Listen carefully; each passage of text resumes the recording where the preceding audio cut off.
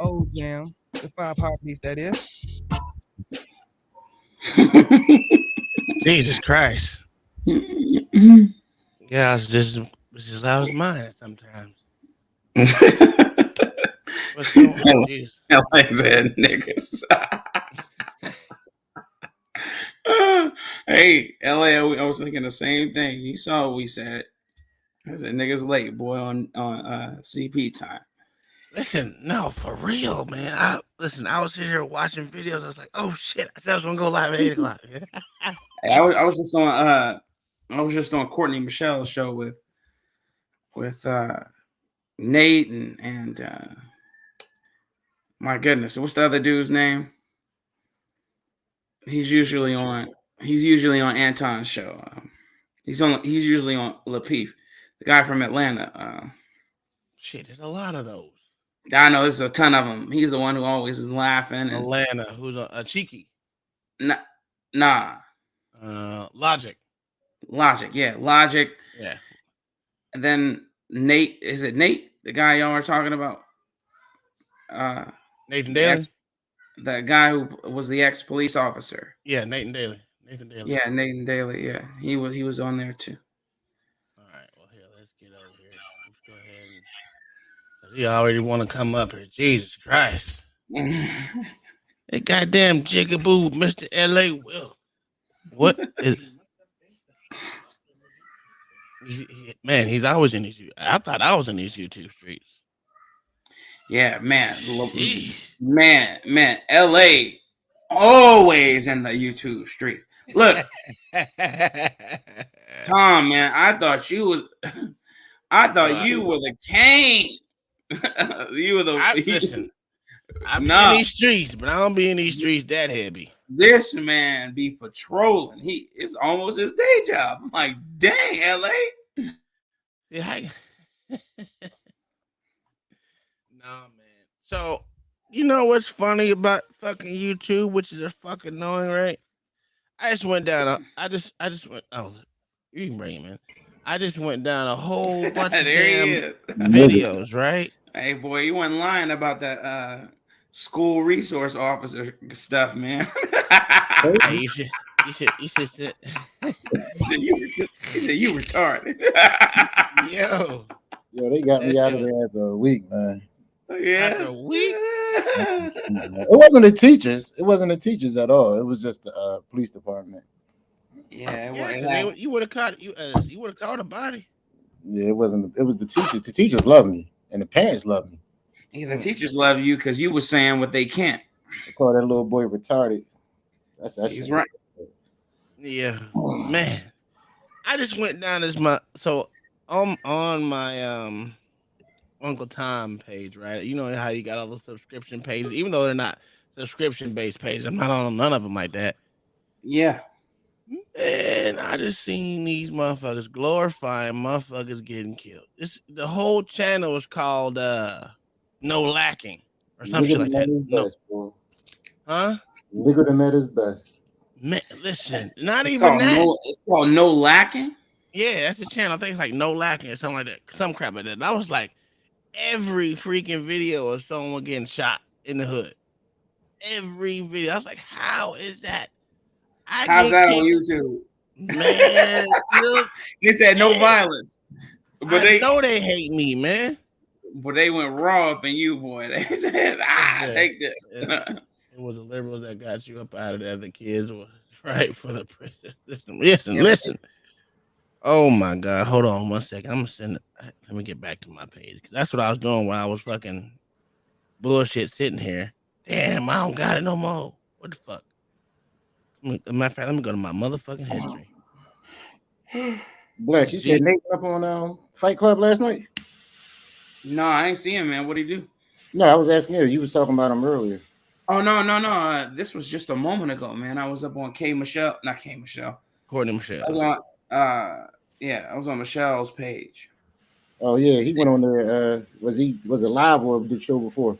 It was live. It was just now. Now. And I was up there talking. And Logic was up there, and another big dude. I don't know his name. He wears glasses. Oh, probably another cop. Nah, he wasn't a cop, man. He's from New York, though. He was a hefty dude. I don't want to call him. Well, he was fat. He was fat. No, this nigga scared to sell a motherfucker fat. God damn. What were they talking about? They were talking about the fact that the police chief is most likely going to get fired. I told y'all they was disbanding that unit. That unit stood no chance. No, not after this. No. That unit's already disbanded. Yeah, disbanded quick. They got the white boy involved. They got that white boy. Oh, did you see these motherfuckers? Oh, it was the white boy got all this started. What? Yeah, it wasn't what at all. Video was you motherfucking niggas watching, man? But they needed something to latch onto. Now this gives Ben Crump the rub he needed, man. But he was already lorried up with them already. Oh yeah, absolutely. That was like the first time before the video even came out. It just gives him the connection to white people he needed. So, so they got that white boy. They fired him. They haven't charged him yet, but they will charge him. They fired him too? Oh yeah, they let him go. They fired him. He didn't get his job back. He didn't even get his job back. He ain't getting his job. Not after this, man. Yeah, he was with the initial. He didn't. Well, initially he didn't do anything. Well, I know he didn't do anything. They still fired him, and then they fired two. They fired one fire department. They should have been fired. Yeah, they didn't even help, dude. That was crazy. They didn't even help. EMTs and two EMTs. So one fire department guy and two EMTs. I have no clue what that was about. Your job is literally to save people's lives. I have no clue what the hell that was about. I mean, what happened? What did they not do? I didn't even pay attention to render aid. Just literally, they came there with the bags open and did nothing. I mean, didn't even open the bag. Didn't even break the seal of the bag. Are you serious? I'm dead ass serious. In Philly, I thought they would. In Philly, if a prisoner is injured, you take him to the hospital right away. We throw him in the back of a patrol car and you run him straight to the hospital to avoid. Yeah, you have to avoid any of this. That was ridiculous. I don't know how long he stayed out there before they took him to the hospital. But it's gonna be interesting to see. The case is gonna be interesting. Hey, Kai. Yeah, it's gonna be something. It's gonna be. It's definitely gonna. I think personally that these police officers are definitely getting some jail time. I don't know how much. I don't think they're gonna get over 10 years, but they might. I do. You think they'll get over 10 years? Yeah, they're gonna do a bid. Well, the dude. They're gonna do a bid. The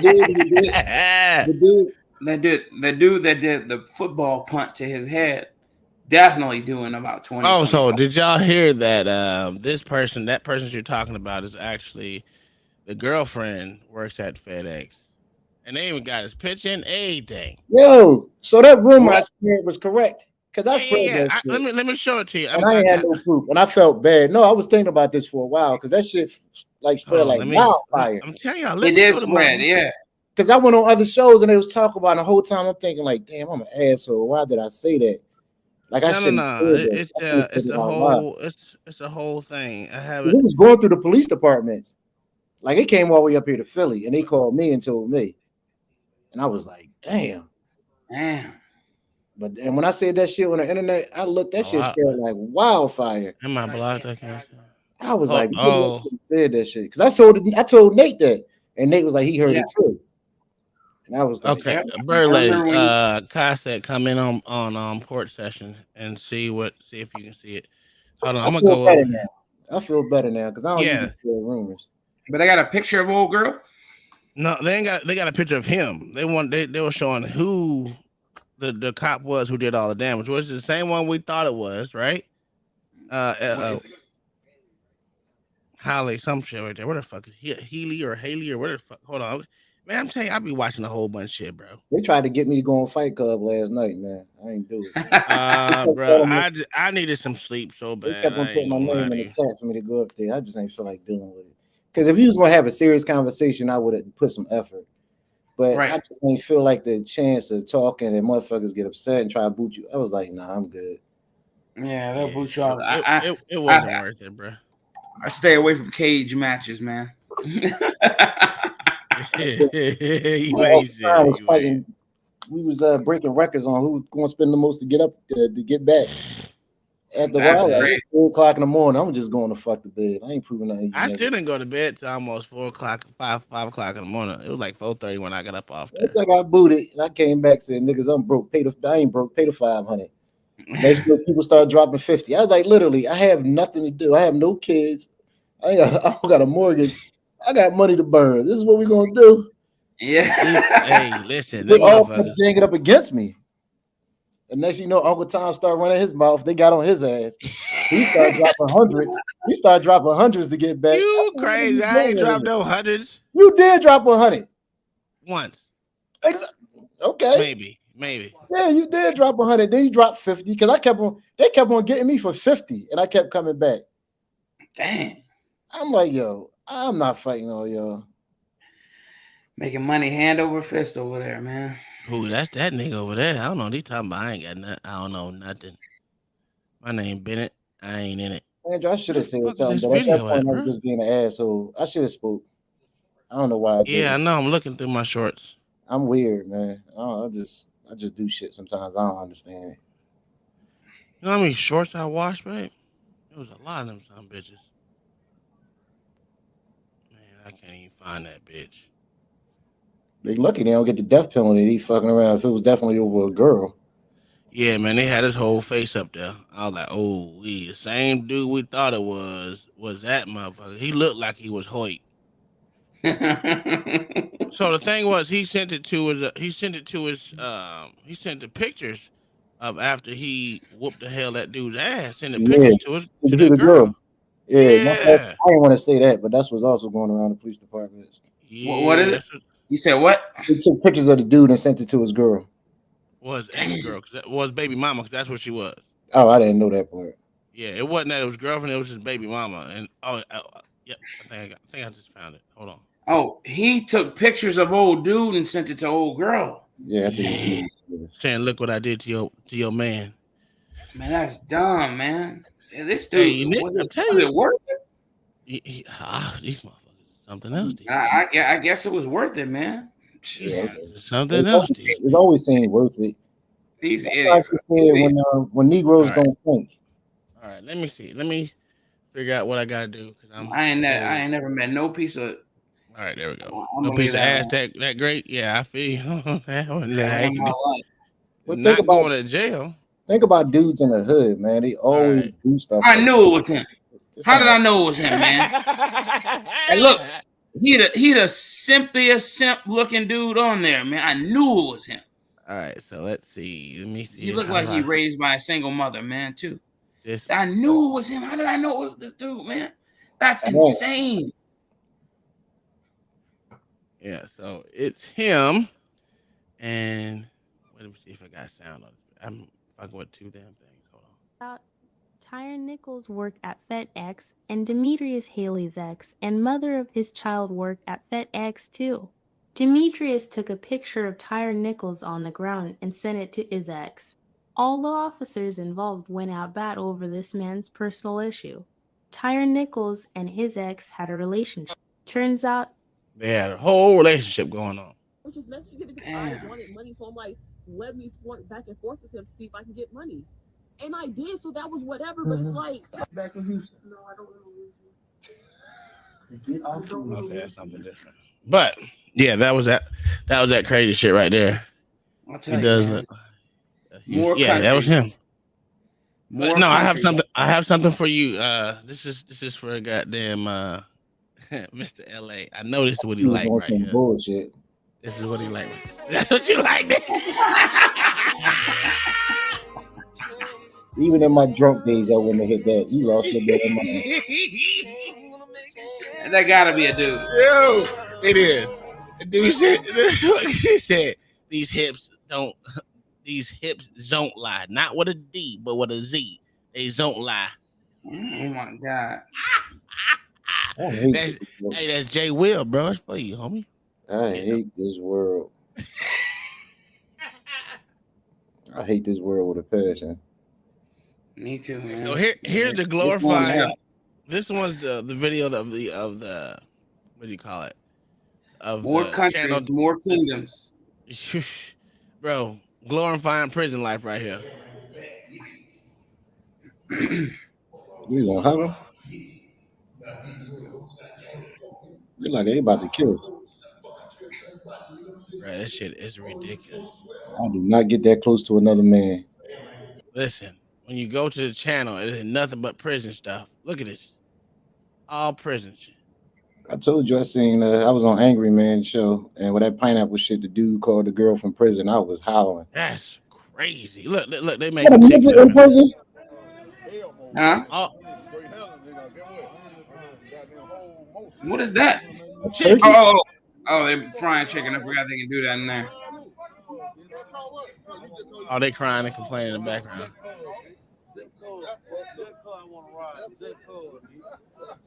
This is insane.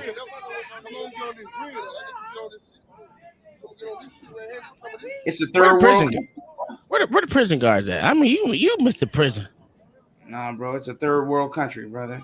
Yeah, my wife, he got a whole ass fire going on. Yeah, he do. Bro, they making chicken where they doo doo and piss at. They probably waiting for the chicken to be done. That's it. See, I like freedom too much to want to do any of that dumb shit. Well, I like freedom way too much, brother. There's no way, man. There's no way. And then you got this. This is the channel I was talking about. All they do is glorify. Bitch, what up? They say they on they block. It's time to slide. Fuck them up. Hey. So you can't see nothing, but that's where they start bucking. Did they stop it there, or you stopped it there? No, I stopped it there because I ain't. You know what I'm saying? How did they get? How did they like? If you go to this stupid ass page, right? There's a different one. What up, Prime Time? Thanks for the motherfucking support over here on the channel. Porch says we back on it. YouTube is kicking my ass on dumb shit. Thank you, They brother. straighten his black ass out. You know not to talk about the white man. They went up in him, no lube, boy. Went right up in him. You better not talk about that white man virus no more. Bro, said, all this shit is full of violence, bro. It's called No Lacking. Well, this one right here is called, what is it? NO Life. So this is New Orleans Life. New Orleans State of Mind. So this was this one. There's another one called No Lacking, where everything on there is about something like, well, I bet you this is one too. Yep. See, look.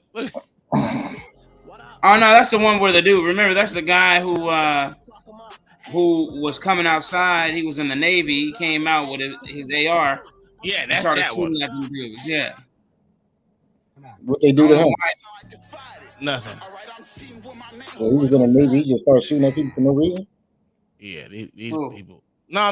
They were trying to get that man. They were trying to get him. Yeah, they tried to get in his house, man. Yeah. It's been dang. I'm like, how the hell do I get popped on some bullshit? These motherfuckers just, you know. It makes You're absolutely right, D. I'm completely hating on these guys, man. That's called ingenuity right there. I'm completely hating on those studious young gentlemen in that jail cell. So much so that I don't want to be there. Absolutely. No, I damn sure ain't trying to be in no jail. No, sir. Nothing about me want to be in jail, bro. Let me get myself off the big screen. But it's been literally today, been thing after thing after thing that I've been watching. I'm like, look, I ain't gonna snitch on him. We all know him. We all been to his page before. You know, he's in these YouTube streets, and this boy go in on the C. You know what I'm saying?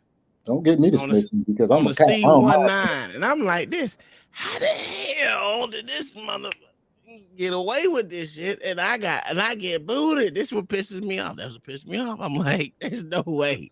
I said, I know I don't have 250,000 subscribers and shit. You know, I ain't made it big time yet. You know what I'm saying? But it just ain't fair.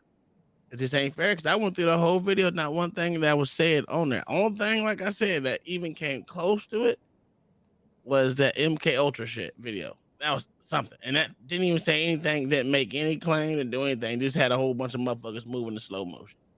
That's all it said. And the words MK Ultra. That was it. I tell you what, if they go on your other page and saw how reckless we talk for about a week, that bitch. The shit he said on that other page, boy. I don't think. Listen, here's about that page right there. I'm gonna be honest with you, man. I got copyrights infringement on their music and everything. I ain't even care. I like, you know what? Screw it. I'm not even trying to take it off. I just don't care. I just don't care, bro. Said on that page for that week, boy. That was a fun week. Last week was a fun week. We was talking that shit. Oh my god. Hard, man. Yeah, it was. Boy, it's the Arctic tundra out here right now, man. What, in Texas? Right where it's a freaking ice rain and everything, man. It's nothing but ice rain on the ground. How cold it get there, man? But it's probably right now it's 28 degrees. Hell no. And it's usually not like this. Right now, it's how y'all niggers can do it. I thought black people don't like cold weather. Well, I was born and raised in it, man. Oh, that's right. You from Chi-Town. That's from Chicago, man. So God. I was born and raised in Arctic tundra, man. This is nothing. This isn't as bad as Chicago, but surprisingly, it's here, man. Then we got ice rain coming tomorrow, day after tomorrow, everything, man. My ex living what is it called, Evanston in Chicago. Evanston. That's north. That's north of Chicago. Yeah, I went there. That used to be a good place to live. That's the hood now. Yeah, I went there a couple years ago. It was all right. I'm saying it's nice. It's still nice because it literally is right across the street from Chicago. It borders Chicago. Evanston does. Chicago. It borders the north side. Just so damn big. God damn this! I thought Philly was a huge city. That shit. Nah, Chicago dwarfs Philly, boy. Isn't that crazy? Philly just has a more storied history. It's older than Chicago. I think it is. Yeah, it is. Yeah. But God damn, that place is fucking big. Yeah, Chicago's huge. Hours and hours. I'm like, what the fuck? How was this still the city? Boy, the hood is the hood. No matter where you go, you recognize it wherever you go. You go due south, you're gonna run into the hood. You go due west, you're gonna run into the hood. You know what I mean? That's every major place, though. Jeez. Exactly. You know where it is. Everybody, you go far enough south, you're running even into Florida. You go far enough south, you're gonna run into Miami. Far enough north, you're gonna run into Jacksonville. East, you got Tampa and all that. Man, listen, to everyone think Tampa cool. I'm sorry. Yeah, west. But Tampa ghettoed in the mofo, bro. I didn't know that, man. Tampa ghettoed in the mofo.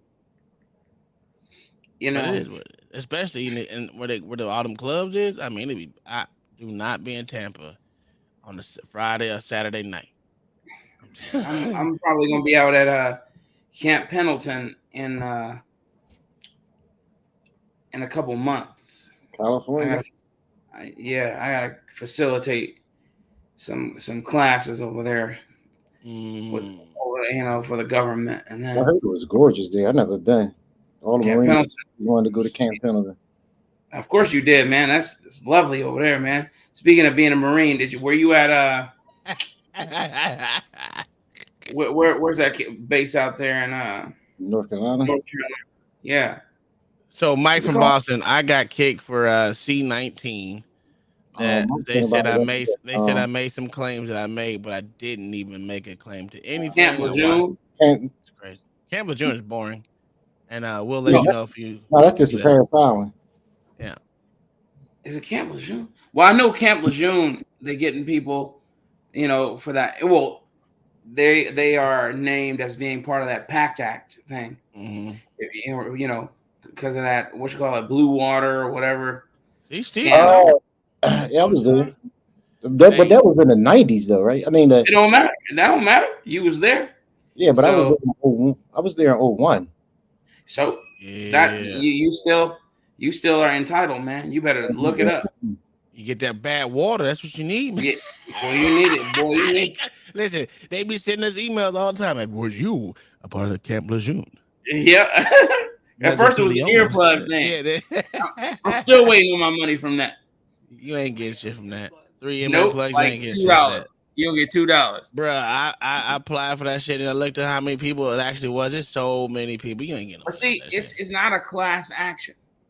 What it is your own case. I forgot what the legal term is, because I thought it was a class action. Because I asked the guy, man, I'm like, look, man, y'all keep calling me. I've allowed you to be my lawyer. I said, I don't give it much time, but I want to know that I'm not wasting my time with you guys, because I don't want to go through all this and then a couple years later I get a check in the mail for $10. And they go like, no. Hey, $10 is $10. Yeah, boy, you can't get a pack of Tic Tacs with $10 anymore. Look, they said to me, the lawyers said to me, you will get a substantial amount if you once your portion of the trial comes to the judge's bench. There, and if they adjudicate in your favor, you'll get a substantial amount, and they're talking about in the thousands. So, how long ago was that? This was a couple months ago, because they keep, they hit me up ever so often to update records and stuff like that. So I ignore them most of the time. All right, Double Brewski with the $5 set. Matter of fact, where the hell you been at, Double Brewski? I've been gone. I've been on my other channel, the Uncle Tom 61. I didn't put it in the chat, but you'll never be there. Don't go to that channel. What's his name? I haven't seen. YouTube busted me for saying something that was proven true in about 6 weeks. Yes, sounds about right. That is absolutely true. Even though I didn't say anything, I didn't make any claims to nothing. I didn't make any claims, but yeah, man, Tom, I haven't seen what's his name in a while. Corn Pop. Yeah, Corn Pop. I haven't seen. What's his name? Start with the R. Roscoe. I haven't seen Roscoe. I seen Corn Pops the other day. Matter of fact, he was on what channel was it?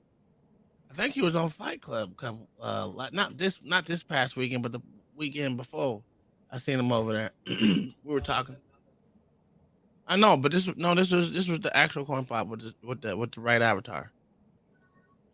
But yeah, I talked to him then. That was like 2 weeks ago. I haven't talked to him since though, and I haven't even heard from Roscoe. But he could, because he might be going on Modern Renaissance page when he gets, no one's heard from him. Oh, yeah, that's a sad thing, because Roscoe was a cool old man. Yeah, he was, man. Corn Pop too. Yeah, Corn Pop he's been, what it was? I think he got a girlfriend. I hope so, man. That's what it was. That's what LA need. That's what Wilkes need. He need him a girlfriend, man. So he get up out these YouTube streets. I like the YouTube streets. It's and go broke on these hoes.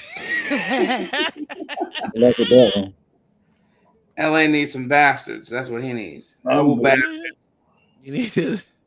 Miss Sandra told me stay away from these hoes. Yeah, what he said, man. I mean, that's what she said. Miss Sandra be over here talking shit, mad cash shit to you. He does, man. It's all right. This lady went off on Trinidad last night. Called all types of bitches. Arista? Yeah, you saw it? Yeah, I was watching. Ooh, I was like, damn, because I hate that chick, man. Hate is a strong word. Yeah, I'm not gonna say hate. She just annoys me. She a Philly chick, so they just get on your fucking nerves. And that's what the chick Trinidad, because she always she's saying stuff like it's a fact, but she don't ever know what she's talking about. She ain't too. And then she say, "I'll be quiet." Man, shut the fuck up, then be quiet. Yeah, she's not too bright. I'm gonna put it out there. She's not too bright. I mean, she alright people, but she not too bright. Even her take on the shit last night when they were going over that wasn't too bright. And then, you know what pissed me off about what the last night show is when Trucker, what's his name? Not Trucker. No, not Pastor Blanc. It was Thomas Earl or whatever the hell his name, Thomas whatever, the dude that was up there when it first started. The boy Thomas Bell, the dude with the glasses, the fucked up facial hair. Yeah, I know you. This nigga was like at first, oh no, he did something wrong. He did something wrong. And then as everyone came up there and telling like, dude, you're a fucking idiot, pretty much. He's like, oh no, that's wrong and this wrong. I'm like, dude, stick to your horses. Stick to your guns that you said it was wrong at the beginning. Don't change this shit up. That shit was irritating. I was like, dude, you can't trust a motherfucker like that. You can't trust a motherfucker like that. Matter of fact. Call her old bitch. I was done. Called her a bitch. I was done. We say that's why I haven't been on much. Oh, that's right. You do got that new lady. Yeah. Yo, Double Brewski fucking up though. Double Brewski, you listening? You fucking up. You setting them standards now. Once you come back to YouTube, she gonna start yip yapping. You know it. You better make sure you let it be known, baby. Make sure.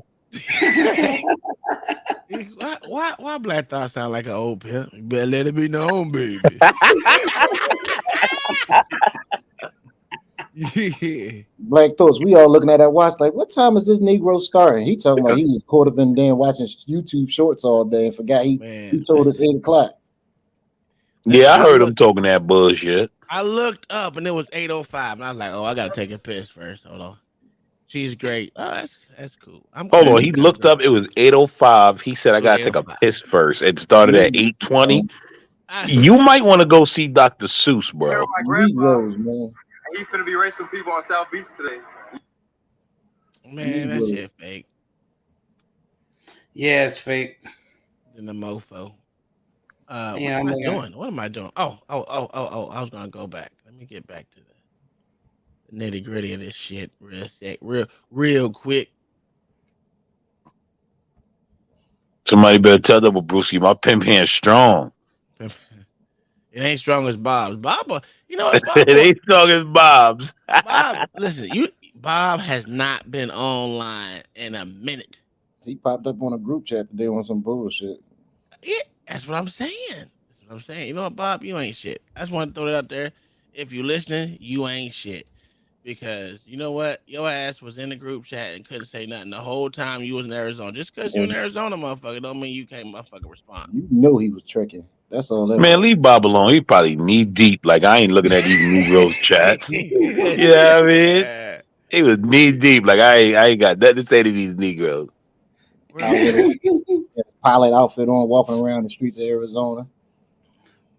Man, listen, Arizona's not worse. I can't stand Arizona. Well, I think I hate New Mexico more than I hate. Oh, New Mexico is terrible. Arizona. Those two states that, oh my God, I can't stand either one of them. But border Mexico. Have I been to Mexico? No, you said the two states that border Mexico. Yeah. Those, they trash. They are fun. New Mexico's terrible, man. I can't stand that place. And now they say that the what's that city right outside of El Paso, man? I can't think of it right now. New Mexico. They say that that's the number one place to raise children now. Like, says who? A lot of Americans going over there and probable cause, taking over. Like, okay. Well, no, I'm talking about New Mexico. It seems that. Yeah. All right. We're gonna sneak watch this real quick. Right. I'm not comparing it. I'm using it. Pause this shit right quick. I like Auntie J, but boy, her face be like this.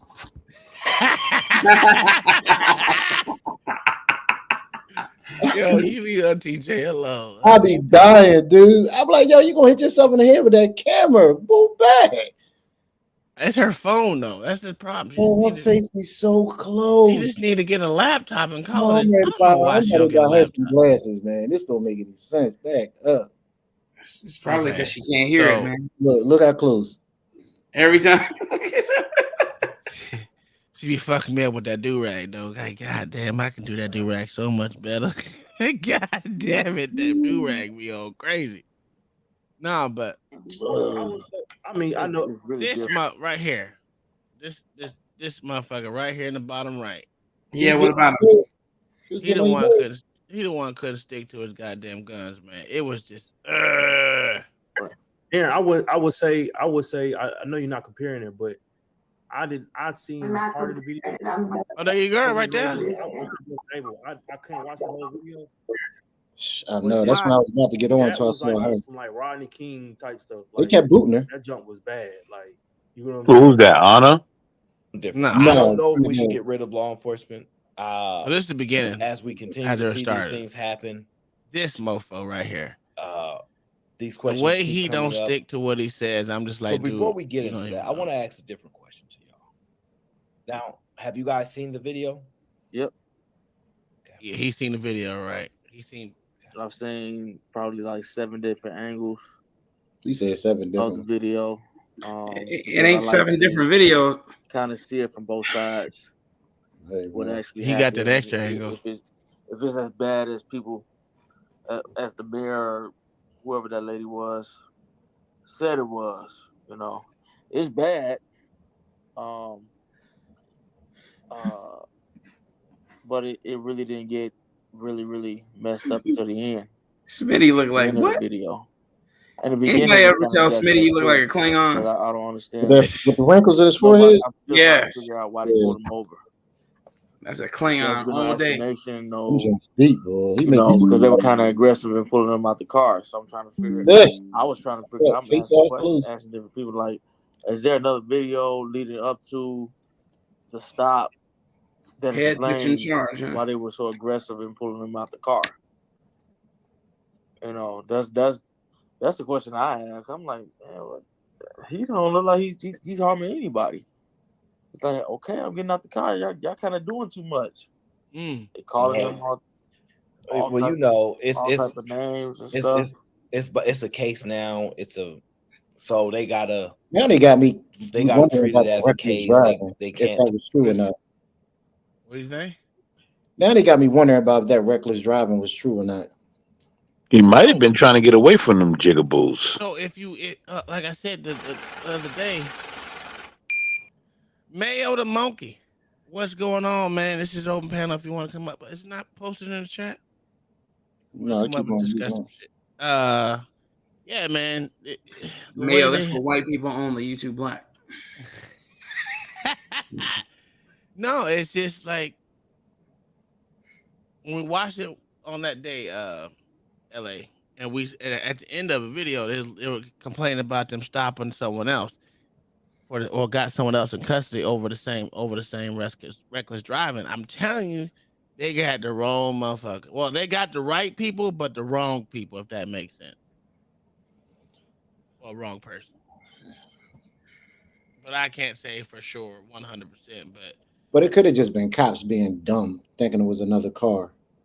So that I don't really have to, because that happens more than you think. You pull over one car and you got another unit pulling over another, thinking it's the same car, and they just like, no, we already got the car. We want let that one go. So it could have been that. The part Mayo, thanks for the 5, brother. I'm just thinking about. I mean, it could have been, but the fact that old dude's baby mother worked at that FedEx and he ended up working at the same one, that's too much of a coincidence. Oh, and the malice for which they were, the malice that they were working under was it a coincidence? Man, I'm about to run in my mouth. But was it a coincidence? That's my point. They know his route. Mm-hmm. Yeah, I think he knew his route. I think he had been watching him personally, but I don't know. But again, it's all conjecture until it's verified. But I'm just saying it's definitely not a coincidence. That it would be too much of a coincidence. It doesn't make any sense that he just by happenstance ended up working at the place where the mother of his children works. I don't believe that. I don't believe in coincidences, man. If he knew or suspected that he shouldn't have stopped there, he should have went to a precinct or even called other cops, the news, to stay his lane. Well, he didn't have a chance to. I don't know. What is he talking about? What you talking about, Buffalo Man? If he knew that was the cops following him, he should have just never pulled over. He should have kept going to a precinct or something. Well, how did he might not have knew where the clues? I don't think he knew. Yeah, they had that motherfucker surrounded. It was, like I said, it wasn't a regular police stop. It wasn't a regular. Yeah, they said that.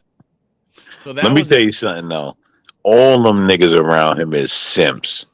If they all went on to beat on him over some old smizzy, come on now. If that's the case, all of them is simps. Because I'm not beating on I'm be like, bro, listen, if you got an issue, you gonna throw their hands with them. We gonna grab them up, run in the back alley, and you gonna throw their hands with them. But I'm not about to be over here kicking and punching on no nigga over no smizzy. Like, Well, fuck up out of here. It's people like L.A. Wilkes that would. You know what I'm saying? He's like one of them niggas, man. I did a lot of things in my day, but I never did that. Nah, I'm messing with you. I never fought no one else's for someone there's else's too many girl. women in this world. I'm not even I am not even fighting for girl. mine. What are you talking about? You crazy? There's too many women in this world, man. Yeah. There you go, bird lady. You got it. No, but let's go. I want to hear this Thomas's Bell take as we talk about certain evidence they can't possibly. I'm gonna show you what irritated because they're probably going to be indicted. Hey, Go Black to trial. Cross, We you don't think know all the Smizzy's in the Urban Dictionary? Might be. But we heard his he's seen 7 different angles that no one else saw. But you know, here comes, 7 angles. this is when I be like, some people should just say, I don't know. Well, he one of them, bro. Definitely. Jesus. But when he get into his little spiel, I'm sure there's some limitations to what we can know and things that they have to hold back and whatnot. But I want to ask y'all this for the people that seen the video. Oh, and they were covering their body cams. You know that they were covering. I don't. It didn't fall. These are They going were to just be a covering little bit. Yeah, I can see that. Uncomfortable.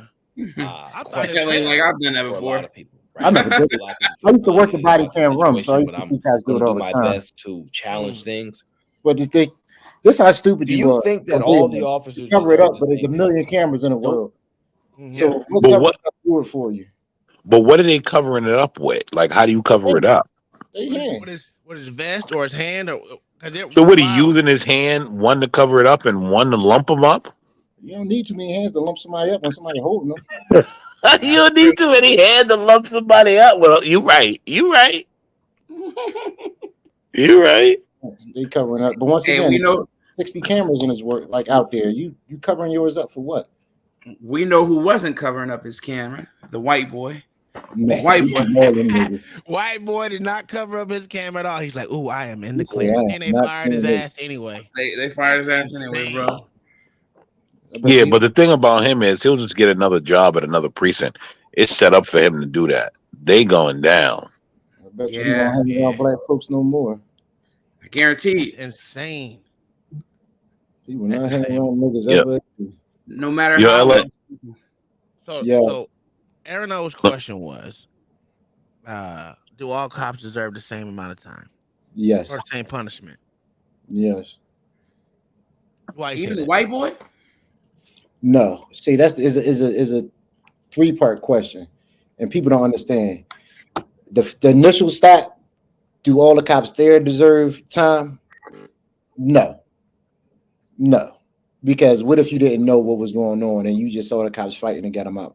So when he ran and got him to the second spot, and they were whooping his ass there, and the cops who was whooping his ass deserved the time, and the cops who was watching him whooping his ass deserved the time.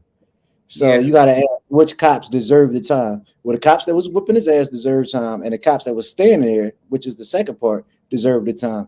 But the cops that was with the initial part that was there just when he first pulled the car over don't deserve that.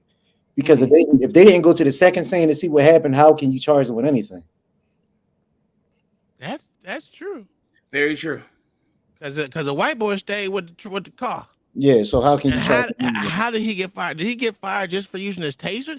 Not taser. Yes. He used pepper spray and his taser. Yes, that's right there for over pepper spraying them. But the thing is, there's no such thing as over pepper spray. That's just something people want to say. But no, he shouldn't have.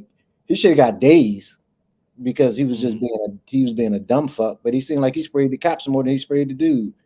Yeah. Guaranteed. So do you think he was punished just for being white? He was punished for being there. Period. Everybody who was involved was getting punished. They had to. Well, there was more than just fucking the 5 cops. Yeah, but it was like 8 to 10 of them. And all 10 of them motherfuckers gonna be looking for jobs. Well, they only got 5 right now, or 6. Yeah, but they ain't got.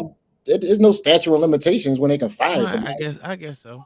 So was it the initial guys that was there? Is that what it's coming down to?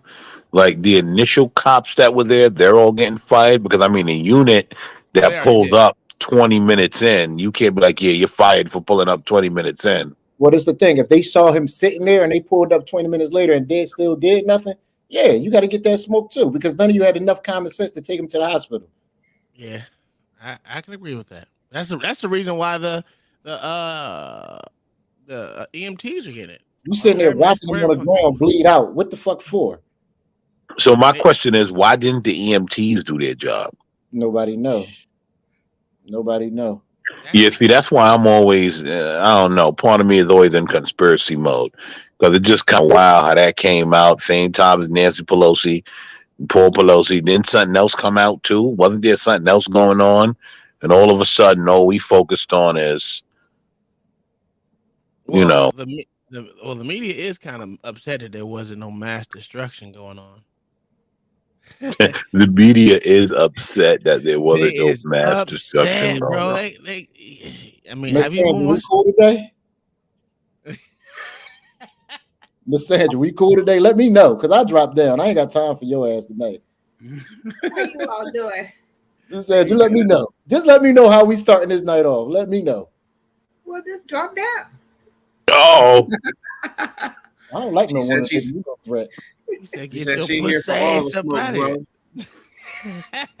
But let's hear. I want problems. I said I do not want peace.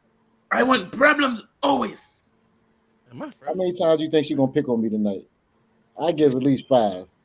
But Miss Sandra only pick on me. She don't never pick on none of y'all. This is me. I don't know. What? You crazy, Miss Sandra. Let me tell you something, Miss Sandra. You say some old weird shit, she coming for that ass. No matter who you are. Especially Gary. You hear her huffing in the background. Whenever Gary gets up here, she huffing. She like. I think they used to date back in the 70s. There you go. Miss Sandra, you and Gary used to date in the 70s. That's why you always go at it. Don't start. You can't play no dozen with me, so you might as well shut up.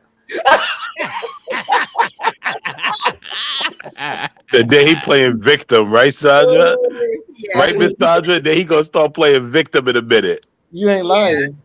I will pull out my victim card. Don't get me the fuck out here starting. What did it say? There was more explicit, even though there was. He said he does snitch. Oh, the Paul Pelosi. Yeah, well, I mean that hammer was vicious, bro. I ain't gonna lie. He got doinks on that mug. Let me ask LA. Damn, I knew this was gonna start. Since you're a police officer, why is so many of you all out of shape? Ooh, that's an easy question. Because you don't have to pass the physical fitness test. But me and Nate had this discussion. So if you require that, which they should, you're gonna have a lot of cops drop off, and then you gotta wonder what should be the age limit on that, because you can't have an old 65-year-old cop trying to run 10 miles or 2 miles to take a PT test. So that means, what do you have to get an age requirement to retire? And there is an age requirement. No, I'm saying I'm sorry. In Chicago, there's an age requirement. Once you reach 63, it's done. You mandatory retirement. Yep. In Philly is not. In a lot of places, it's not a retirement age. That's why cops retire one place and go to another. That's right. Here in Texas, there's none. Yeah, they should. Yeah, in Texas, they don't have any bodies. They trying to get as much bodies out on the street. Yeah, and sometimes you drop quality off when you're trying to get quantity. Simple as that. Very true. Can anybody say United States Army? They dropped their physical fitness standards. Well, yeah. They my God, yeah, it's ridiculous. They just dropped the standards again. They changed them from what they had originally changed it to just a year or so ago. Now they're changing it again because it's not fair, and it's also not working. So, I mean, look, you can't deny that whoever came up with the 2-mile run, the as many push-ups you can do in 2 minutes and as many sit-ups you can do in 2 minutes was the standard. It just works. The other one, I don't know why it works, but it just works. It just works. The other ones don't. All this shuttle run and combat carry and all this other, just like with the Marine Corps. The pull-ups. There was the pull-ups and the sit-ups and a 3-mile run. Yeah. The thing about it is when you're doing, if you can't, in the heat of the moment, you're gonna pull that motherfucker up and keep it moving. Yeah. No matter how much it is, it's the adrenaline in you. You're gonna pull your battle buddy up and you're gonna move out with him. And then Except for women, because well, okay. besides women, I Yeah. already told you how I feel about women in the military. Leaving that dead weight behind. Man, especially if she ain't give you none. motherfuckers don't get shot behind women. That's how just stay out. Facts. But if you want equality, I will make sure we have nothing but female units and send them in first because we know they are the backbone and the front bone of the military. Put And their get ass up boned. there for us. Yeah, the backbone, front bone, get boned. And the Marines, women couldn't serve in infantry. I don't know if it's there now. I don't know if it's like that now. They might have changed. They can serve in combat MOSs now. Yep, Rangers. You couldn't do it when I was in there. Yeah, I think it started like towards me getting out like 2012, 2013. No, I started around 2015. A little okay. after. Well, really? Right. Yeah, right when I was getting out, I got out in 2015, and that's too, when but they were already doing it though. No, they were talking about doing it. Remember, they hadn't solidified anything. It was after that. It was after we got out is when they solidified it completely. And now women are in combat roles. Man, that's a detriment to any male serving. I'm gonna tell you why it's not. Right? Go ahead. They're gonna be able to release some stress. And downrange, you gotta at least have 1 or 2, 3 of them in there. Sometimes you gotta just relieve it, and you'll be all right. It's gonna be. Listen, they're gonna have to get rid of the standard where you can get put out for sleeping with your coworkers. They're gonna have to do that because if you put them in the combat role, what kept a man on his toes was they were sexually frustrated. and what you put them in combat roles, and they can be in the combat units. They're gonna be stress reliever. I'm telling you, that's what it's gonna be. Yeah, that's exactly what it's gonna be. It's always been that way anyway, but it's gonna be even worse, man. And it's really sad. It's really sad, man. They've watered down the Corps completely, man. The weakening of America, baby. Everybody got to be no more men. Everybody women, so that way we can act like we're all surprised when China take over. Yeah, don't be surprised. Shoot, it's insane. Y'all need to quit. I think China been to go. Y'all tripping? They already got where all the what do they say? All the Air Force bases are. They got all the. They bought all the damn farmland right next to airfields. There's a reason why they did that shit. Yep, there's a reason why, man. There is a reason why. The guys that was holding him up, and the guy that was the guy that was punching him. Bro. Those guys deserve to be indicted. It was 2 officers that actually sprayed themselves that weren't even a part of. They were a part of it. Walking away, trying to get the spray out of their eyes. So I don't think those officers, because I don't think at that point they were even paying attention to what was going on. About. Okay, so you think should be charged? Everybody. We had an old cop named And the McCray. reason why I say that is because even though those 2 officers didn't partake. What's that? Oh, and one of these dudes lied on here too. He said the cops got to get sprayed with mace during to get used to it. That's only in the military. That's he had to go in a gas chamber. He just made that lie up. Yeah, it's minute. Well, they do. They do. Don't y'all get? Yeah, I thought they did do that. They did that. No, you get the taser, but you don't get sprayed with mace. That's just in the military. In the military, we went in the gas chamber, but you don't get sprayed by mace. You don't get sprayed by OC spray. No. Oh, he said and where I'm from in Oklahoma, they got sprayed with mace. But did the OC spray in the police department? Yeah. I'm talking about the police department. Chicago, they did it too. You're not gonna get used to OC spray in your eyes. Oh, no, you're not gonna get used used to it. There's no way. But it's just like you're not gonna get used to it. Goddamn gas Yeah, chamber either. Hey, by the time you're used to it in your eyes, you're already blind. Yeah. That's just, like there's no way. There's no way. Yo, LA, let me ask you a question. Yo, did y'all have to train with the NYPD ever? No, but when we used to go, so a lot of times they might hold national training sessions, and everybody go. Like if a major incident happened in like New York, because something happened years ago. What the hell was it? It was something that happened years ago in New York, and we all went there to help out with the patrol. Where they were hitting him with the dude was ran him over on the sidewalk, or was running Yeah, over people. yeah. So we went out there and helped them with the patrol. But you there's a volunteer thing, so we all went there, just like with Katrina and all that. So LA something. went out there for the hose, man. I didn't go there. I wasn't on in. I got in on 06. But yeah, you can go to other police departments and do some training sessions, but it's not a real common thing. It's only like during the national if something really bad happened and they short of cops.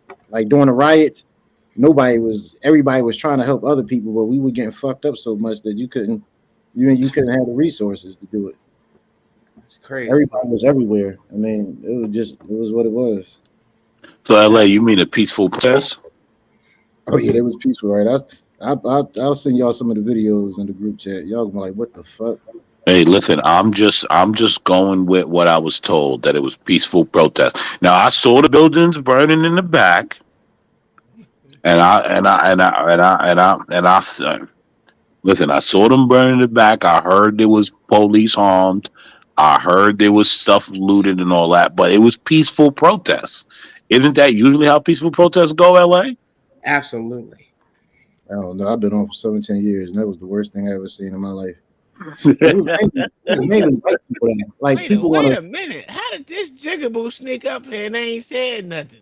I don't know, bro. I let him up. Has been backstabbed me too. What happened? No, I'm just telling you. We just talking about how fucked up Chicago is, but go ahead. I was wondering if I had missed the racism. I guess I'm. Oh, you haven't, man. We just started. Oh, man, cool.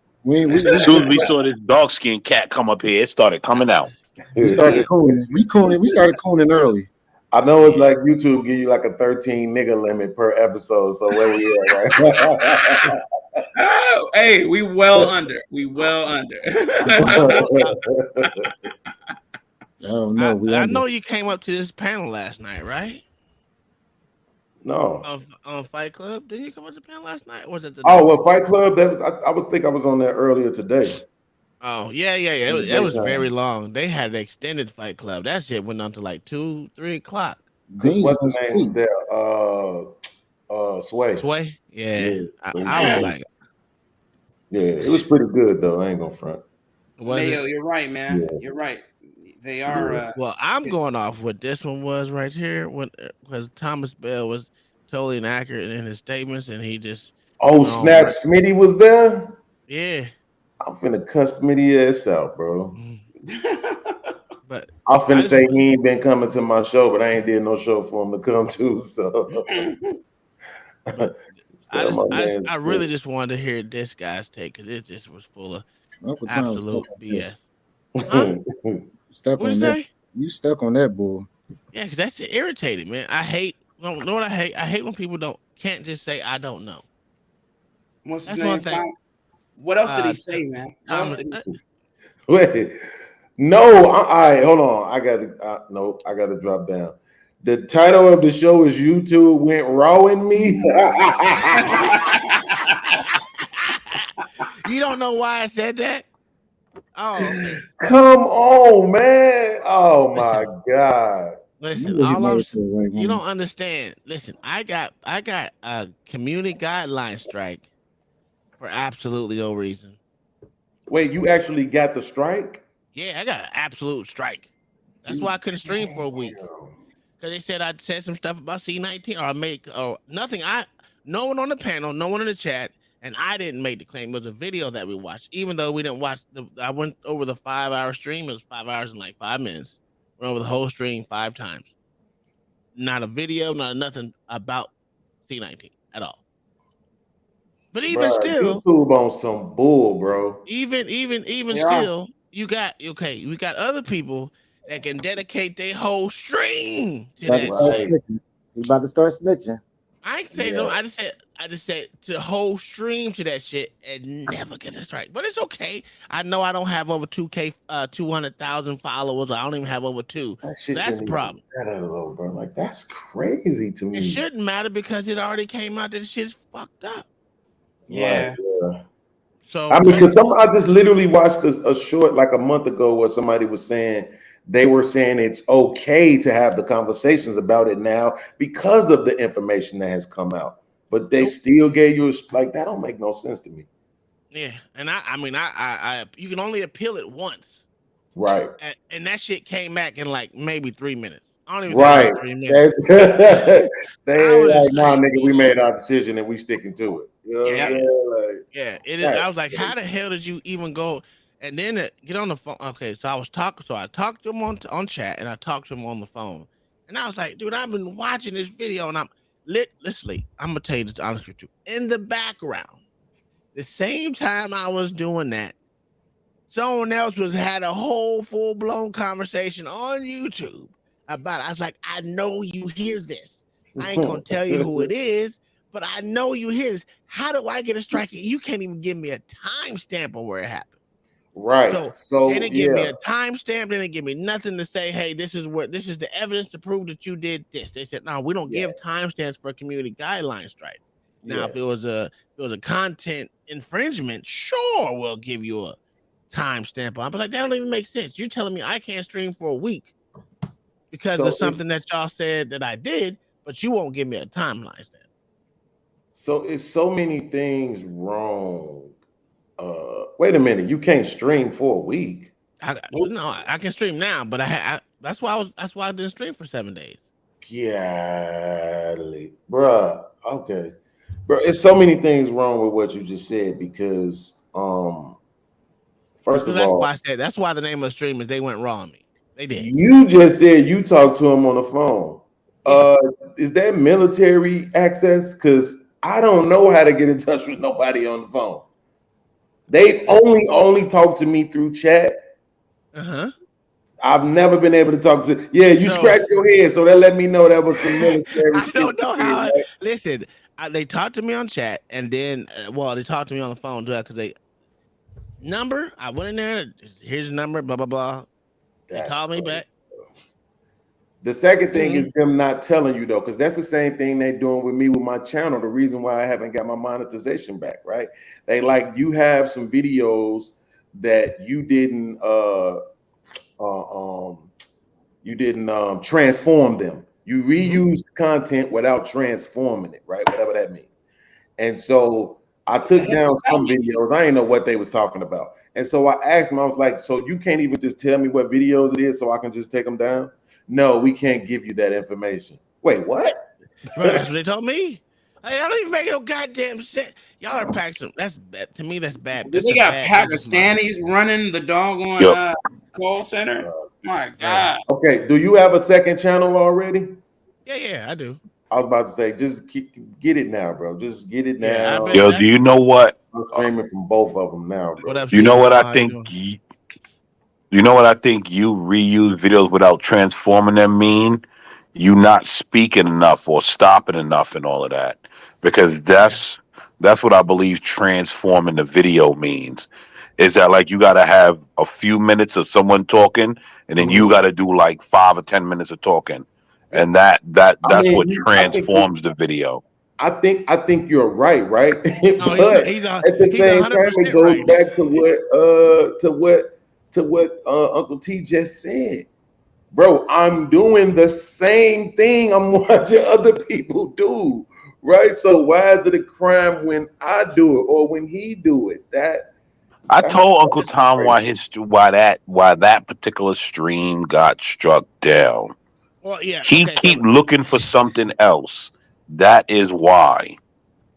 So what happened was so the thumbnail is, what is the thumbnail again? Let me bring it up. It was something about Joe, and then it had Hunter.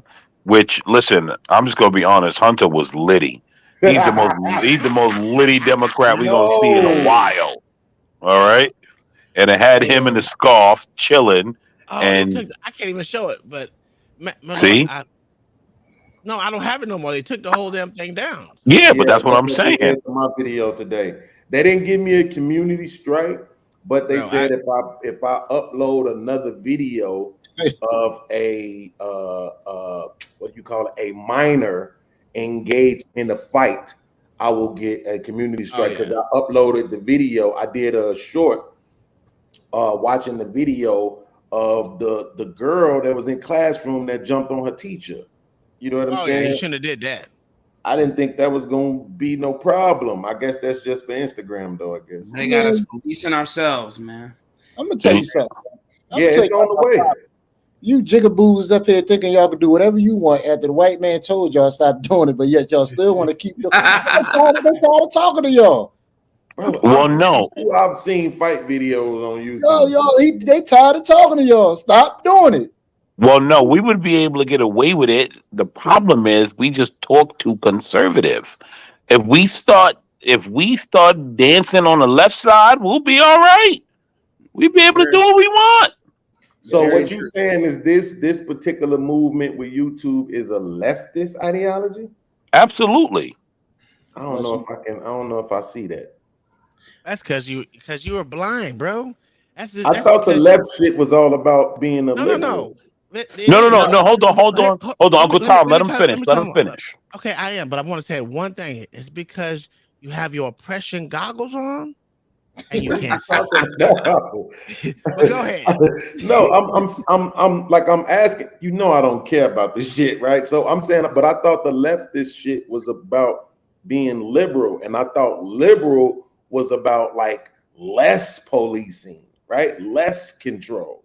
No, at one point in time, absolutely.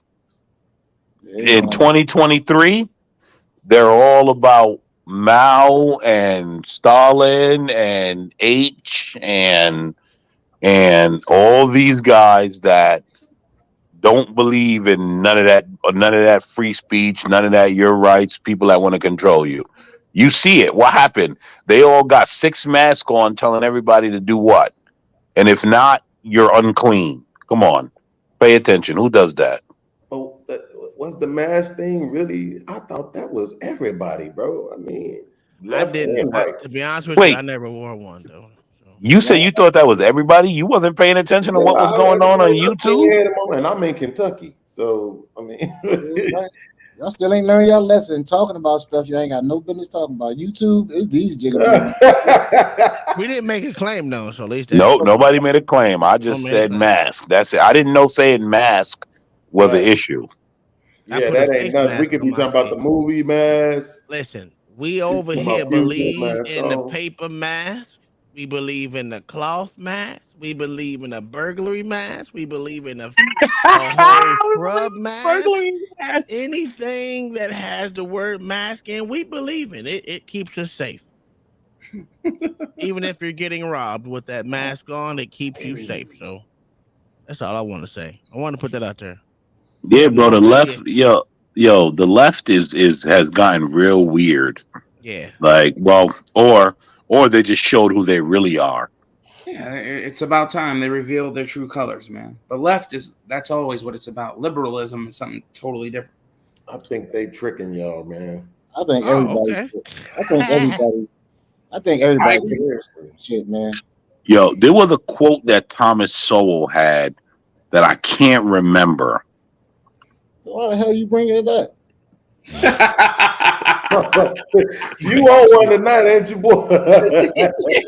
Nah, he right. But I'm just saying, it was a quote that he had that it was really good about like liberalism and like just like where it's gone. And like liberalism used to be about things. Now it's very weird and it's very racist. Like liberals, it's gotten very weird. Has become leftism. Leftism is a very and totally different thing.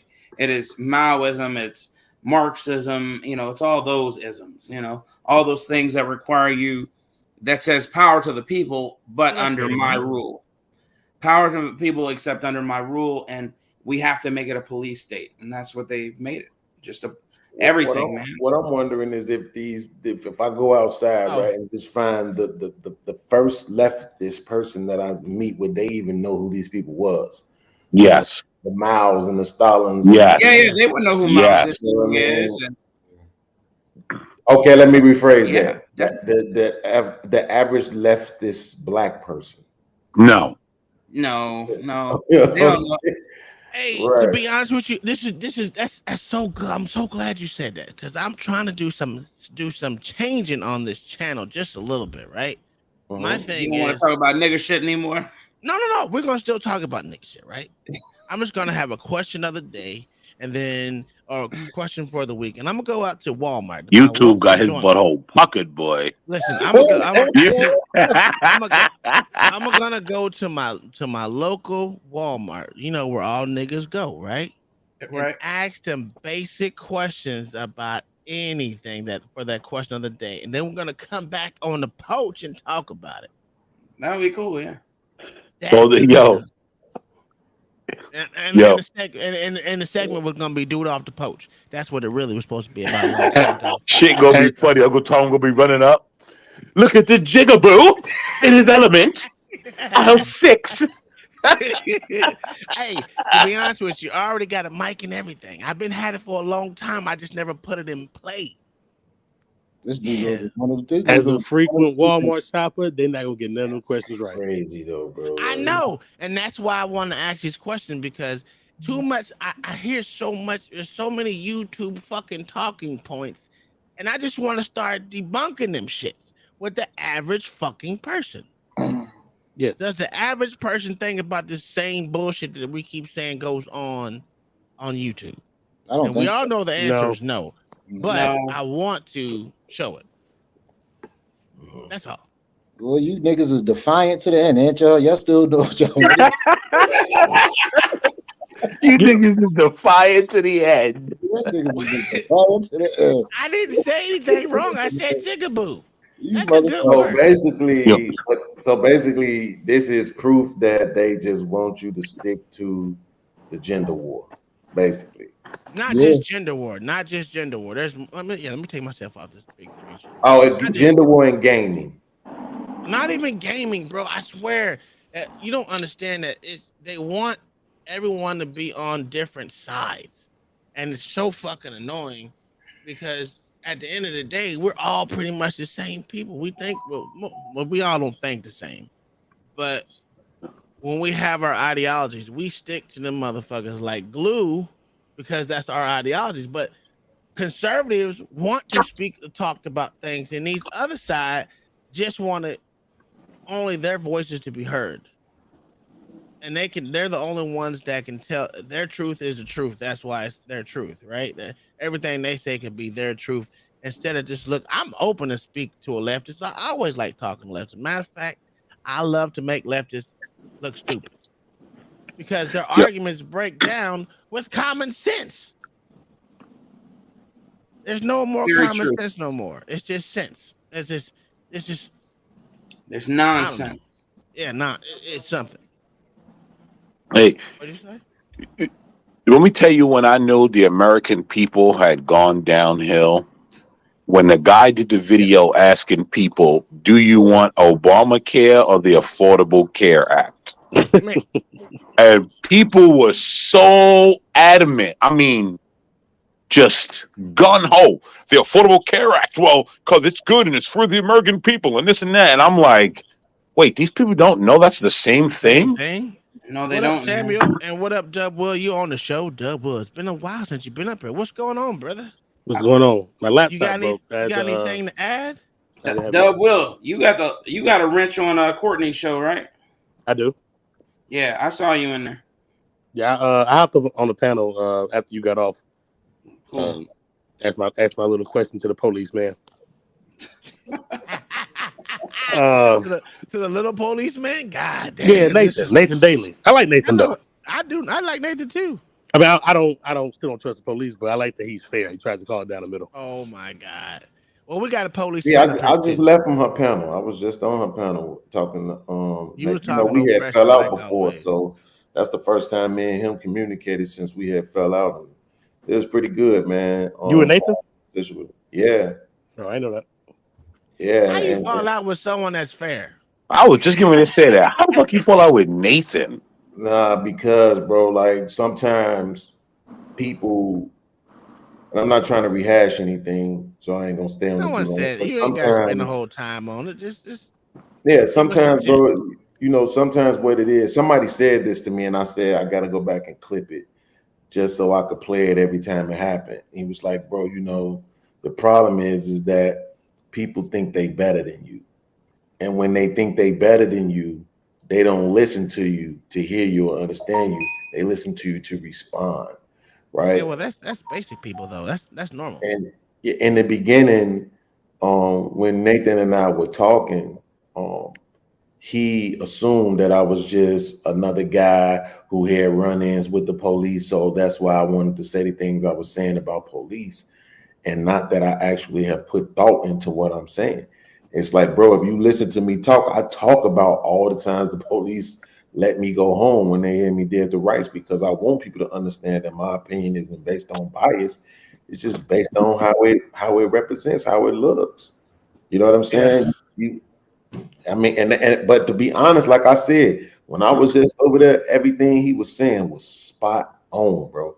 The only thing, like I always do, right, at this point is it's not, I wouldn't call it a trigger, but it's just like when I hear people take those digs, right? You're saying, you know, if you notice all of these violent acts with the police, they always happen in a certain area, right? Well, they kind of do. It's not that it's not true, right? You're gonna say it happens in the areas where people are black, where the people are poor, where the people are uneducated, where people are this, people are that. But then if somebody mentions why the people are that way, then you want to say they playing victim. But at the same time, you're victimizing the police by saying what they have to deal with by dealing with these people. So it's just like, if we're gonna have a conversation, can we just have it all the way around? We're gonna take digs on the people. Let's have a conversation about why they're that way. And he just did that. And man, it was awesome, bro. I asked Courtney, can I please clip this shit? She was like, yeah. She went in and that shit was fire, bro. I definitely got a new level of respect for him. So, Doug, Will, how'd you like the show over there, brother? What, Courtney show? Yeah. It was a good show. Courtney, I need to. I was subscribed to it at one point in time, and then it just went. I don't know what the hell happened to it. I think it may have fallen off like always, but yeah, she's been killing the live streams lately. She took like a little break, but it's like her. It seems like she dropped one every other day now. But yeah, it was a good show as usual. She's usually on point. She's really good at doing her research and being knowledgeable on the topic. So, hey, is it weird that I'm pissed off that you got that strike? Listen, Like, it feel like they did it to me. It feel like it's just around the corner for me, because I be wanting to do what I want to do and say what I want to say. And it's like, this the shit that Angry Man was talking about the other night, when he was saying, on one hand, he understands us saying, bro, we want to speak how we want to speak and talk about things we want to talk about and quote unquote, right, keep it real. But then on the other hand, if you lose the channel, you lose the business, then you know what I'm saying? So it's like, I mean, that's true. I mean, that's true. I mean, I was pissed off for a couple of days, and that's why I said I'm gonna try to max out my other channel, try to at least get it up and running the way I want to. But my subscribers keep fluctuating, dude. Like, one day I'm at 403, the next time I'm at 270. I was like, what the fuck is going on?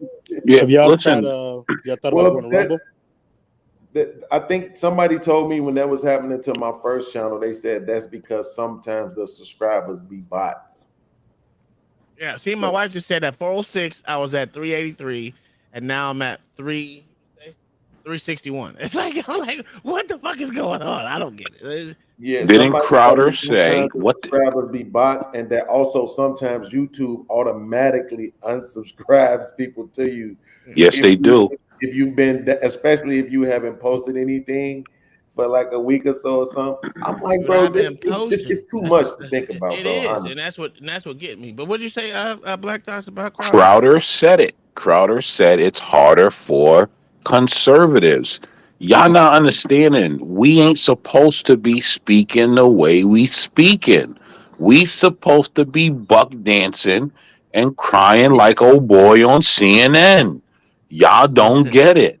You better leave them. Yo, that dude, man, I'm so tired of seeing these niggas crying on CNN for a bunch of white liberals to feel like they doing something.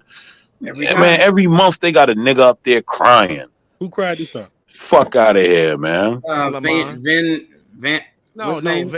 Van Jones. No. It wasn't Van Jones. It was some old. I think he was the mayor of some state. Who L.A. Who was that crying ass jigaboo up there? No, that was Adams. Mayor Adams. He was on the city council of Memphis. Yeah, the city council. I gotta find that video. Mayor Adams was crying too. He in New York. Like, how are you crying? And you from New York? You the mayor of New York, and you crying about some other city. This is crazy. Wait, Mayor Adams was crying too? Yes. Man, all these niggas is weird on CNN crying to Don Lemon. What's wrong with these weirdo ass niggas, man? It's all for money, man. It's all for money, bro. I don't know how I feel about this right now. On one, I feel like, I don't like fakeness, right? If they up there phony kicking it, that's one thing. But on the other hand, it's like, men do have tear ducts, bro. Like if they but the thing is, you can tell it's phony because they only cry over these situations. Right. Yeah. Oh, that's phony kicking it. I'm with you. Yeah, so you can tell they're doing it just for the ratings. And it's kind of sick because you're making money off of a tragedy that shouldn't have happened with some Negroes from the hood that had that hood mentality. Beans. That's why I was telling you before about that hood mentality, and we kept on going back and forth with it. And the more you get information out, I mean, is the more I seem like I'm correct on it, man.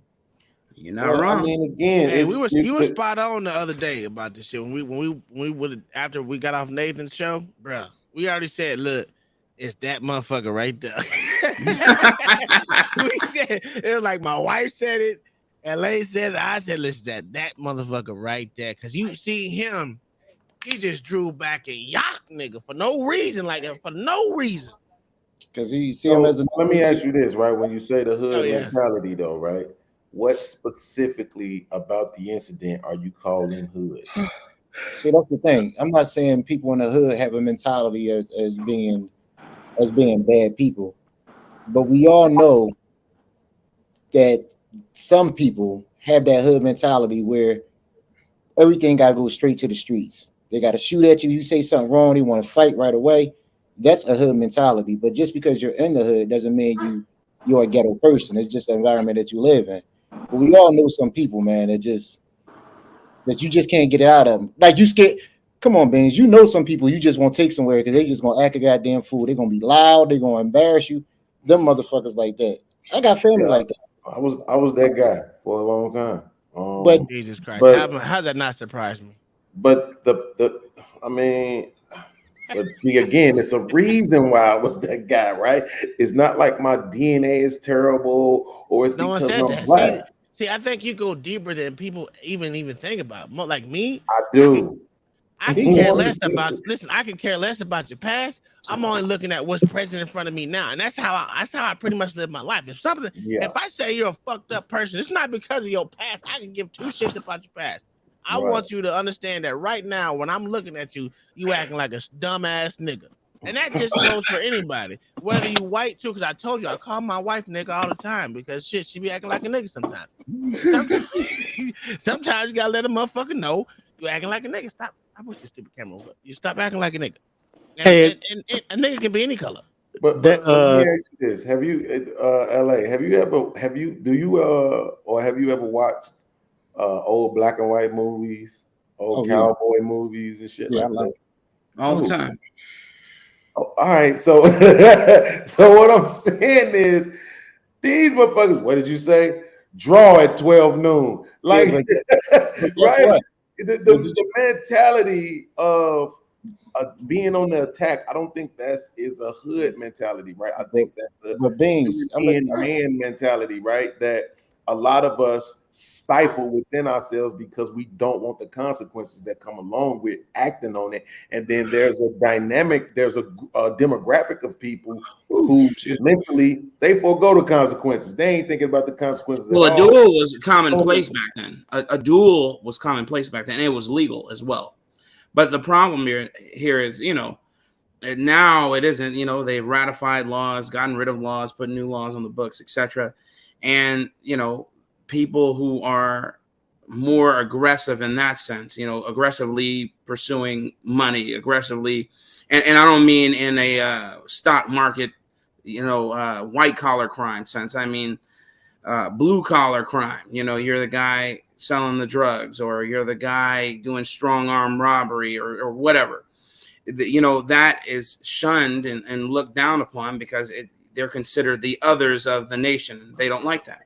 And now, again, what's the difference between the guy with a gun, strong arm robbing you, and then the guy with the suit who's, you know, stealing out of your bank account, but doing it discreetly? Absolutely nothing. There's nothing wrong. They both, except, well, the other thing is the other guy, the one who's stealing from you with the suit on, deserves a special place in hell.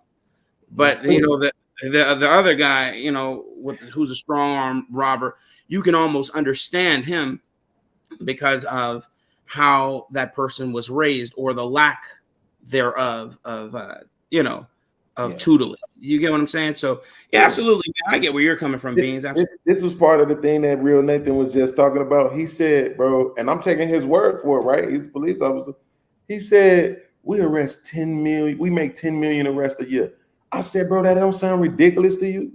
10 million? Like, that's insane. That right there alone lets you know it's too many laws, right? Because like I told him, there's not a million. There's so many laws that motherfuckers don't even know. That's the problem. Even most police officers don't even know all the laws. So there's not a million murders a year. No. There's not a million grapes a year. We you did. know, it's like, this is what my wife did the other day. I'm trying to tell you, we circled them out. Yeah, but podcast, when I say hood mentality, like I think you getting me backwards. Thomas Sowell wrote this book called Black Rednecks and White Liberals. Oh shit! Don't do it. No, we didn't. Don't do it to him. Don't do it. So it literally correlates the redneck culture to the hood culture. Yeah, they have the same problem in redneck culture, and it's been that was going on in the 1800s. The Scottish, they were doing in Europe. The hood been doing in Europe. They got kicked out of that because of that. So when I say hood mentality, I'm not talking about color. If you go to Kentucky, them motherfuckers in the trailer parks, they getting the same thing Negroes in the hood getting because it's part of that culture over there. So when I say hood mentality, I'm not talking about Kentucky. I know the meth problem is bad down here. Yeah, I'm not talking about color. I'm talking about culture. You can call it hood, but see, this is the same thing I was just telling Nathan. It's like we'll say things like, "Yo, the black community." Blah blah blah blah. It's like, don't say the black community. I never say poor, right? Because we know that's really what it is. Because when you go to areas, my mom lives in a black community. I keep bringing this up because it's true. 84% black. They ain't out there shooting, killing, robbing, spray painting, gang banging, selling drugs on the corner. The difference is most of the people are older, 40 and above, and everybody out there pretty much 90% own. It's all houses. They ain't no whole bunch of apartment complexes. That goes back to, but that goes back to saying that there's a difference between black communities and nigger communities or hood communities, whatever you want to call it. Yeah, but why do we different? Right, but that's when we say that. When we say hood, you know what I'm saying? When we say ghetto, when we use any of those words, we know that they have a black connotation coming. But do we? But my thing is, why do we claim it as a black connotation? Because you got Kensington here in Philly. I damn sure wouldn't call that the suburbs, but I'm gonna fucking call that. I'm gonna call that the hood, and it's all white, and they doing more over there than a little bit. I think the problem is that black people automatically have this way of thinking that everything that we say is negative is attributed to them.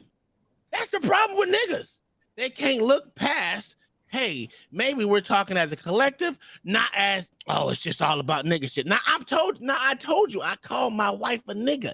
Now, you would think this shit was black if you didn't know what she looked like. You'd be like, man, he talking about he called his wife a nigga. No, my wife white as motherfucking snow. And when she get too dark, I'd be like, look, if I wanted a nigga, The guy would want. So right. So so hold on. But back to the thing is, most black people, when you think of most people, I think they have this inept thought, not inept, but this thought in their head that everything negative actually always attributes to them, and that, to me, that's just the wrong way to think. Not everything, bro. Listen, Yo, but LA, you just said that you call your wife a nigga, right? I do all the time. White. But you also said when people hear you call your wife a nigga, they think she's black. Yeah. Who made up the word hood? Niggas. When you say the word hood, people are gonna wait, think you're hold talking on. about No. black folk. No. The word hood. Do you know where that originally started? It digressed from neighborhood. No, that's No. Do you know where the word hood originally started? That was like for the gangsters back in like the prohibition. No. Do you know where the word hood originally started? In Germany. Okay, so now that we brought it back, okay. So here's what I was gonna. He's not bringing it back because hood over here did not come from Germany. Are you? Bro, hold on. Do you know? Ghetto? Hood ghetto. No, do I you don't know know? about ghetto. I ain't gonna lie, I don't know about ghetto because Elvis got a song called The Ghetto. As well. Ghetto came from Germany as well. Yeah, ghetto. I don't know about Jewish hood. people had the ghetto. It's not a black thing. Jewish people had ghettos. The Italian people lived in Yeah, ghettos. that's what I'm saying. And that is the origins of those words. Yeah, it is. So that's the thing. But of course, we're not allowed to speak about that because it's hate speech.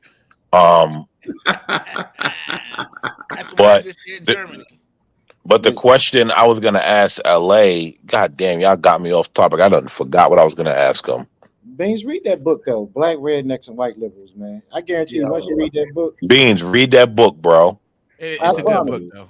Hey, just get it on. Just get it on you're not gonna Audible. do it. It's on Audible. Oh, Just get it okay, on Audible. That's Yeah, it's on Audible. Hey, But like he said, I'm not gonna read that book. See that? Beans. The book is a good book. I'm just like you, bro. I don't read. I Audible. Yeah. To be honest, I can't hold anything and look at it because it hurts my eyes. Yeah. I like to have the book because my eyes start Because you're a jumping good across nigga. the words That's and all, shit. okay. It take too No, long. I used to. I mean, technically, I hate reading, but I love just. it, man. But I like reading.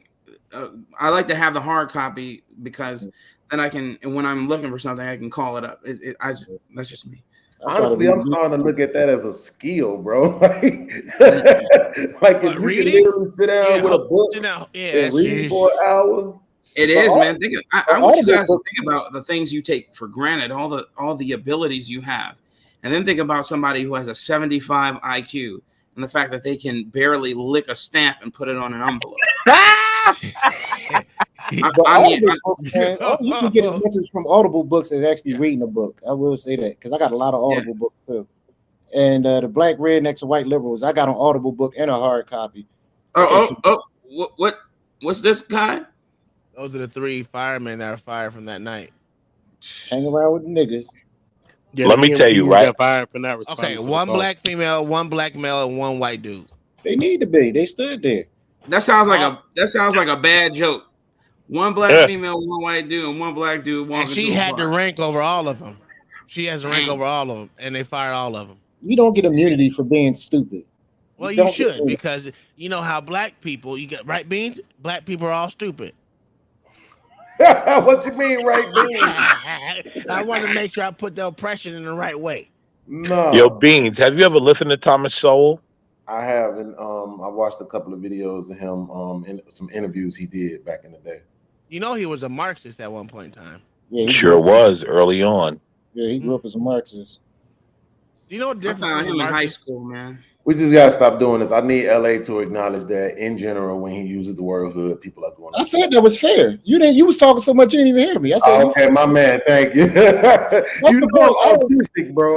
You know what I'm saying? That's the point. I don't. You know I'm autistic. Get the fuck out of here. I'm not set in my ways. Like I'm flexible, man. So if somebody make a good point, I'll give you the point.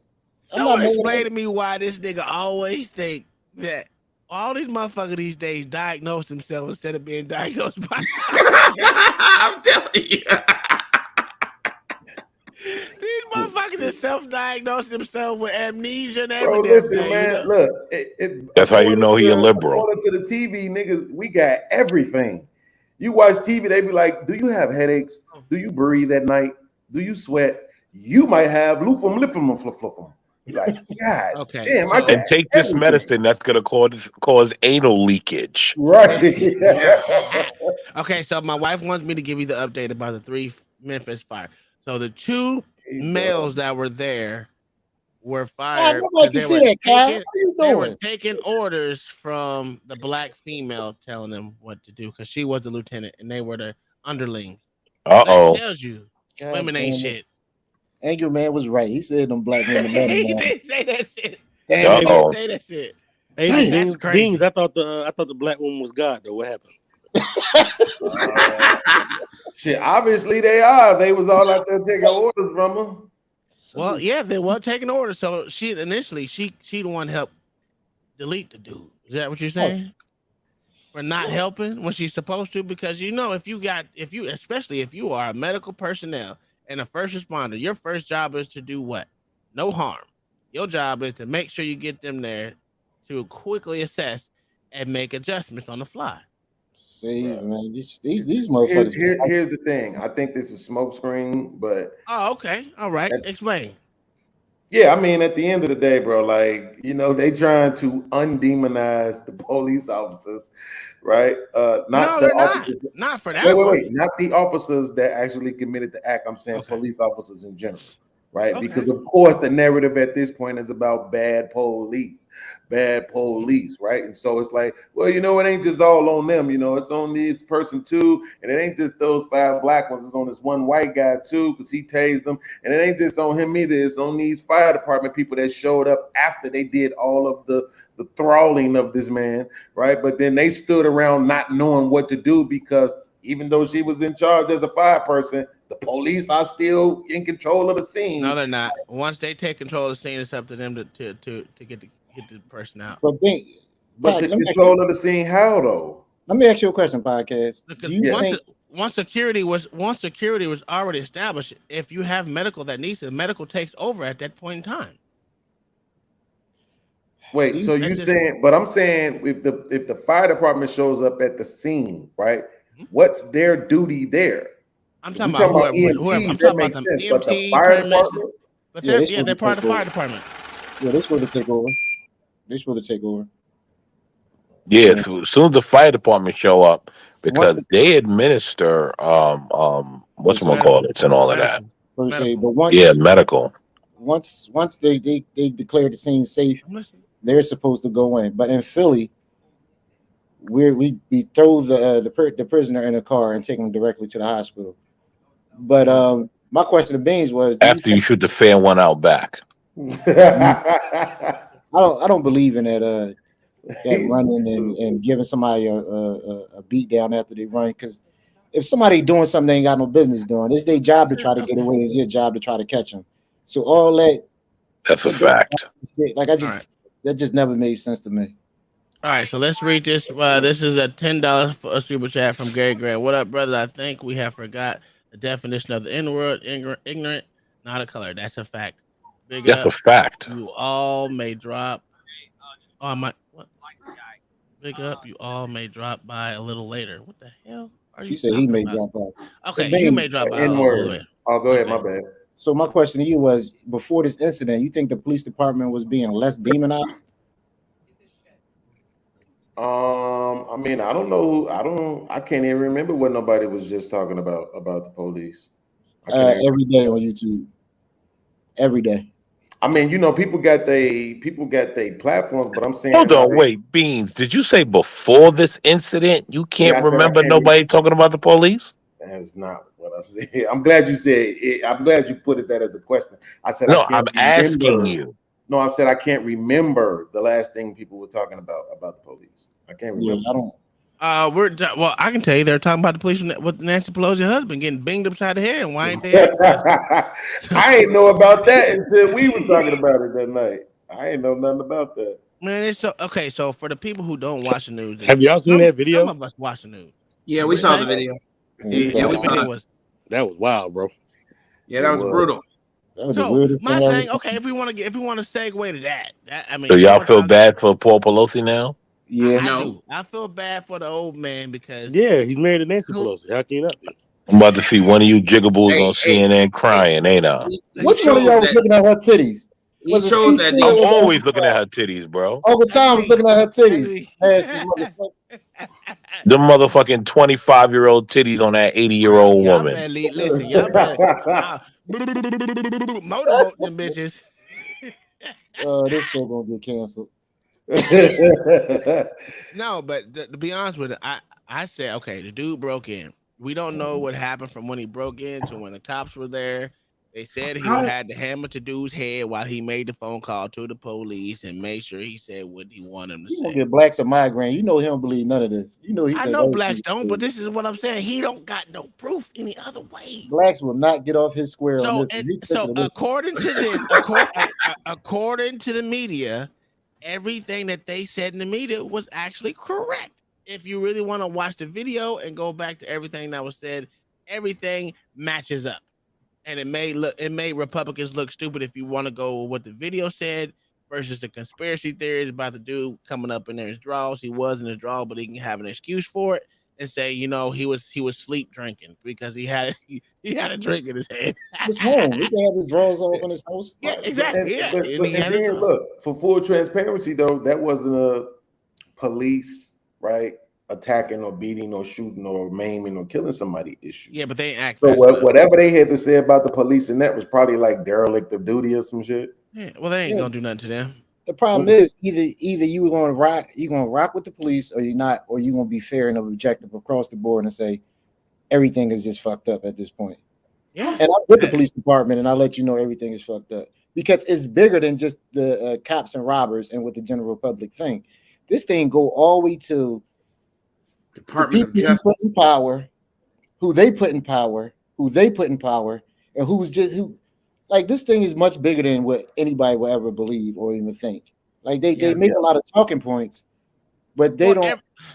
Everything in Memphis from top to bottom is nigga. So I mean, you can't say systemic racism, even though they pushing that on the media right now. This is still systemic racism when everything. No, come on. When everything from top to bottom is nigga. Come on, come on now. Sometimes you just gotta be like, hey, there's a fucked up position and all that, and you can say what you want. If everything was white, then y'all be like, well, everything is white. We don't have no one to police us that look like us. These are the same art. So if you do, you're damned if you don't. No, it would be the same thing if you have a black gang, and that black gang has Latino or white members. People still blame the gang, right? The gang is still looked at as the problem. So it doesn't matter who you put in there. Okay, and that fact, you still can't say systemic racism. And that's my problem with it. Systemic racism about what though? They said all this that happened with Tyree Nichols was systemic racism. This is what we can't call it. We can't verbalize it as systemic racism. But that's what they're pushing it though. But you can tie it because a part of systemic racism, right, is the actual loathing of black people, black skin, bro, to a certain degree. From black people. By black people, that is a fact. So what you're saying so what you're saying is that black people can be racist because in one breath they say black people can't be racist. No. What I'm saying is black people can not like black people and hate black skin as a product of what they've been taught and dealt with in this country for a very long time. Man, that a lot of us. But that's not. Wait a minute. I'm about to get in the chat for the race hustler. It's not about bro. Listen, what I'm saying. We're listening.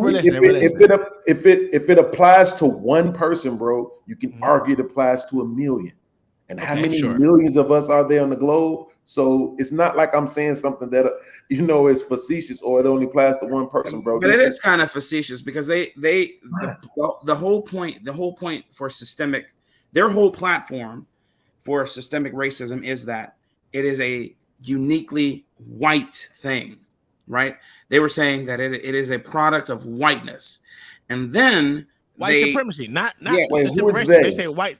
We're talking about the media right now. We're talking about the But media. they say whiteness too, though. We're talking about the They media. say it's a product of whiteness. Black Supremacy is correct. Ibram X. Kendi, all these talking heads who try and legitimize systemic racism, right? Yeah. But then here we have incidents, not just this incident, but several incidents in history where it doesn't align with what they say, you know. And in this instance specifically, black people, you know, a group of ill repute black police officers jump on and stomp to death another black man. So then everybody's like, okay, well, how does that align with your systemic racism theory?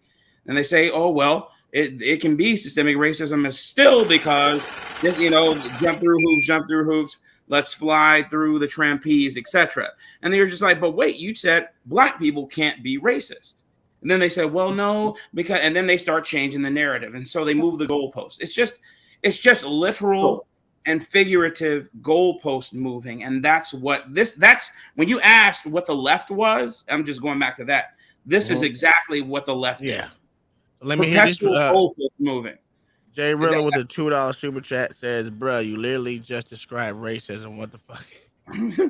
I mean, like, yeah, I mean, I don't know if he's talking about me and you, but I would have said you did. But because the thing what I'm saying is this, right? Thank you, Jay the Rilla. way we speak about our own people as if, like, yo, you niggas was fucked up before white people got here, and they came to fix everything. And it's like, I'm not gonna subscribe. Are you talking about me saying that everyone needs to be colonized? I do think. No, I'm not talking about you. I'm niggas saying, okay, well, I'm saying that. Wait, go ahead. Finish your thought. Ask your question when you done. Yeah. I'm saying in general, us as black people, particularly on YouTube, we talk like as if black people, like what we are today, we were always that, and white people have just been trying to fix us for 400 years, and we won't accept the program. And it's like, nah, bro. The reason why black people hate black skin is because they've been programmed to by things they have been going through in this country for a long time. Just because it doesn't apply to everybody doesn't mean that the programming isn't still active. Some of us overcome it. A lot of times that's after you've grown so much, or when you've lived in places with other people, and you see how you can't be treated. When I moved to Iowa, bro, we talking all white people. And I would say 80% of those people, literally the town I lived in, we was the only black people there. Did they beat and I would say 80% of those white people, they treat, we was in a town called Fenton. Okay. I heard that before. So literally, I would say 80% of those people out there treated us like we wasn't black, right? If you understand what I'm saying, you wouldn't even known it. You mean some of them they like went overboard to make sure you didn't feel a certain way, but it was the whole point was they spoke, they waved, they had canned goods and food for you, they had blankets, they had cake for you, pies, they had the same thing for you that they had for everything else. When you receive that kind of treatment, right? You know this narrative that all white people is this or all black people is that. It's just not true. But a lot of people have not had that deprogramming. When I say a lot, I'm still talking about a minority of people. 10, 15, maybe 20% of people is a very minute number, but it still matters as we see because they use. We agree on that point. My question is to you: do you think that is attributed to the environment that they perpetually stay in? Yes, because the ignorance is passed down. You know, so in other words, you are advocate for leaving the fucking city, is what you're saying. Of course. Okay, yeah, of course. I don't think black people, niggas, whatever you want to call them, need to be in city. That goes for white folks. I think the country is big enough where we can spread ourselves out. I don't think anybody on this. Before you ask your question, LA, because I know you wanted to speak. I was going to say to podcast, I don't think any of us on this panel especially believe that all black people are one way and all white people are one way. I think you explained it very eloquently in that last couple of sentences where you're like, it's only 15%. right, of any given race that does some of the debaucherous actions that that particular race is known for. That exudes what we see on a television show or on a movie or something like that, or what they say in the news, and they just perpetuate that because, like Uncle Tom said, they just want to amplify derision and division. That's it. But anyway, yeah, I agree. So let me ask you and Will this question. Have you ever heard of a dude having a child's mother and somebody else knocking off his child's mother, and they had some sort of beef, and that dude see the guy out there, and him and his homies are together, and they jump the guy? Have you ever heard of that? No, but I wouldn't doubt that it happens. I see it all the time. I've seen that. I've seen it a lot in the police department. I've seen that a lot. So would you call that systemic racism, or would you just call that some crazy shit? I would call it passion. Now you being come on, man. Bro, it's literally called a crime of passion when white people do it. Why can't I call it a crime of passion when the black? See, that's the point. You putting words in my mouth. Did I name a color in this state? You didn't. I'm doing that. I'm naming the color. But you got mad at me when you thought I added words to yours, right? Yeah, but I'm not using derogatory words. I'm just saying white and black. I'm not saying hood or ghetto. Right? So my point of this, so you an asshole. I'm not, bro. You're talking Uncle Tom. Is this a nigger telling me what to do? No, I'm literally saying to you, right, that what that is somebody that's being, we can call it all of the other stuff. I'm just trying to say it the light way by saying, so these cops, that's somebody that's passionate about their situation. So these cops did a crime of passion then. Yeah, it's still a crime. It's a crime of passion, and I wouldn't say that has anything to do with systemic racism, because no, like you just said, any color would do that, right? They don't have anything to do with the color. But what I'm talking about is, in general, the lack of valuing, the lack of appreciation, the lack of love for your skin tone. You know what we see this at? And so it's white people, I don't know, I would just assume they was conservatives, right, that make fun of what they call social justice warriors, right? Which is these white people that have, they say they have a white savior complex, right? And they have to go around and just all the time talk about how bad the white man is. And if you ain't acknowledging that you reap the benefits of racism in America, that you're a part of the problem and all this and that. And so people would say that those people have a problem with their own whiteness, right? Because they're carrying around this guilt of what white people have done to people in the country, and what white people in power continue to do to this day, right? And so in that same way, I'm saying there is a demographic of black people who have a lack of value for their very own color, based on the way they know their color has been treated historically, and even the way they've been treated in their own families, households, and communities, that continues to push that type of mindset forward. Yeah, but I don't disagree with you on that one. What you're saying right there. Yeah, but my point is with this situation, and I'm only solely talking about this situation. Yeah, it was a dude that's apparently, I mean, I guess it's true now. That saw the guy that he was having problems with because he was knocking off his child's mother, and they went in on him, and they killed him. Yeah. So I mean, listen. So I agree. Yeah, I remember when you said that. I accepted it. I think that the fact that the way you just said that one, what you just said about both sides doing this, pretty much both sides do the same thing about as far as knocking out people's speech, and ones do they both. That's what I don't like about both sides do this shit. If one says, "Oh, we shouldn't speak about this," the other side says the same shit, but to a lesser degree. I will say this on the leftist side. I'm not gonna say right don't do it, because the right does try to quail freedom of speech and try to act at it stupid. Both sides. Because me personally, everyone should be able to allow to say as long as they say what they want to say, as long as they ain't threatening to hurt no one. And even then, I even if you can threaten me all you want, as long as you don't put your motherfucking hands on me, we straight. You know what I'm saying? Sticks and I mean, stones. yes, for real. I don't know how many times I've been threatened in all communities, even white communities, if you want, because I lived in both. Hell, I was on a military base for a long time, and if you know, there's all different ethnicities. And to be honest with you, Spanish communities are way worse than all. I had some Spanish people that listen. You got to fight the whole family, and then that's a fact. Not only them, you got the Hawaiians, man.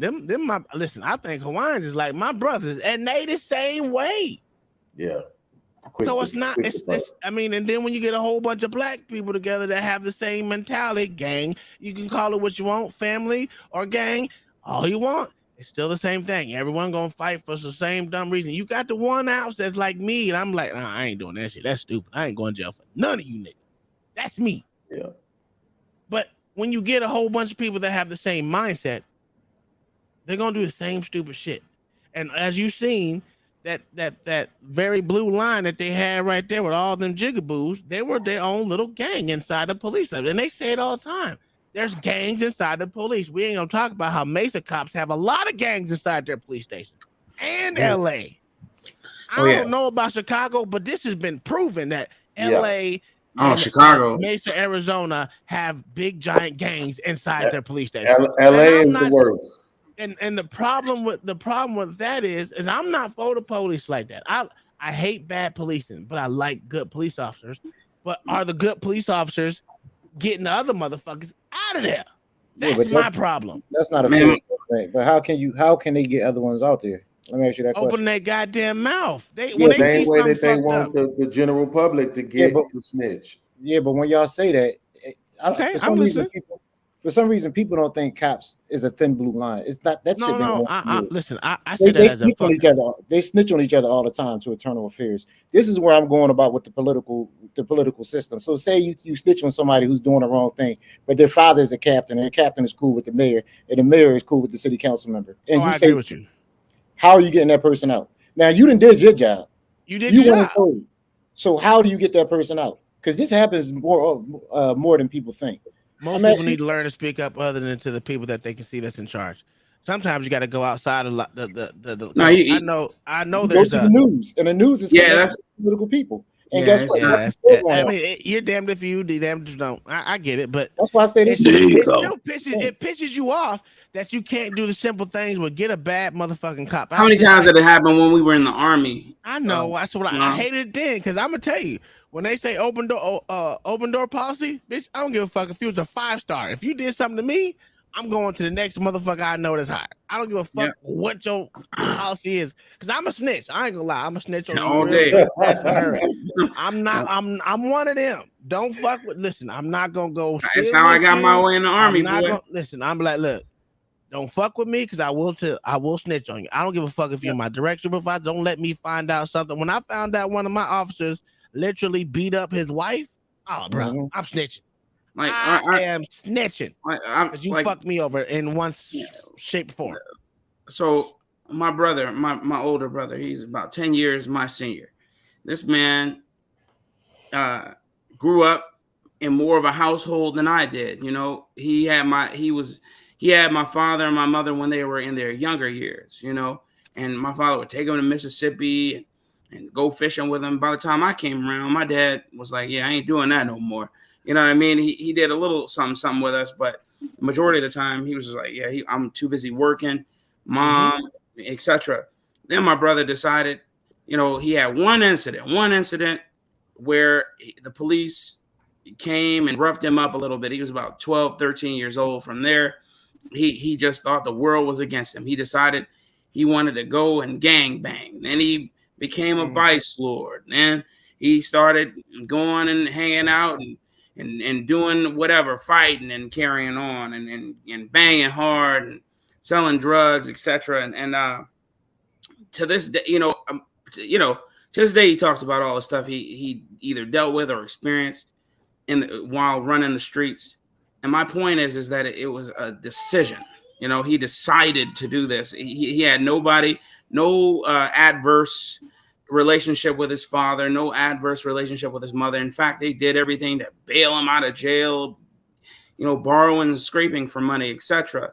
but he made the decision to engage in what he engaged in and to be a part of what he was a part of. And I guess that's my point. My point is that a lot of these guys, not all, but a lot of them, they just make the decision on a daily basis to do what it is that they're doing.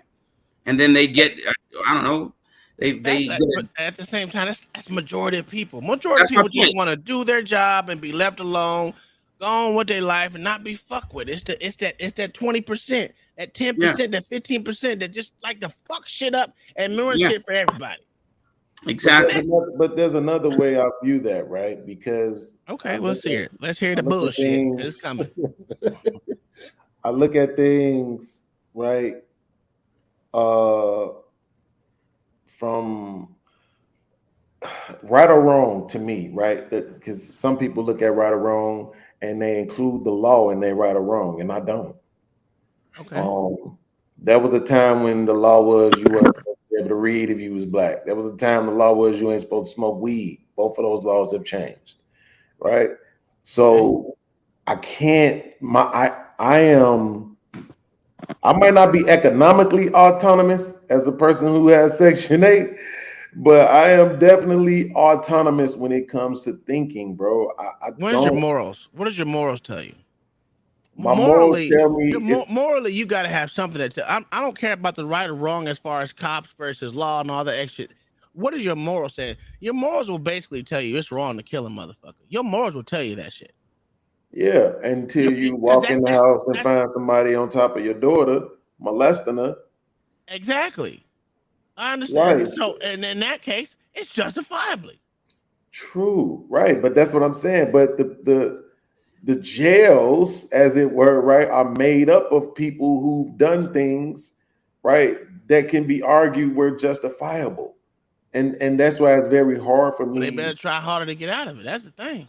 True. I mean, sometimes you got to figure out a better way out of it. You can go to jail, right, for driving on a suspended license. That's true, and that's stupid. You know what I'm saying? You could end up doing a year in the penitentiary not paying child support. I think so, there are stupid laws. I get that, but sometimes you gotta live within the same bullshit laws that you have. That's a part of life, bro. And that's a product. It sucks. That's the way it is. And that's a product. You will not go ahead. Wait, hold on real quick. I'm not saying you're wrong, right? What I'm saying is you're a black man with a white wife. There's another black man who wouldn't touch a white woman, right? You have a white wife who has a black husband. There's another white woman who wouldn't touch a black man. I'm a black man on Section 8. There's some more black men that wouldn't dare take assistance from the government. We all think differently. We made differently. We don't value the same things and all of that. But what happens is when we make certain choices, right? A lot of times we judge and criticize those choices based on the law. And that's my problem with it. So are you an anarchist? I don't know what that means. In certain ways, he is. In certain ways, I don't know what that means.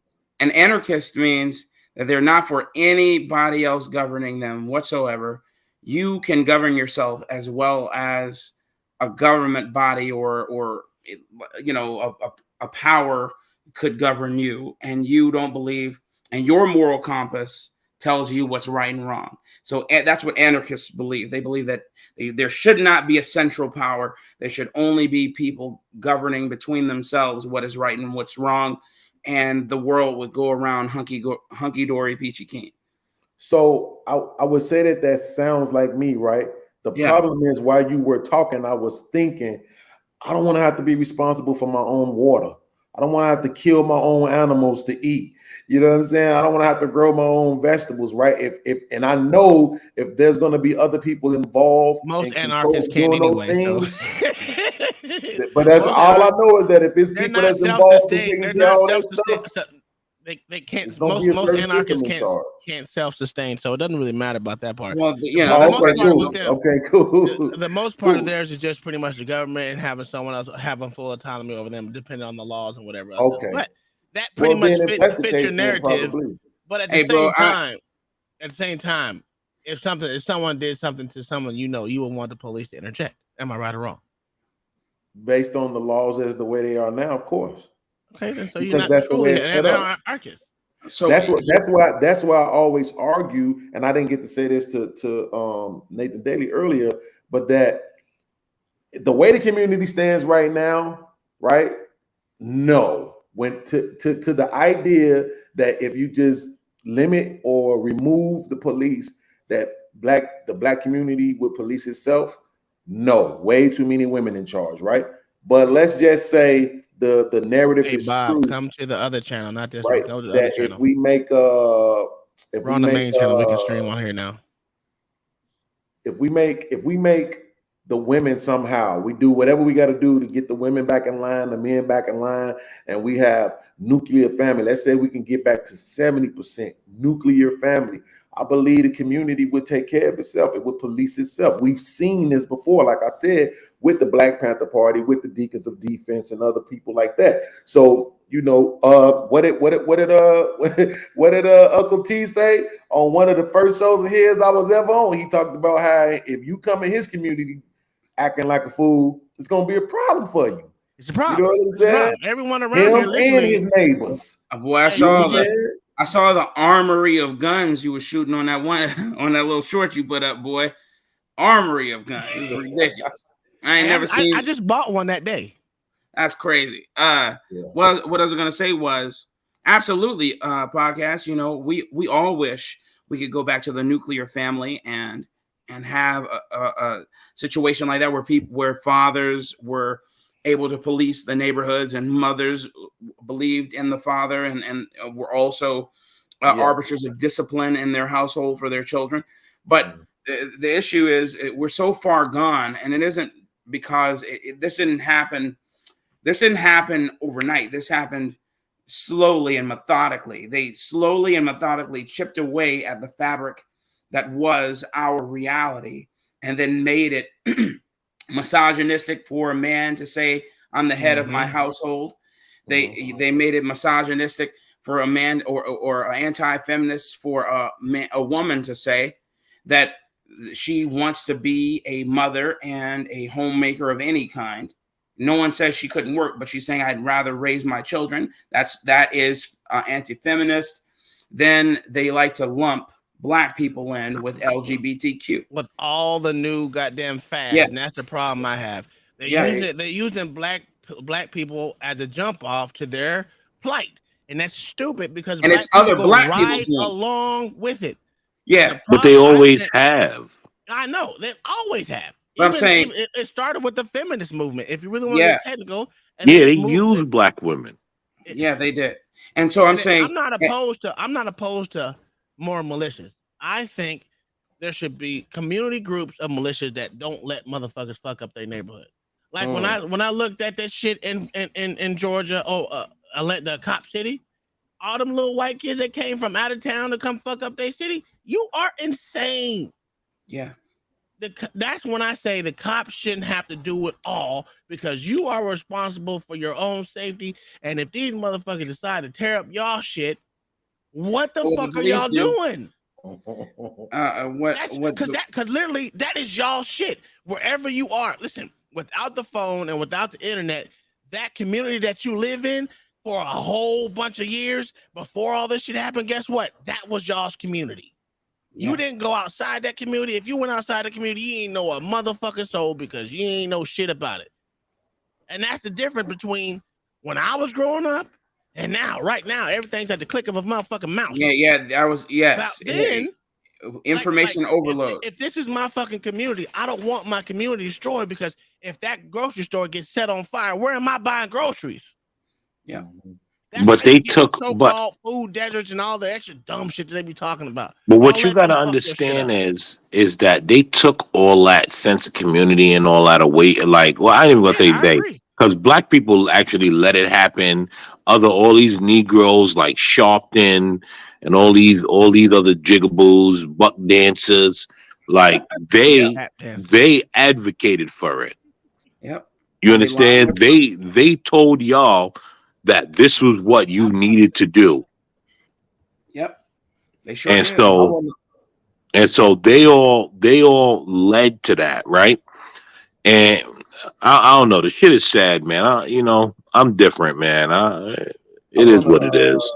I want to respond to Bob's comment. Right? He said, "Podcast. What percentage of laws that you have dealt with were unjust laws?" I'll just stick with the ones I've been convicted of. I got 7 convictions.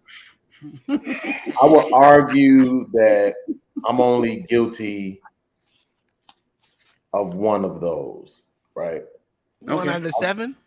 Based on the concept of the laws being unjust. Now, okay. if you just say the laws being what they are, then I would say I'm guilty of 2 of them.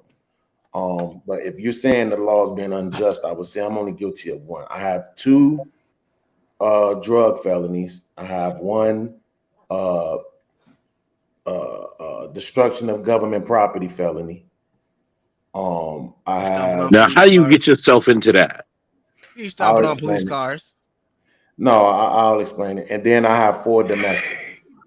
No, how do you get yourself into destruction of government property? So I had court for traffic. I was going down there to pay my traffic tickets off. But somewhere in between the car and going into the actual court building, I lost my money. So I was outside looking around trying to find my money. Of course, the wind probably blew it away, being from Chicago. And when I was going back into the building, they had these really big 10-foot heavy doors, wooding with the glass in the center of it and metal plates on the bottom of it. And the door was heavy. I couldn't get it open. And so I kicked the bottom of the door, the metal part, and the glass cracked. A little crack went up, maybe about 8 to 9 inches long. And so that motherfucker hard. So you kicked the metal framing lightly, and the glass cracked. And the glass cracked, yes. Lightly, or did you kick that motherfucker hard? I kicked it just enough to be able to push the door open. Did you kick the glass, or did you kick the metal framing? No. Nothing on the door was. Look, if you're not gonna take my word for it, it's pointless for me to tell you. Did you kick the glass, or did you kick the metal framing? That's what I'm asking. That's a legitimate question. Yes, I kicked the metal framing on the bottom of the door. That's what I kicked. If I would have kicked the door, the glass probably would have shattered, but I didn't. So when I kicked the door, it cracked. I was on my way back out the door. Actually, I went back to the car. I'm like, babe, you don't see the money in here? She like, no, whatever it was, probably somewhere about close to 200. And so I go back into the facility. I'm walking back into the facility, and the sheriffs come up to me. They're like, yo, did you kick that door down there? Like, somebody said they saw you kick the door. I said, yeah, man, I'm on my way to pay my ticket, and I lost my money somewhere on the way in. I'm like, but as you can see, I'm coming back into the building now. You know what I'm saying? I'm not running. I'm not going anywhere. So they grab me up, handcuff me, take me in the building. Like, they dragging me, my feet skipping across the ground as they dragging me into the building, right? And when we get in there, the lady was like, look, she's like, this is a misdemeanor. Don't worry about it. As long as it's not over $500, it's a misdemeanor. Oh, and then she came back and said, they're charging you $510 for the door. Get the fuck out of it. Okay, I hear you on that shit. That's subjective right there. I understand that part. So yeah. if you make it $510, you could have easily made it $499, just so it wouldn't have been a felony. Well, because you're black, your skin is dark skin. It was like, yeah, we gotta get this nigga up out of here. So, was it a nigga who did it? Because you were in Chicago, so it must have been a black cop. It was definitely a black cop that came and got me. See, I tried to tell you. It was definitely a black sheriff. This is what I said from top to bottom. You got nigga. So in that respect, they couldn't even give a fellow brother a break. What kind of fake Malcolm X shit is this? Yeah. So that's what I'm saying. Like, to me, there was a white lady who drove her car into a government building out in one of the suburbs.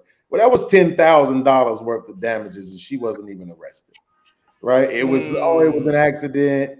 You know why? Because you were blatantly upset, and that was the problem. You're blatantly upset, so there's nothing wrong with that. Read my next message in the chat. All right. So I was definitely trying to figure out. There's a $10 super chat from Anger Man. Said, read my next message in the chat. Said, Beans, is a menace to society. Lock that ninja up right now. Lock all Chicago Yo, ninjas up and save the world. You know yeah, what? why he fucking with bids? At this point in Yeah, time, I'll no, give New because he York a ain't no pass good. right now. We're gonna say lock all the Chicago niggas up because they be kicking doors and causing $510 worth of damage. I ain't no Chicago nigga. I live in Kentucky. I don't know what y'all talking Oh, you about. Kentucky now, but you're Chicago. I'm only a Chicago nigga when I'm being tough on YouTube. That's it. Oh, well, Switch Other up, than yeah. that, boy. You know how I'm to from code switch, Kentucky. don't you, Bean? You code switch better Cool than the switching. He cool switching. Yeah, that's Be a the fact. yo, hold up, be the code switching ass dude. Yeah, it's all Hey, right. He's listen, man. Kentucky now. Hey, Straight Andrew, up and man, thanks for the down. $10 super chat, my guy. I'm here for. I'm from wherever the rent is the cheapest. we Bro. was in Iowa. We had a 2-bedroom apartment, right? Full kitchen, full living room with a dining room area, 2 bedrooms, bathroom. Well, you know we expect 2 bedrooms to be $400. full kitchen and and full bathroom. Say that one more time. One time, post that video. I just I sent said, you. you know we expect 2 bedroom to be full kitchen and full bathroom. That's me Yeah, and but Riley. $400. Oh, $400, that's good, but you ain't With got nothing off around street you. What's parking. around you? That shit. Hold Well, on, we let was me, like I said, this Stop was that life, baby. Egypt, Iowa, right? So this is one of them areas in Iowa where we was 45 minutes away from Minnesota. We were. It's like every town was 20 miles away from the next town. You know what I'm Nothing saying? around you. Right. So if you needed to go get gas, that was a 20-minute drive up the highway. You need to go to the grocery store, 20 You minute in the drive up the highway. boonies. Hey, Yeah. I can't do this is that boony that's shit. but see, no, this is what I'm talking about. We were talking about this the other day, and I'm like, dude, why would y'all live in a place where y'all paying? You ain't got that much money. You paying motherfucking $4,000 for a 2-bedroom apartment in the sky when you can go take that same little money, go out to the outskirts and pay a whole lot, $200-$300. That's crazy. $400-$700. That to me, you're living outside your means for no apparent fucking reason, and that's just stupid. That to me is plumb dumb stupidity. But that's just my take. But the question is, so is living in the boonies working for you? Well, I don't live in the Me? boonies now. It I live worked in for the city me now. because I like it. I mean, No, I to be mean the honest with boonies you, is bro, great. Like if I've all lived in my the peoples boonies. was here, this would be great, but Shit. I just missed the Yeah, cool. I don't listen. I don't know what all my peoples mean, but I don't want a bunch of Negroes around me. Like I feel like I got too many Negroes around me now.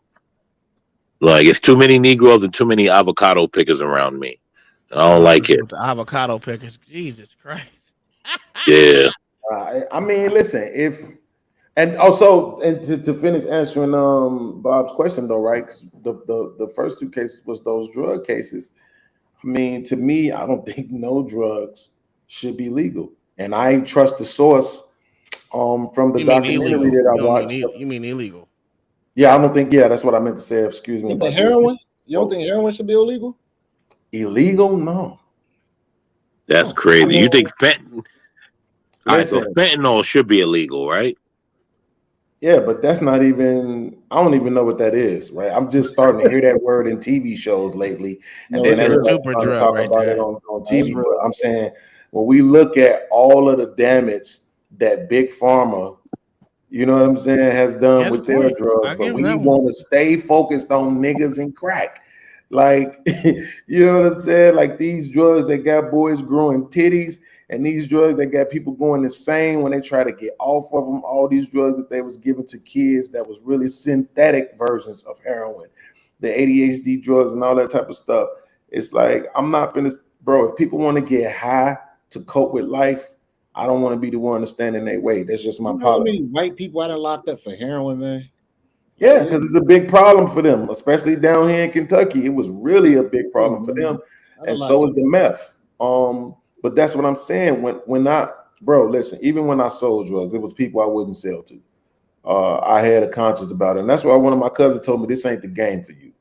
You know what I'm saying? Like this the game where you get money. You don't try to pick and choose who you gonna sell to. You sell to who come.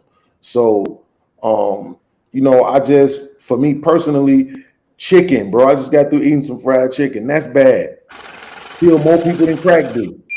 You know what I'm saying? Cigarettes kill more people than crack do.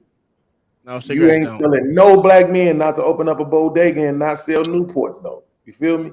So that's what I'm saying. It's like I'm not gonna sit here and try to, criminalize or demonize one group of people, because the drugs that they're selling just so happen to be quote unquote unlegal, or the drugs that they're using rather just so happen to be illegal. Man, people just trying to cope, bro. It is what it is. Do I understand the damage it does? Yes, but locking people up is not the cure to me.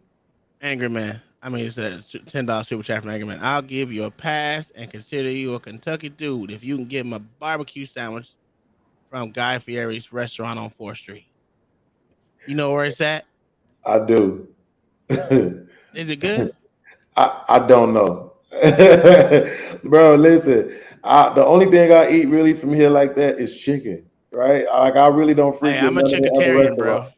I'm a chicketarian, so I feel you on that. Yeah, the chicken here is amazing everywhere. Gas Yeah, stations, but I'm sure Guy Fieri. It's really ridiculous. Listen, I'm not even making this up, Uncle T. Before I came to Kentucky, I did not buy chicken from restaurants. I never went to a place and ordered chicken ever, bro. It's not my thing. I always ate burgers and gyros, Philly steaks and stuff like that. I done came to Kentucky and just went fried chicken crazy because it's good everywhere. Hold on. Did he say gyros? Hold on. Did he say gyros and then you said what? I said zeros. The G is kind of silent. It was gyros. You niggas is weird. You see this, you country folk ass niggas. Motherfucking gyros. What the fuck y'all talking about? This nigga over here gyros. This nigga gyros. Man, what you tell me what it is? Gyro. It depends on who listens. With a G or a J? It starts with a G, but they pronounce it gyros. Yeah, Listen, the person from Philly and New York know this because that's all they got. Y'all niggas You is gay. fat. What the fuck are they talking about? Y'all niggas, man. You know what? Let's kick these niggas off the panel because they. You know what? Let's kick these niggas off the panel. You try to get Negroes a pass, and they always let you down, bro. Listen, I'm gonna tell you like this. So I've heard it both ways. I heard it. You heard it from there both ways, but you ain't never heard where they. Even in Afghanistan, they call it a gyro. I was about to say, I'm pretty sure it's pronounced gyro everywhere else. Because even in the restaurants, they say gyro. In Afghanistan, they call it gyro. Yeah, I'm dead ass serious. Maybe your country ears heard gyro. Oh, get the fuck out of here. I'm so sick of you niggas, man. Yeah, I go. I'm about to tell you. Listen, I told y'all before. Let me get a gyro, and they be like, "Yo, give me the gyro." I told y'all before. Well, that's them American ass dude you listening to. I lived overseas. Ain't nobody ever said, all right. Okay, you ain't the only person that been overseas, all right? I've been other places besides Afghanistan. All right, some Negroes have traveled, okay? You ain't the lowly Negro traveler. All right. Well, look, and then there's another part of that too, though, right? Because the people who have these restaurants, they always be Arabs. So if they say gyro, I gotta go with them. But I still. It's because hold on, no. Arab like gyros and all of that. The reason why most of them are Arab because that's a Middle Eastern thing. It's a Middle Eastern dish. They want us to get back on Black track. Dots, can you read this? I mean, I think it's a question for you because you're a black conservative. Did he wait, did he just ask a black man to read? That's crazy. fucking you fucking racist. I don't have a white woman up here to read for me, so how do we get back on track? 15% of the population creating the most crime. Are most blacks conservative? You guys hear my lovely reading voice? I want you guys to understand. Well, here, read that one too. And thanks for the $5 super ball, Katie May. See? You see? Angry Man, no, he from New York. You see, Angry Man, no, he from the East. He know. That says two eyes together make an E sound. Jai. No, it don't. Stop it. Jai. You trying to tell me two eyes together don't make an E sound? So So that's you know what, Uncle. Come on, Uncle Tom, stop the bullshit. You know he meant gyro. That is not gyro. Ask him how you pronounce it. This is stupid. Yo, Hey, hold wait, on. I'll tell you one other thing that you probably didn't know either, Uncle Tom. What's Here, most of the local restaurants, especially the ones in the hood, they're gyros, gyros, whatever you want to call them. They not even lamb, they beef. Well, you can do both. I used to do a mixture of both. Right. And that They shit be busting. That's why you they got use a minimum of 60% beef. When the dude told me that, I was so pissed off because I asked him when I first got to Kentucky. I'm like, bro, is y'all Angry man gyros gonna have to come lamb? up here and tell us how he pronounced it. because First listen, of all, if you guys really want to know, it's not gyro, it's shawarma. If you really want to get it right. That's I felt totally so different, though. special when I went to the shawarma restaurant Hell down the no, street. you're not gonna get away with that one because shawarma is the only thing the shawarma is a whole bunch of meat on one stack and they just shave That's it the off. same thing a fucking gyro is. No, because you gotta put pita bread on that shit for it to be a gyro. Hey, no, it's the Sure. same Oh thing. my, yo, bro, if you don't yo, stop somebody calling drop. Kai, Yo, can you it's drop the Uncle same Tom, thing, please? Uncle T. He gotta go. No, look, it's the He same gotta thing. go. It's a shawarma restaurant that I go to down here when I want to feel special and pay $15 for a fucking sandwich with nothing else, right? And I'm so sick yeah, of it's y'all. the same thing. It ain't shit but a gyro. It's the same That shit is thing. shawarma. Petty ass motherfucker had me thinking I was going to get some special shit. It is pronounced gyro, you savages. Thank you. Thank you. Thank Niggas you. don't listen. Niggas from New York always think they got the monopoly on everything. That is not pronounced. You know what? I'm so sick. That's why all y'all fat. That's all I'm saying right now. We do. New York is the melting pot. We got everybody there. Y'all motherfuckers out in the back country, y'all barely see an Asian walking through. Watch this. Hold on, watch this. Babe, how do you pronounce that type of sandwich? It's a gyro. Thank you. Fuck outta here. Don't nobody care because First don't off, nobody care I don't because you believe asked any yo. Latino can say gyro right anyway. Because Right, she's that's what I was about to Latino. say. Don't nobody care because you asked your Hispanic wife. Give me an Arabic person and tell Right. them to tell it to me. Call over to the mosque and ask them. You know what? Then I'll believe you. I got Muslim family. Let me call them. No, I ain't gonna do that. I ain't do that. Matter of fact, they from Chicago, so I can't ask them. Y'all ain't even got a gyro stand in Florida, so I don't even know. They do. Actually, it's at a Yeah, pizza you- joint. One of the best gyros here in Florida is in a pizza place. You know what's so crazy though? Because look, Uncle T, some people will tell you that the G is silent. That's what I'm telling you. gyro. It's gyro. That's what I mean, I to be keep fair, saying gyro. to be fair, there are some people that refer to it as euro. Yes. But they're weirdos anyway. They were Arabic. Man, they don't know what they're talking about. Get the fuck out of here. Bob, you've been ignoring everybody's text for a whole week. Shut your ass up. Yeah, Bob. Yeah, Bob ain't shit. You know what, Bob? I say, Katie, man, can you leave the watermelon grape soda chicken and talk to another panel and get back on track with some serious issues? So, what were we talking about? We were talking about little podcast, goddamn oppression. Okay. See, it's because of shit. It's because of man. We gotta stop this narrative. It's because it's of not shit making like me that. no money, so we gotta stop it. It's because of shit like that. I will not buy watermelons in the grocery store because that right there. That right there. I don't Monday buy night donuts. should be called Nigger Diaries. Oh my god. I don't buy donuts. You can never see me in a damn donut shop ever, man. Ever. Thanks for the $2 Bob. Never in my life. That's the reason why I don't eat watermelon. I'm not gonna lie to you. The only reason why I don't buy watermelon because I hate that stereotype. Because I'm a chicken. Yeah, bye, I'm a Kyle. chickentarian. Because you just try to take her for your husband. Bye. No, this it's don't make the any truth. sense. It's the truth. Nobody told you go in the dictionary and look it up. Let me tell you something about the stereotypes. Move down south and watch how many white folks got fried chicken between their teeth 6:30 in the morning. Hey, they love. I ain't never seen so much fried chicken going out the motherfucking door so early until I moved down south. I'll be like, what the fuck? We eat this much fried chicken? Uncle Tom, post that video, Uncle Tom. So I can Go to a Bojangles and a Chick-fil-A down It looks south. so distorted, so you would have to play it for you. I mean, you can. An angry man, you know it. Let me tell you something. The reason why you'll never see me in the grocery store buying a watermelon is because I feel like every time I pick one up and look up, there's a white guy looking at me like this. This nigga Angry Man stupid.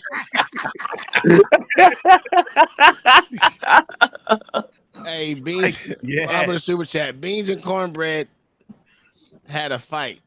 Beans, not cornbread, out of sight. Yeah. That's crazy. That's like Popeye back in the day or some shit. No, but seriously, on a serious note, I think personally, lower class whites, lower class blacks, what I call middle class, and you can call it whatever one it is, they're all the same way, bro. Everywhere I've been, since I live out in the country, well, I try to live out in the rural areas because I don't like cities. I get treated like I'm a regular motherfucking person. It ain't until I'm in the cities where I see all the division. That's why I stay away from that shit. Cities just drive me, like when I go to Miami, it gives me like I feel dirty. if that makes sense. When I was in New York City, I felt dirty. When I was in Maryland, I felt dirty. Orlando, I feel fucking dirty. It's just people. I feel people's skin on me, and that's what it is. I don't know what it is. Man said he feels people's skin on him. That's hilarious. Because you can see eyeballs from everywhere, and you know what stereotyping going on. Like I said, when I went to Orlando back, 2 months ago, bro, it was so many black and white couples, and most of them were black women with white men. And I'm dead ass serious. I did a whole live about that shit. Mainly black women with white dudes. But the stereotype still exists. But it's not. So Orlando is still. It's not a big city, but it's a smaller, bigger city to me. God damn. Yeah, she's lost her voice. She's sure shit gone.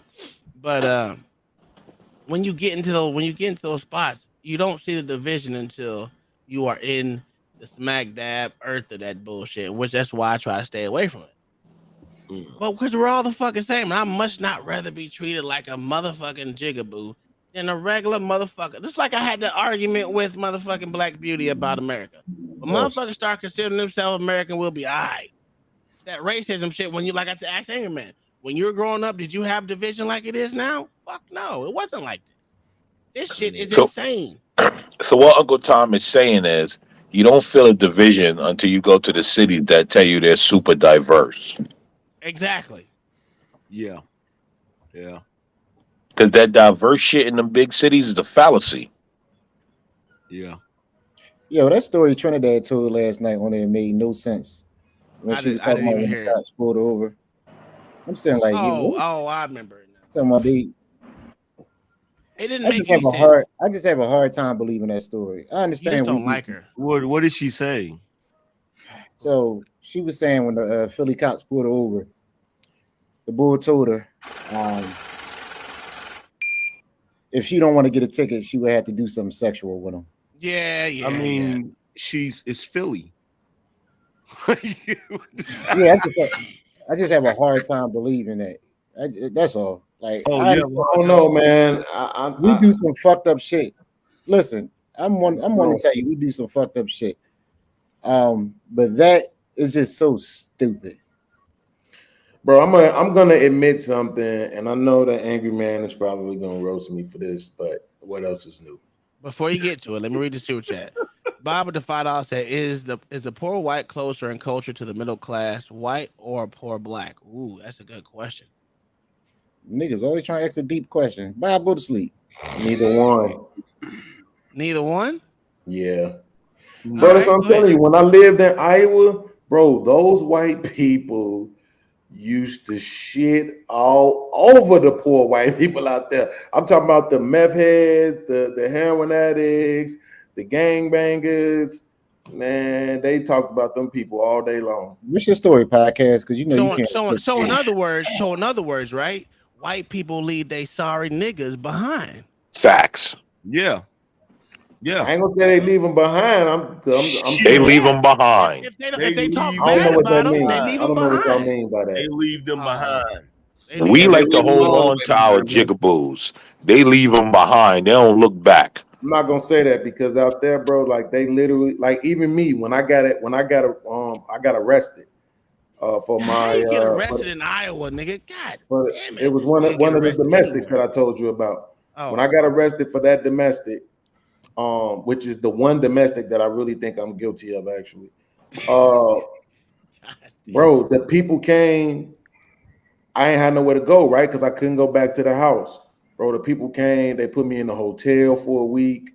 You know what I'm saying? They brought me all kind of food, all type of stuff, bro. Then there was this one little white chick out there. She called herself liking me anyway. She was taking me back and forth to see my attorney. I'm so you know sick what I'm of this saying? nigga. Like, I'm so sick of you. You know what the problem is with you, nigga?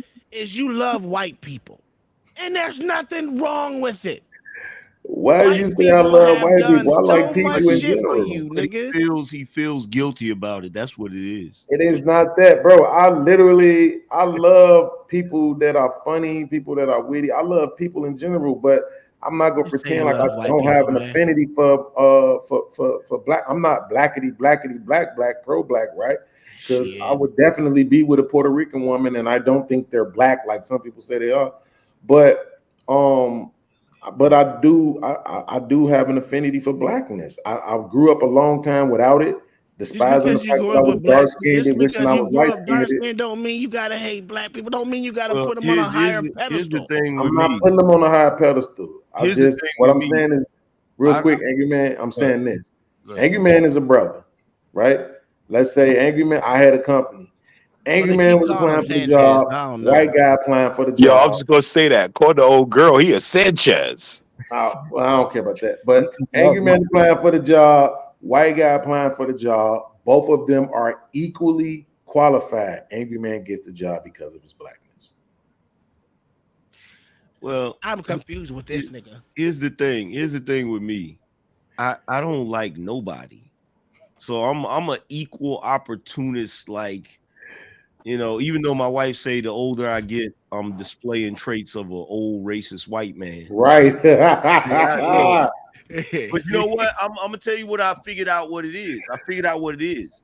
It's not that old white men are racist, they're elitist. And I agree with that on that one. We're mistaking their elitism for racism. It's not the fact that they don't like niggas, they just don't like nobody that's broke. They don't like nobody that's gonna bring down their property value like that. That's why they want your grass cut and every damn thing else cut around today. You bringing my property value down. Yeah. My wife says that shit all the time. Look at these dirty ass white folks down the street because they got tractors and shit in the fucking front yard that literally brings the motherfucking property value of where we at now. You know I say it, boy, every day. No, wait, hold on. Let me get this out. Wilkes, what I was gonna say was this: when I said Angry Man go judge me, right? The reason why I believe the story that you say Trinidad told is because every time she is on a panel, nigga, I be wanting to put something in her mouth. Every single time, bro. I can't explain it. Don't ask me why. I know she come off like a drunk parent. I don't know, but there is something about that mouth that screams "feed me." I believe that a police officer would say that to her. Yep. Now y'all got me thinking because in our homicide detective unit, right? This is a true story. Y'all can fact check me on this one.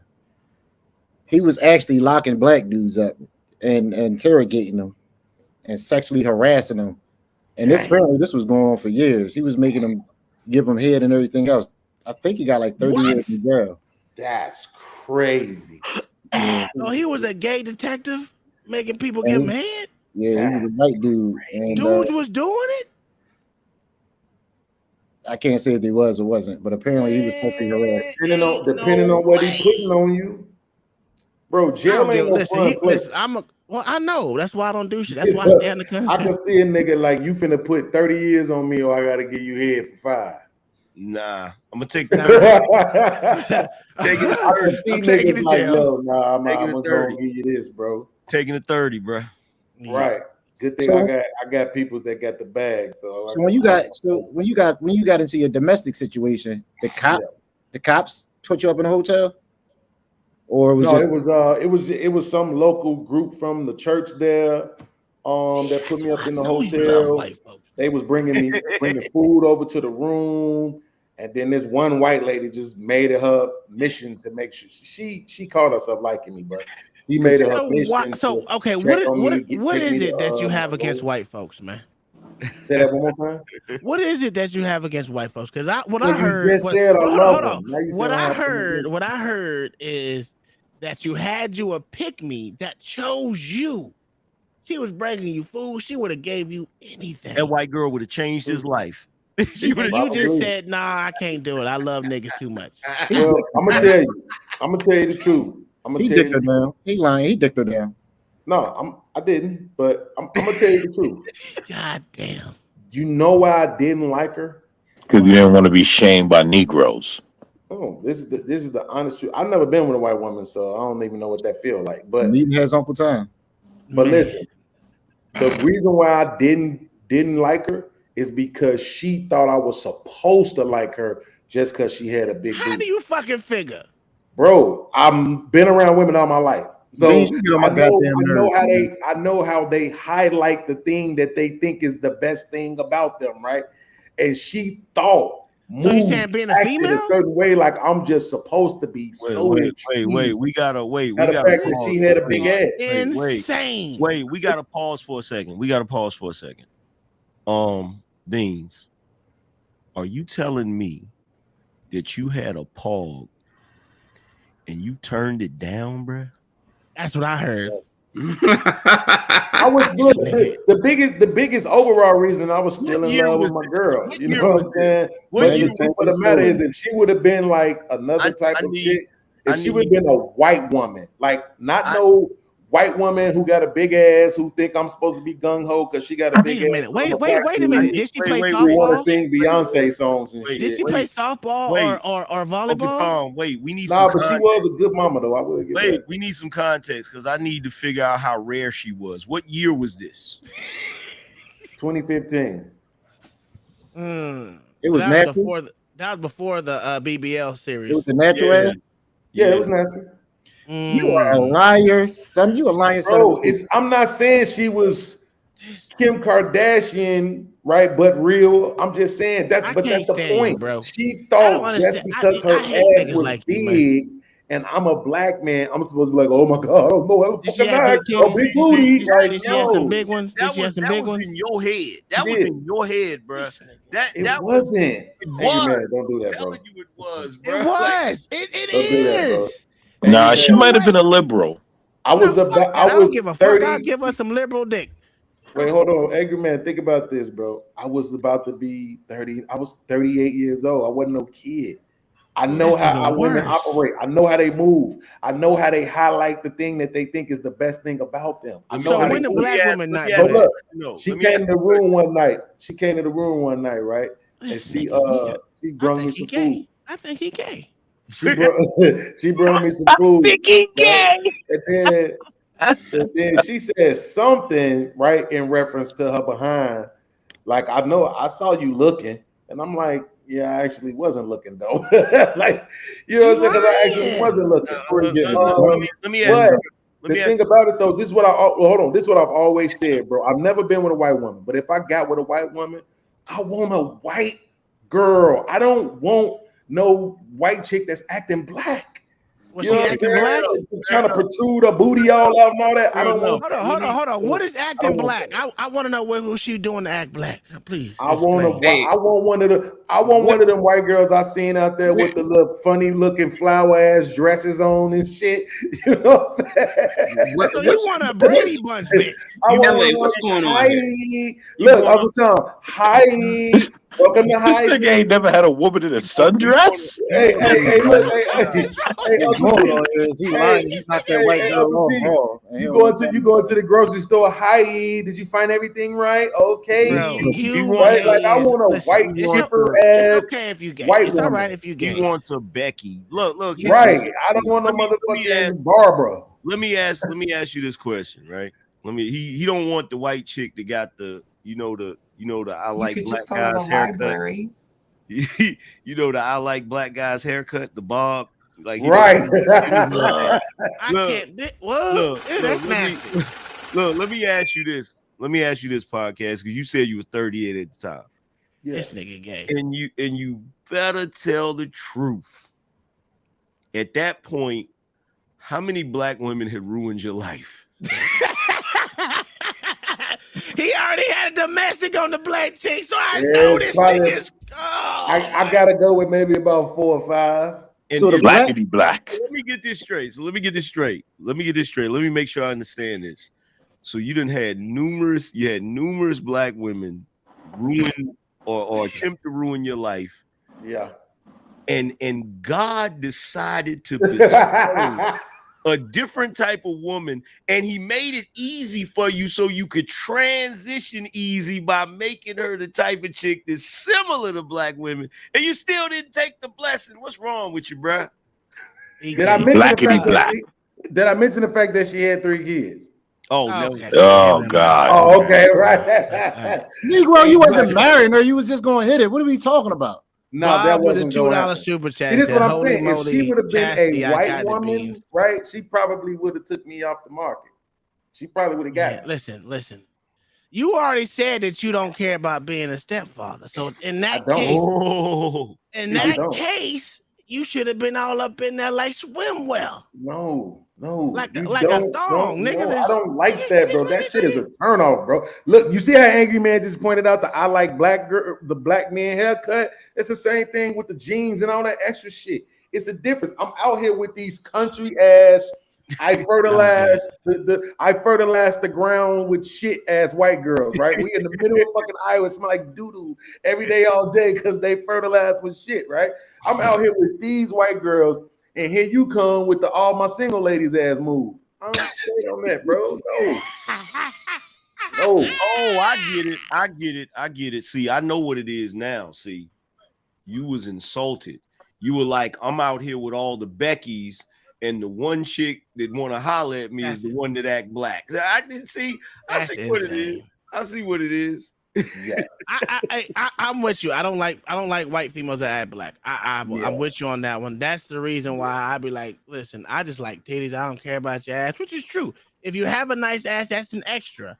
But I'm a titty man. I want titties. They be like this here. Lean your forward a little bit. That's what I want. So, the ass is just an extra additive. But I get it with the acting black. I don't do with the acting black. I ain't gonna front. White chicks that act black are annoying as fuck. Especially it is annoying. Especially when they try to sound black, because it never sounds authentic. It just sounds crazy. Hold on. Alexandria, come on up here. We need it. Yo. Podcast, Angry Man. What? Do I have to tell you what color her baby daddy's was? Oh, I know. Black. I know. Yep. Like that's what I'm saying, bro. Yo, didn't I say that shit in a black chat the other day about white women that act black? What the fuck is the point? That's true. I mean, there is no point to it. That's why I stay away from that shit. That shit's annoying. Why is it? Let me ask this question though. Why is it so difficult for them to pull off? Because I've seen some white boys pull it off. Yeah, right. I see some white boys cooler than that's a good point. I'd be like, hey, my best friend who white pull, he more blacker than I am. To be honest with you, I call him nigga all the time. Like, what up, nigga? He like, what up, nigga? He a nigga, like going through, and he's stone cold Nazi. Like for real. He a German white. Yo, there was a younger white boy. They used to come to the barbershop I worked at. I used to cut his hair, right? Mm-hmm. This was the coolest white boy I ever seen in my life. Now, what really put it over the edge is one day I was at McDonald's and he was there with a bunch of black guys, right? And somebody got to fighting. And the whole time, this white boy was cool as ice. Like he was in there breaking up the fight. He wasn't getting, he wasn't hyping shit. I'm like, God damn, this is a cool ass white boy. I was like, yo, how the hell did this even happen? But the funny thing about it is, if you really think about it, when I was in Oklahoma, I'd much rather get in a fight with my hicks than any kind of nigga, because when it comes down to it, these motherfuckers just want to fight, and it's cool. Oh, them white boys can fight. That's the funny thing. Like them country boys is where you listen. My homeboy name his name is Bobby Dale. right? That's already a country name. That's the first and middle name together, all one. Bobby Dell.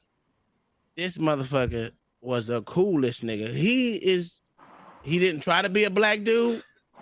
He was a straight hick from Oklahoma, and I went out throwing hay with this nigga almost every summer. Throwing hay, riding horses, riding bulls, all that shit with him. He had just like that's what I say. They act just like they're brothers. And as a matter of fact, he's still my brother to this day. Yeah, country white boys can fight. I will say that. Yeah, he wasn't trying to act ghetto nothing. He just trying to be a white dude. Yeah. Yeah. And they ain't trying to be nothing more than what they is, or they ain't trying to be black. And that's the thing about it too. It's not like I don't want a thick. I like thick. So of course, even if I'm with a white girl, I want the white girl to be thick.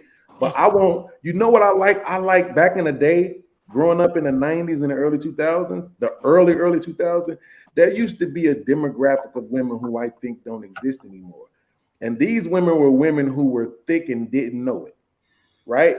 It was some of the women that were just right there where they just inched over being thick, but they didn't think it, right? And so then you want Yahoo thick. That was just an inch off of being fat, but they thought they was fat. They didn't know they was thick. And these were some of the most humble women you would ever want to meet. Yeah, those don't. I know what you're talking about. Those women, the women that are fucking cute and don't realize it, that right. Don't exist no more. It don't. Yeah. Exist. Yes. Now social media messed that up. Now you have the opposite. Now you have women that's ugly and don't know it. Right. You know what I'm saying? They got 50 likes. They must be all that. Yeah. And that's what I'm saying. It's like I ain't gonna lie, I miss that though, bro. Them was the best. I always used to say that I love insecure women. Well, one, they was easy to please, but at the same time, they appreciated your attention. Like they really appreciated and valued your attention. You like my homeboy. I got a homeboy that told me flat out he only goes after women that are insecure and got low self-esteem. I got you. He literally said Facts. That's good. On God. Something got to be wrong. You got a scar on your face right here. You got too many kids.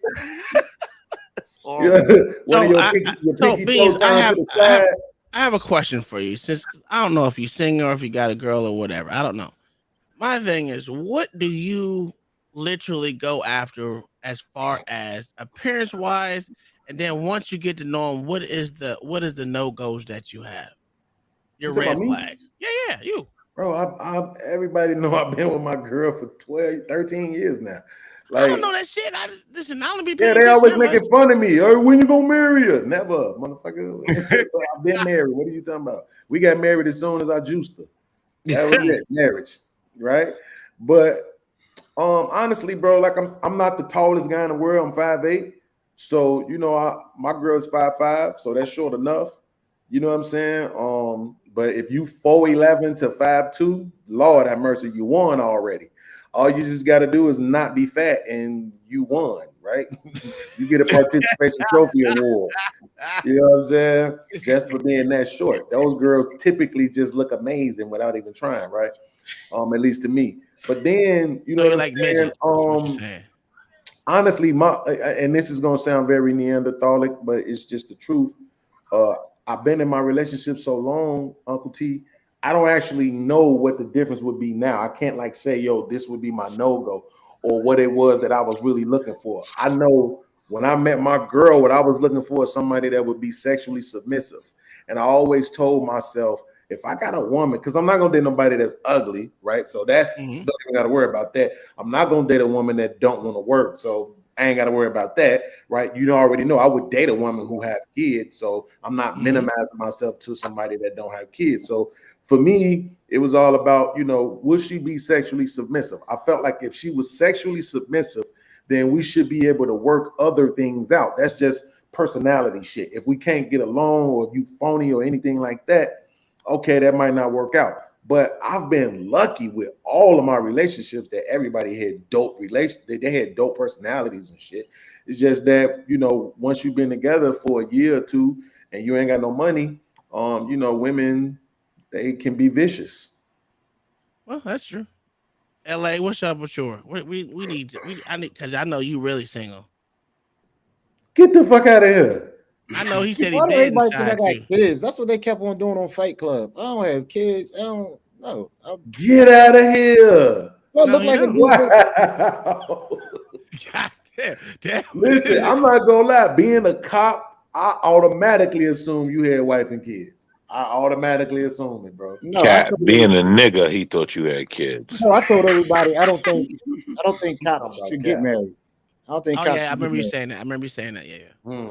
Yeah, I don't So think what's cops your should get type married. though? What's your type? Do you have an ethnicity or race and whatever? I really don't have a type. I like short girls. I love them, but as far as having a type, and I don't want no fat mama. But I like girls who don't get on my goddamn nerves because I'm the type I just walk away. Stupid, man. Don't get on my goddamn nerves, I man. seen a super chat. I seen a super chat over on I don't know if y'all know the dude Just Say No to Sco. Yeah. No, I never So heard of him. I seen a super chat in his chat room. It said, I just got out of the hyperbolic time chamber. I got 2 big chicks coming over. That's literally what the shit said. As long as you don't get on my nerves, like I don't do the fighting thing. Like I don't do the fighting thing. Congratulations, bro. I'm proud of you for that. Yes. Yeah, I don't do the arguing thing, man. Like I'm the type. If I gotta argue with you, I don't need you. Cause I done seen so many. I seen that go down so many times the wrong way. And I used to tell guys in domestics, if you gotta argue with this girl all the time, there's no need for you to be here. Yeah. No, you know why they stay? Why? Because the ones that argue usually be having the best cooch. Yeah. You talking about the crazy ones? The crazy ones is always the crazy ones. The crazy ones, yeah. That's what I mean. Problem with crazy is it don't wash off though afterwards. Yeah, and that's part of what I'm saying, because so now you know why I got so many fucking domestics, because I get with these women that are sexually submissive, bro. Like, listen, I'm not gonna lie to you. It has crossed my mind, right, that there has to be some level of craziness in a woman to allow not just allow you to force her head down on your cock until she dead. Wait. But to do it to herself? Come on, bro. It has to be a certain level of insanity going on inside a woman's head, right? So I think it is a part of me that was empathetic to the bullshit. Like, we getting into it, but I mean, you do be gagging. Makeup sex is what it is. Right? Like, look, like Uncle T, I'm literally telling myself, we do be arguing too much, but you do be gagging on this motherfucker. So, you know, you've earned the right to talk your shit. You know what I'm saying? Like, I know that ain't all the way true now, but I know it is. I'm not gonna lie, I know it is. I'm not promoting it as logic. I'm saying that's how you your mind works, and you try to justify the bullshit, bro. Like, so my wife just said, you can talk shit but not get mad, not be mad. Yeah. Listen, it takes a level of maturity to get to that. Sometimes you just pow. And I can't bring myself to do it because I get in trouble. Yeah, and I don't want to. I don't knew like she was about to do that. In all fairness, most black women can't do that. They can't talk shit without getting mad. Yeah, you're right about that. Unfortunately. Yeah, you're right about Are that. you saying she just gags herself, or she actually puts her hand on the back of her head to do it? No, I'm saying like just goes down on that motherfucker, grabs the base and puts the rest of it down her throat. You know what I'm saying? And then keeps doing it. Like, it gotta be, bro. When I'm brushing my teeth and that shit make me gag, I be upset for 2 hours. That means something's right? You know what I'm saying? I'll be mad as hell, but not nobody say shit wrong to me for 2 fucking hours. Right? So that's what I'm saying. This nigga little podcast fucking with amateurs. That's what I'm trying to tell you. Like, if bro, listen, I'm serious. I've heard this from multiple women, right? From multiple women. Couple I've been with myself, and even on like streams of YouTube, No, she's Bro, not there. She's not there. when you screwing a woman a certain way, right? They say that shit makes them feel crazy, right? And we think that they just being, that they're just speaking hyperbole. They're not. They really mean that. You got a woman that's letting you pound her up her anus. You don't think that shit. You don't think like, that's making her a little bit crazy? Like, listen, podcast, you are listen. Whew. This went down quick, didn't it? This went down quick. Well, we know you ain't gonna get no community strike for this talk, right? But I'm serious, offended bro. by the fact Bird that Lady was in the back. We think Oh, was it Bird Lady? Yeah, they mean that shit when they say that. I didn't see her. This conversation. Oh no, it came up. My man said, "Woo." Oh, yeah. Jesus Christ. I'm just offended that he's dating a girl that does this crazy. Like, that's rude. Man, okay. All right. Listen, the women have said it out of their own mouths. You drive me, you making me crazy. What makes a woman take a can of gasoline to a man's car, bust out his back window, pour the gasoline in there, now that's crazy, light the shit up and blow her own motherfucking face off? If that's not crazy, then what is? Did that happen to you? No, y'all didn't see that video? Yeah, that was on YouTube. No. Man, stop. Going around. She blew her eyes. That is crazy. I did see That's that. what I I'm did see that one. saying. Yeah, I did that one. Ain't no money making no we need woman to get do off podcast because podcast over That's here talking dick crazy making shit. them do that. Listen, we That's need to what go I'm to a saying. white dude because he has some sense. Mayo, what is your type of woman? Please don't make it as graphic as Beans, because there is children in this world. No drama. I don't want any drama in my life. Yep. That's it. That's about 95% of women. Exactly. That's why I'm still single. God damn. That's it. That's not a high qualification. She can be butt ass ugly, but as long as she brings you no drama, you good with Oh it. no. But I'll tell you, the most beautiful girls I've ever dated wound up being the most evil creatures that ever walked the face of the earth. Did you still hit it? Because they know it. Yeah. Hey, What's the saying? Have you ever had a redhead? Hey, Beans. Hey, Beans. Oh yeah. Look, I ain't gonna front. But if they didn't have a vagina, there'd be a price on their head. Look, if Mayo, because ain't no man be allowed to walk the face of the earth acting the way they do. Hey, Beans, if Mayo knew a chick and he described her that way to me, especially when I was young, he's like, man, she pretty, but she crazy as fuck. I'd be like, what's her phone number? What's her number? Yeah, God. Bro, the experience will be worth it. But those are the ones you give the wrong number to and the wrong name. Shit. Well, I did that for a long time. My name was, my mom always calls me fella, so that was my club name. I guess I just used to live dangerously. I don't know. Angry man. Yeah, wait. Y'all didn't see. I just thought about this. Y'all didn't see the video. The light-skinned girl, she said the dude, he got you bent over like this, one hand on frontal, mine. She said, then you talking about some, why am I outside your grandmama's house acting crazy? No, you acting crazy.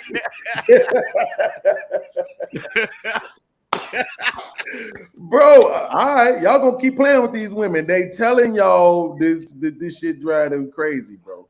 Yo, y'all I seen a chick. my homeboy in high school, right? He was dating this one chick, right? And he broke up with her. This is the funniest shit. The way he told this fucking story. He said one day he was talking to her. She was in his house. Well, in his parents' house, right? And they was in the kitchen. You know how some kitchens will have that door that goes to the basement or whatever? Mm-hmm. He said the basement door was open, and he had told her, like, you know what? I don't think this is gonna work out. We're gonna have to break up or whatever. And she was like, you can't break up with me. He said this goofy chick tried to throw herself down the damn stairs and shit. Yo, angry man. This was in New York, huh? Nah, this was in VA. This shit was funny as fuck, bro. So I have a question for the ladies.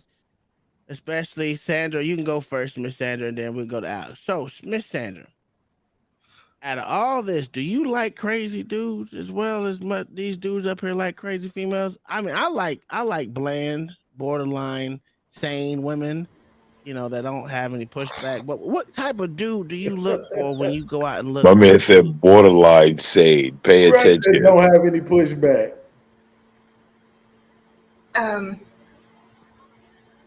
Someone that have respect for themselves and gonna treat you like a lady.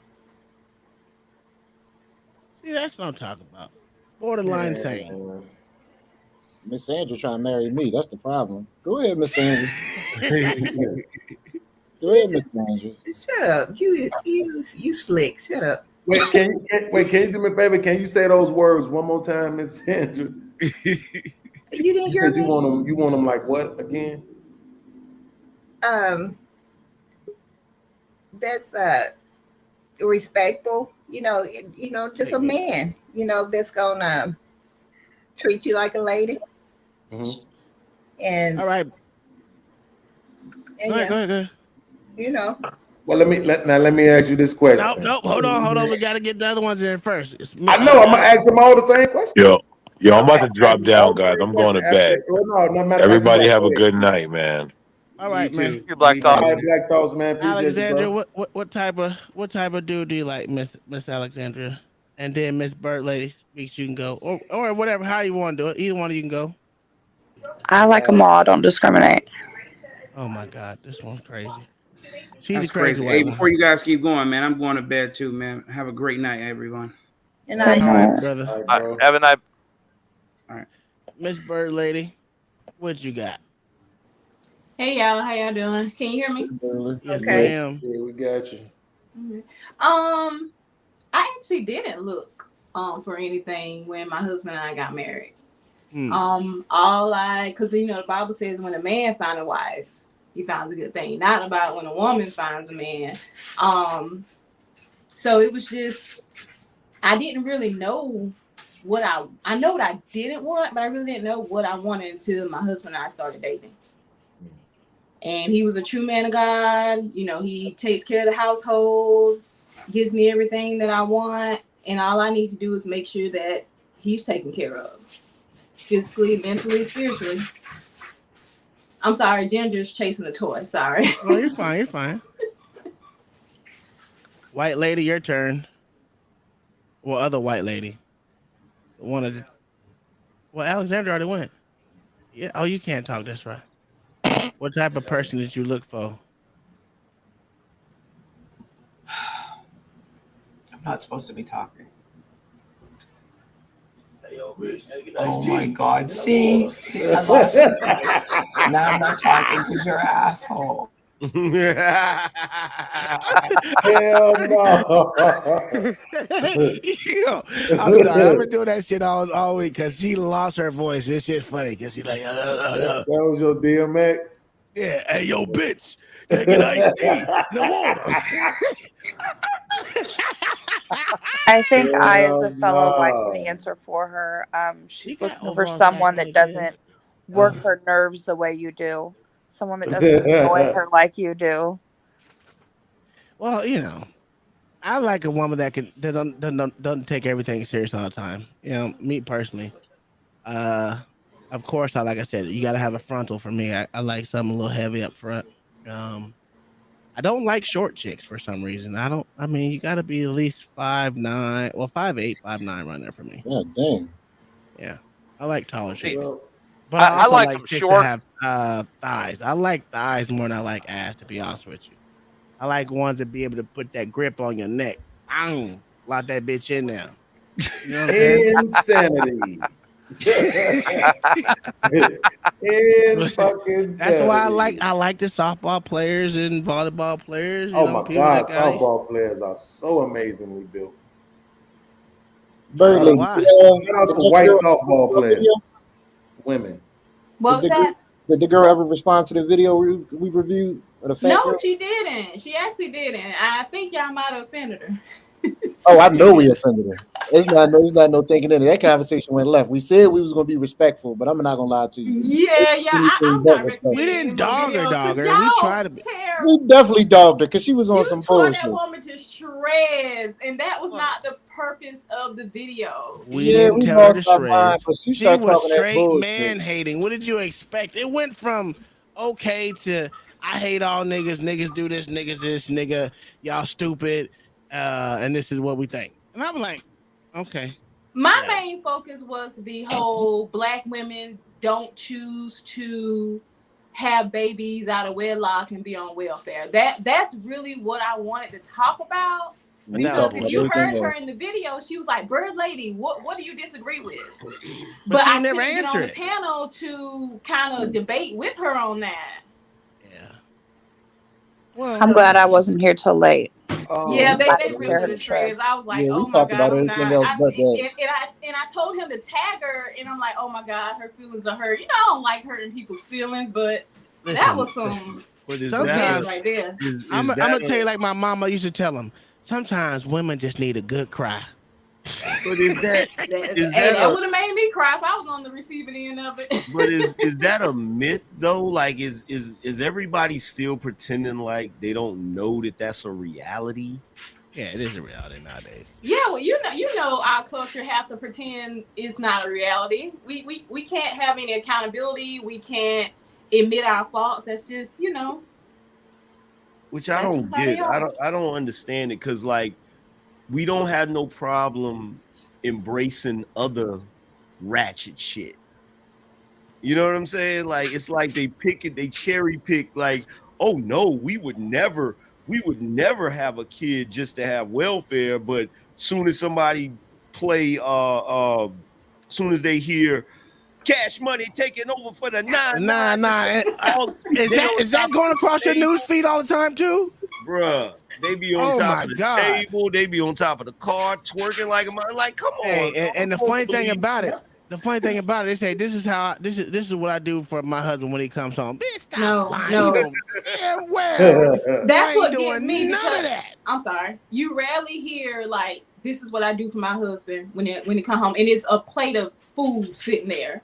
Yeah. It's folded up clothes sitting there. Like I went to the house in the city this weekend, and you know my husband was at work. I made sure I cleaned the house for him. You know, meal prep for him since I was going to be at the house down here in the country. Meal prep for him for a couple of days so he can have something to take to work. You know, and he came home and he was like, "Man, I miss this." I'm like, "Well, do you want me to come back to the city?" So that's what brings me joy. That's what I do for my husband. You know, I make sure that he's taken care of. Even if I'm not there, I'm making sure that he's taken care of. Even if it's just covering him in prayer. Even if it's just surprising him with the DoorDash going to the house to make sure, you know, that he gets his favorite, you know, firehouse Just the sub simple that day. shit. Most You know, men it's just small want things. Like, you simple don't shit. want me twerking. He'll look at me crazy if he see me twerking. He'll put me under the altar. No, he wouldn't. Listen, he married you for a reason. So don't give me that he'll be if you his wife, he would expect you to twerk. But that's not who I am. That's Because not you what I do. twerking for him. He's It'd never be different seen if you me was do twerking that. just for Instagram or some crazy foolishness. Yeah. It's a bigger difference. Yeah. Hey, you ain't twerking for the world. Yeah, You're that's twerking different. for your man. That's different. Bird lady twerking for Jesus. Oh no, he didn't. Twerking it for daddy, twerking it for daddy. No, it's I mean this that like I ain't gonna lie, this whole conversation about what do people like. I mean, and what do they see in a man? Because no one ever says what kind of red flags they have. That's my problem. Like I know my red flags, and I'd be like, nope, gotta go, can't do it. I gotta Women walk away. love red flags. I know, but I'm saying for me personally, there's a lot of things I won't deal with. I can't deal with a crier. I can't deal with a clingy person. I can't deal with someone I have to always call. I can't. Man, it's a lot of shit I can't deal with. Cause I'm. If you can't cook, man, Jesus, bye. I can cook better than most of the women I've dated. Dang. Listen. That's usually a Hey, fact. Mayo, with men, guess though, what? for real. Guess what? I haven't cooked in a long time, and I prefer it that way. Only thing I don't want my wife to do is fold my clothes or hang my shit up because I do it better than she does. Cause I'm See, bougie I with my love clothes. doing that. I love folding clothes. And hanging Hell clothes. no. I I'll be like, nope. love it. Oh, I love it. It's Don't leave therapeutic. my shit in the bucket. I'll do it myself. I Now, do when it it comes to every week. when it comes to the cooking thing, you know, my husband, he had to teach me a couple things because, you know, yeah, I'm country, but I don't cook country. He said I cook like white people. You know, I identify as white. And I don't do a lot of seasoning. So, and you know, I don't eat meat or anything like that. So I don't taste a lot of the food that I cook for him. So he had to give me like a lesson in seasoning stuff. But with our age difference, I also think about his health. You know, he has high blood Oh, pressure. she over He's there giving them diabetic, rabbit you know. food. So I try to cook healthier for him, but he's got the hot sauce, he's got the seasoned sauce, he's got all kind of stuff to put it on there. But yeah, he does say he can cook better than me just because I don't season the way that he likes. All right, shout out to Loudmouth Flavors. Was it Loudmouth? Yeah, it's not Loudmouth. That's Black Black Suda Five. Five. Yeah. Yeah, I I'm just waiting ordered on his some from him website. today. Yeah. Where's his site at, Uncle Tom? Well, he only had two. I got two. So It's on the internet. Yeah, it is. I'll give you the website. All right, man. Cause I ordered some today. I ain't gonna lie to you. He got his 2 seasons. He said he's coming up with his 3rd season coming up soon. But go ahead, y'all can talk about it. What do you let's go with podcast, cause see no, let's go. Oh, Bird Lady, show us your cup, my wife said. Which one? Okay, It don't so matter. this is the Bring one them that all I'm up. working out if you of can. now. This is the custom Bird Lady. Well, I have 2 custom Bird Lady tumblers. One is a 24 ounce. I don't know. You talking the wrong one. One is a 20 ounce. This one is a 20 ounce. This one is a 20 30. ounce. This one is 30 ounce. This is you know what? They're big. Both So are these 30, are she the said. two. She said they're both 30. And this is the one that she made for my husband, Cowboys tumbler here. That's his name, Lamar. We them boys, and it says fueled by haters. So that's the Cowboys one that she made for my husband. Wait, She your also made husband, your husband is a Cowboys fan? He is. He's a real man. That's what I'm real talking man. about. That's what I've been trying to tell him. Hey, don't you, hey, LA, I see you shaking your head, bro. Losers. Wait, did you just say your You husband's name shaking is your Lamar? head. Yes. You know that doing well. Shut up, Alexander. Y'all some disrespectful. What, LA? I was just Angry comparing man. notes. Angry man. You know who's going to the Super Bowl. I ain't even got to say nothing else. They having a Super Bowl this year? I didn't know they was having one this year. You know they having one, and you know who won it. Figured they You know who canceled. won it. I figured they canceled it. No, they didn't cancel it. We there. We're there. Hey, Don't I worry do about got to pull for my NFC East because that's what I do. I got to pull for NFC East. But Bird Lady, continue what you're showing off of us. Oh, okay. This is another one that she made for my told to shut husband. up It's and a let her show wood it off. grain Georgia Bulldogs. That's my tumbler college team. with the back-to-back champions on there, and it has the Georgia Bulldogs logo. Y'all gonna at get the sued for bottom. copyright, but that's all right. Shut Keep it your going. face. Hey, there's no copyright. And of course, this one is one of my favorite. It's the shell casing here, Bullet tumbler. and it says "Holy with a hint of hood. Pray with me, don't play with me." And the O's in the hood are bullet holes. And I have the sea turtles here. Ginger Dawn. And of course, the honeybee hive. And there is a full video, more details that will be premiering tomorrow at 12 p.m. And it does have the link to Kai's custom. Valentine's Day is coming up, guys. So what better than to get your woman a custom hold that cup. one you just had back up with the beehive. The one with the beehive? Now, when I said I like it in reverse, Mm-hmm. I like it. I would have liked it in black. The black with the that's what I was saying. I can see that now. But it doesn't matter. I'm gonna order a couple more of these honeybees. So yeah, I was like, there's got to be a way to put that black in there because that black would look nice. I love it. I absolutely love it. You know, she said you'll be able to see the black in a couple of days because she's making another one. But you guys, get your custom cups for your girls for Valentine's Day. Just all I'm saying. And they're all so heavy. And I was comparing it to some of the tumblers that I purchased from Walmart and places like that. And I didn't realize how low quality they were until I got these. So there's some good tumblers. So. White girl, white girl. This dude is crazy, man. Hey, not black. Jesus Christ. L.A. Wilkes. What are your red flags? Nothing. We called a truce today. What are you doing? Dang, she said nothing. Was that a diss to me, Sandra? What did I do? Arguing. I told you, just arguing and bad with money. Oh yeah, okay. Bad with money is yeah. When you're younger, it's cool, but when you get older and every time I turn around, you trying to buy a damn bag, but ain't got money to eat with, we got a problem. Damn. We got a problem. But as long as you ain't trying to pick arguments, I know women gonna do like little small stuff like get attitudes for no reason. Then you gotta just ignore them until they get the shit straight. But all that you trying to pick a fight with me, I'm not doing that.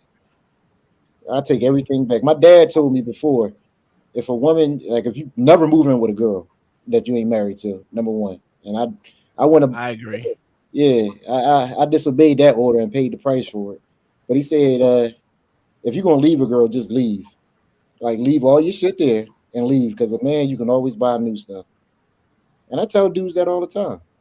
You're a grown man, just leave. Because if you're gonna hold, that's one way a woman to try to keep you around by holding on to your TV, your clothes and shit. And you want to come back, you got to get this stuff. Like, come on, keep it. That'll hurt them more just keeping it, man. So I don't.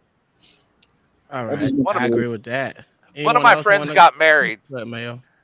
And one of my friends got married, and I told him, I said, man, he had just a little 2-bedroom apartment on his own. I said, man, I will pay for an entire year of storage for you to put your stuff in. I said, because by the end of the year, I said, you're going to need it again. 7 months later, he packed that shit back into the same apartment. Jesus Christ. Because she was trying to have him sell it all. All right, there's Loudmouth Flavors. That's Black to Defy's website where he sells his spices. He said he's gonna ship mine out today. So hell, I ordered some today. He said he's gonna ship them out today. So that's awesome. I'll taste them out on stream. I ain't gonna lie. I'm gonna have the white lady cook some because I ain't gonna cook. I'm gonna let her do it. Yeah. He needs one entitled "Make White People Scream."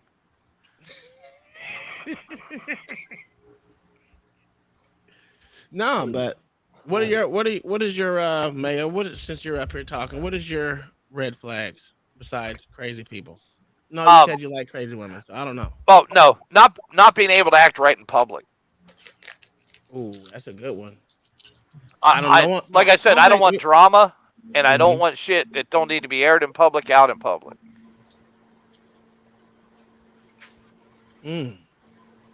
That's a good one because I have a thing with being embarrassed in public. That will not happen because I will leave your ass where you stand. Yep. I literally will walk off and leave you where you at. That goes for kids as well. Have you ever seen a kid left at a stove? Fuck with me if you want to. I'll leave your ass in the stove. Anger Man, what you got? What as far as some of your red flags? I know you just don't like women. That's what they say. Red flags? Yeah. I don't know. I don't really have too many. I don't really have too many red flags because I can't really get mad at people for being crazy because I got a certain level of crazy. Okay. So my only red flag is disrespect. Okay. That's my only red flag. Like, yeah. I used to have a thing about people putting ketchup on eggs. I am so with you on that. Only a crazy person put ketchup on eggs. That shit is disgusting. Facts. It's delicious. I let Oh it go. my god. Oh. I let it go. I think psychos put ketchup on eggs, but Listen, I'll even go as far to add hot sauce on it too, because I still can't do that. Just eat the goddamn eggs. That's good too. Just for no fucking reason. What'd you say, podcast? I was just talking about. I'm sorry, I'm looking at thick ass white girls. My bad. Why would you look up thick ass white girls when you know you ain't gonna try any? Missed opportunity. It's just because it's my only way of fulfilling that desire. He's reminiscing. That's what it is. I can't reminisce on something I never had. Okay, again, if she didn't have kids, would you would have did it? No, not her. Mm. Not that's what I'm saying. One is about the kids. Her kids will love. That's like one of the reasons why her daughter worked with me at the grocery store. So she came into the grocery store. She seen me. She was asking her daughter who I was. Her daughter told me she was asking you said her she had a daughter who that I was. was. Oh my word! So you know what I'm So saying? I know what it is. I figured it out. Her kids were lovely. Here's what it is. I know what it is. You want a white girl that only like white dudes, and you be the first black dude that she was with. I think that's what it is. You want to convert a white girl to a black. That's what it is. And you know what? I don't blame you. I don't blame you. It's a wonderful thing. That sound like that would be fun, but no, you know what it is. You know I damn don't well know that's if I what it should is. be her first experience because I've watched so much Triple X. My expectations are gonna be through the roof. You know what I'm saying? And if she's not willing to, go all the way, it's probably gonna be a problem. But most of them are. Most of them will do whatever the hell you want That's to not do. going to be an issue, Beans. That's what I'm Okay, saying. cool. That's what I'm saying. Converting her to a black dude would be easy if you just know how to, get your shit together. Like if she was to say, "Not my hair," that's gonna be a problem. Oh, see, most of them have their own hair, so they don't care. Yeah. They ain't got to worry about weave and shit. It's just gonna be theirs. Beans. Don't take offense, bird lady. We all know you got dreads, okay? Beans, that's real. Hey, Beans, you're only limited to your imagination, my friend. It's a true statement. That's why I don't know why you just don't do it. And the internet, because I'm in a relationship, nigga. Oh. But listen though, I will say this, bro, real quick. I think the red flags conversation is one that really needs to be had with the younger generation, especially particularly young boys. Oh, I learned some crazy shit about my kids this weekend. Because we definitely don't be paying no attention. That was one of the lessons I had to learn. I had to do anger management class. That shit was like 26 weeks. And the first lesson the lady was trying to teach us was accountability and accepting the fact that even if you say you didn't do anything, right? That the situation that got you here today, right? This is her talking. The situation that got you here today, that wasn't the first time you had a situation with her. That was red flags that you ignored. And you are here today because you ignored the red flags. You're not here because of what she did. You're here because of what you allowed to go on in your life. And so that was the first lesson that we had to learn. And unfortunately, I was in my 30s when I got it, and I still didn't learn it all the way. And so in other words, stop being depressing right now. We talking about red. I'm not trying to be depressing. You asked about red flags. So I'm just saying that the red so here we go. flags. I have another question for you since you up here talking yibber yapping, right? Katie May said, "What is Triple X?" Take too long to answer the question. Go ahead, Sandra. Go ahead. What's your red flags? Just like an angry man, disrespectful.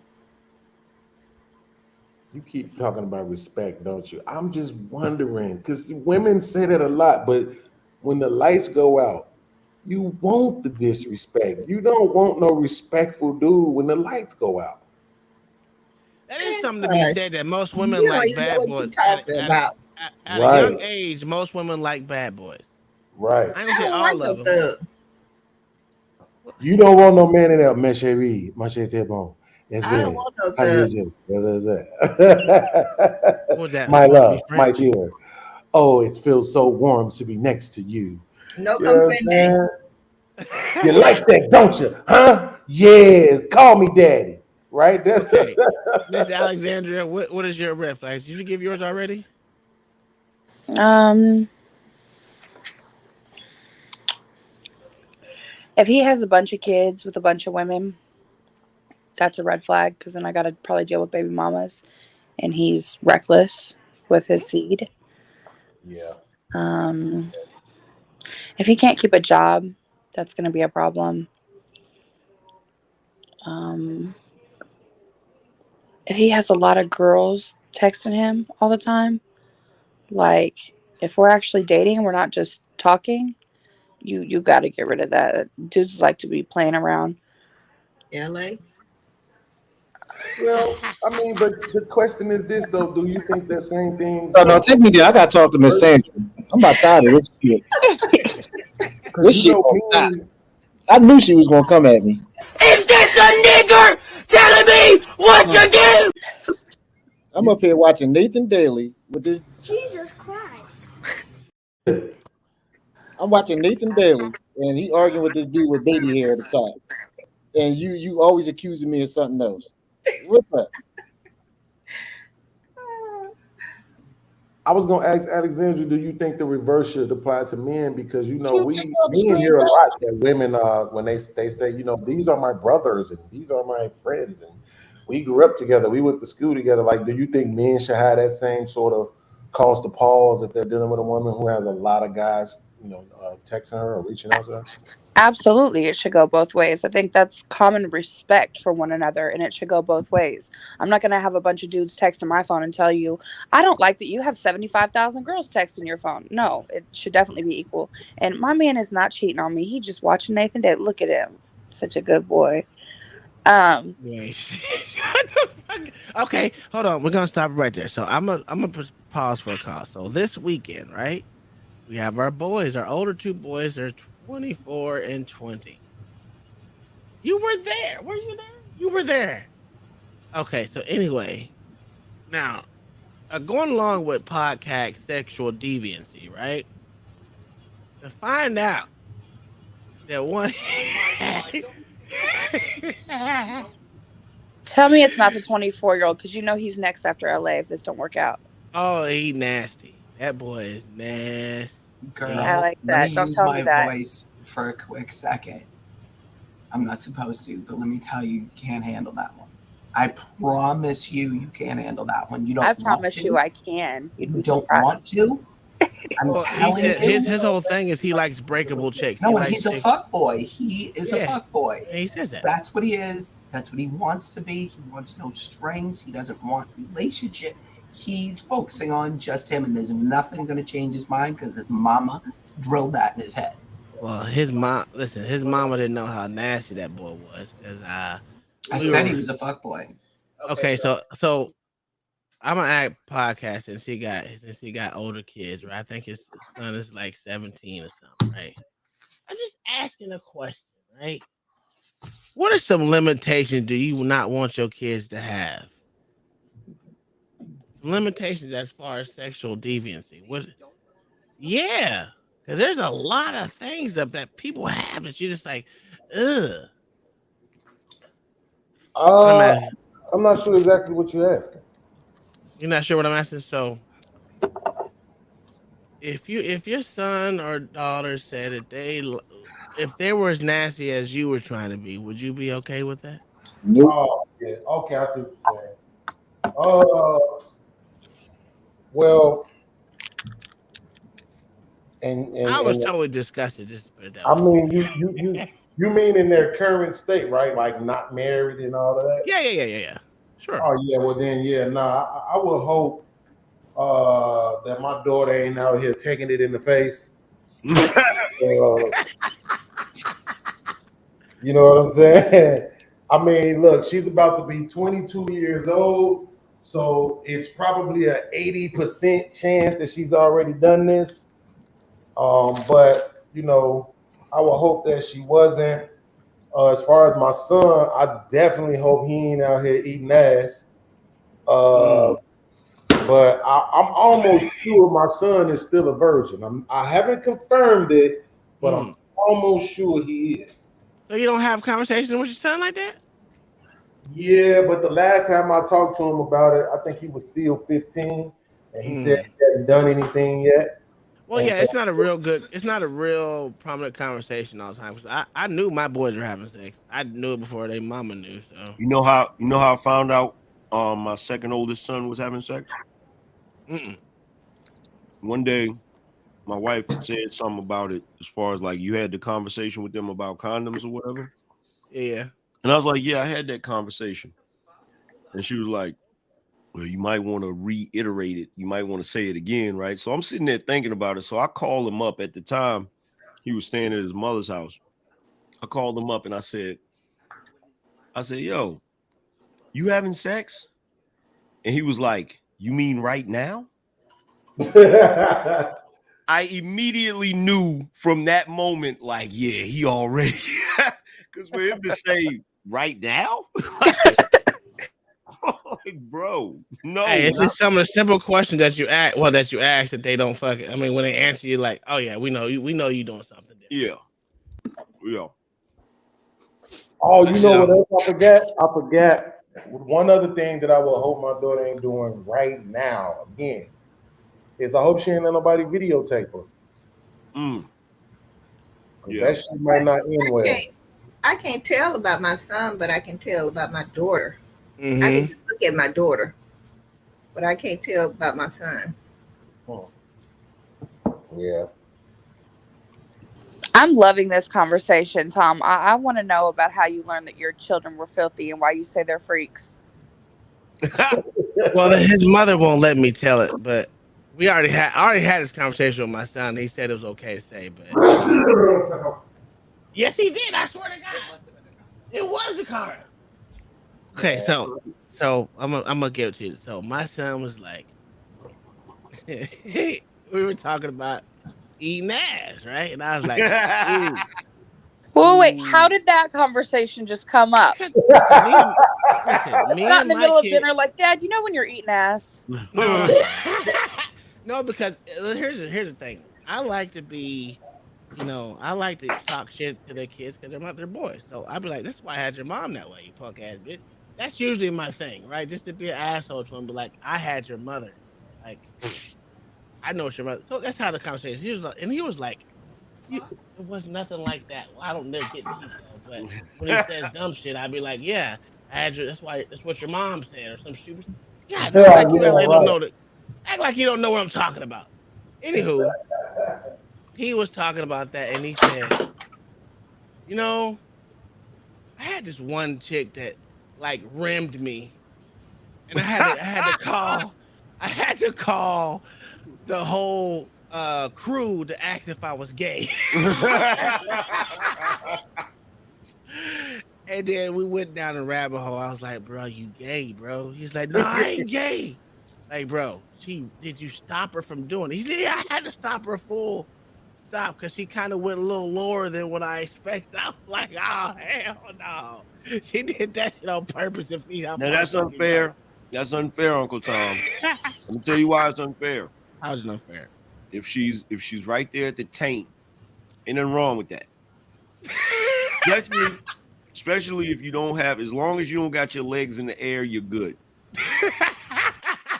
No, even if you got your legs in the air, you good. That's not gay. You want to know what his answer was? Legs in the air. No, you cannot. No. You want to know what his answer was? Yes, he did, and he's still not gay.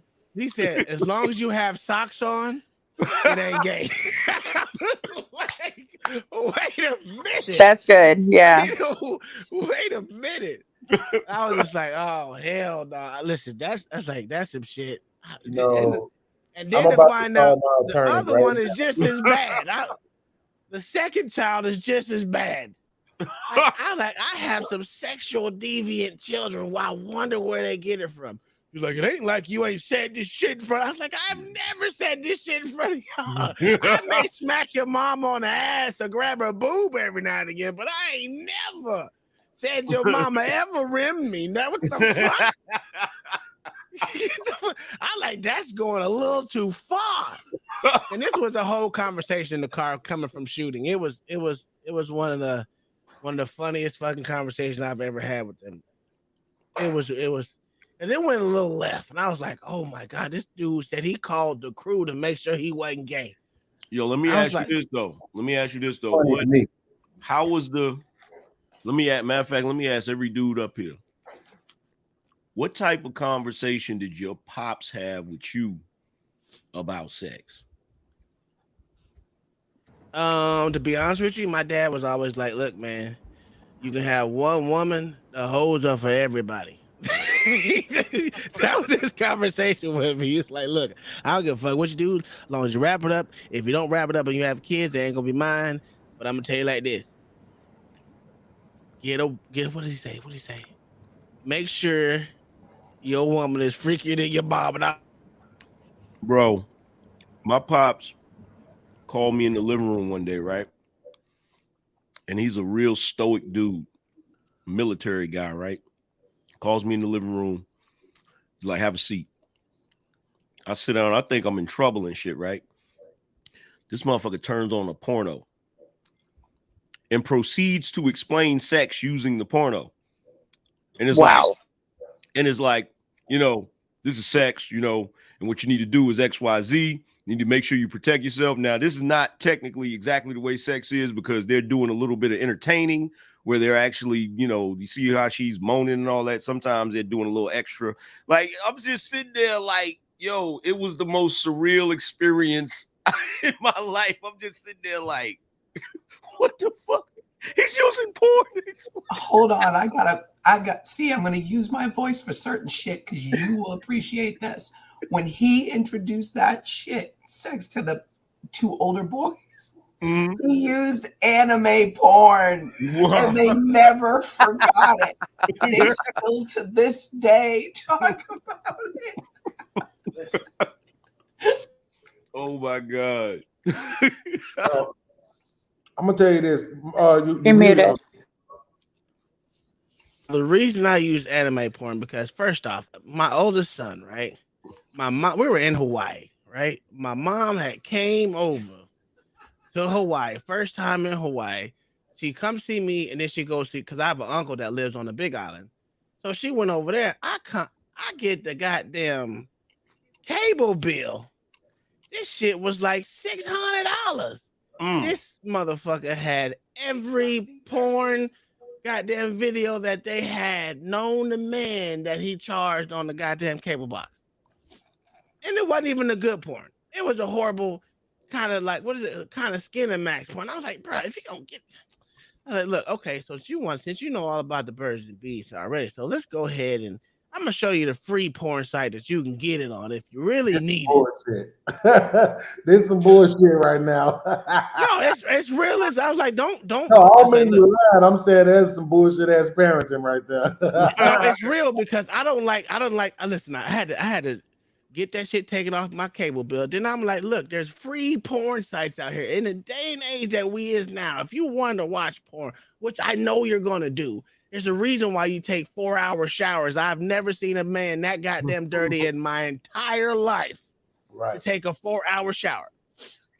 I was like, well, know what? I'm gonna fuck with his brain.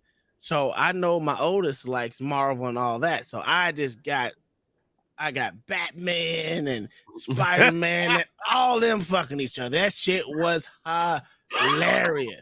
That is messed they had up. Batman, fucking Spider-Man. It was That is downright up, bro.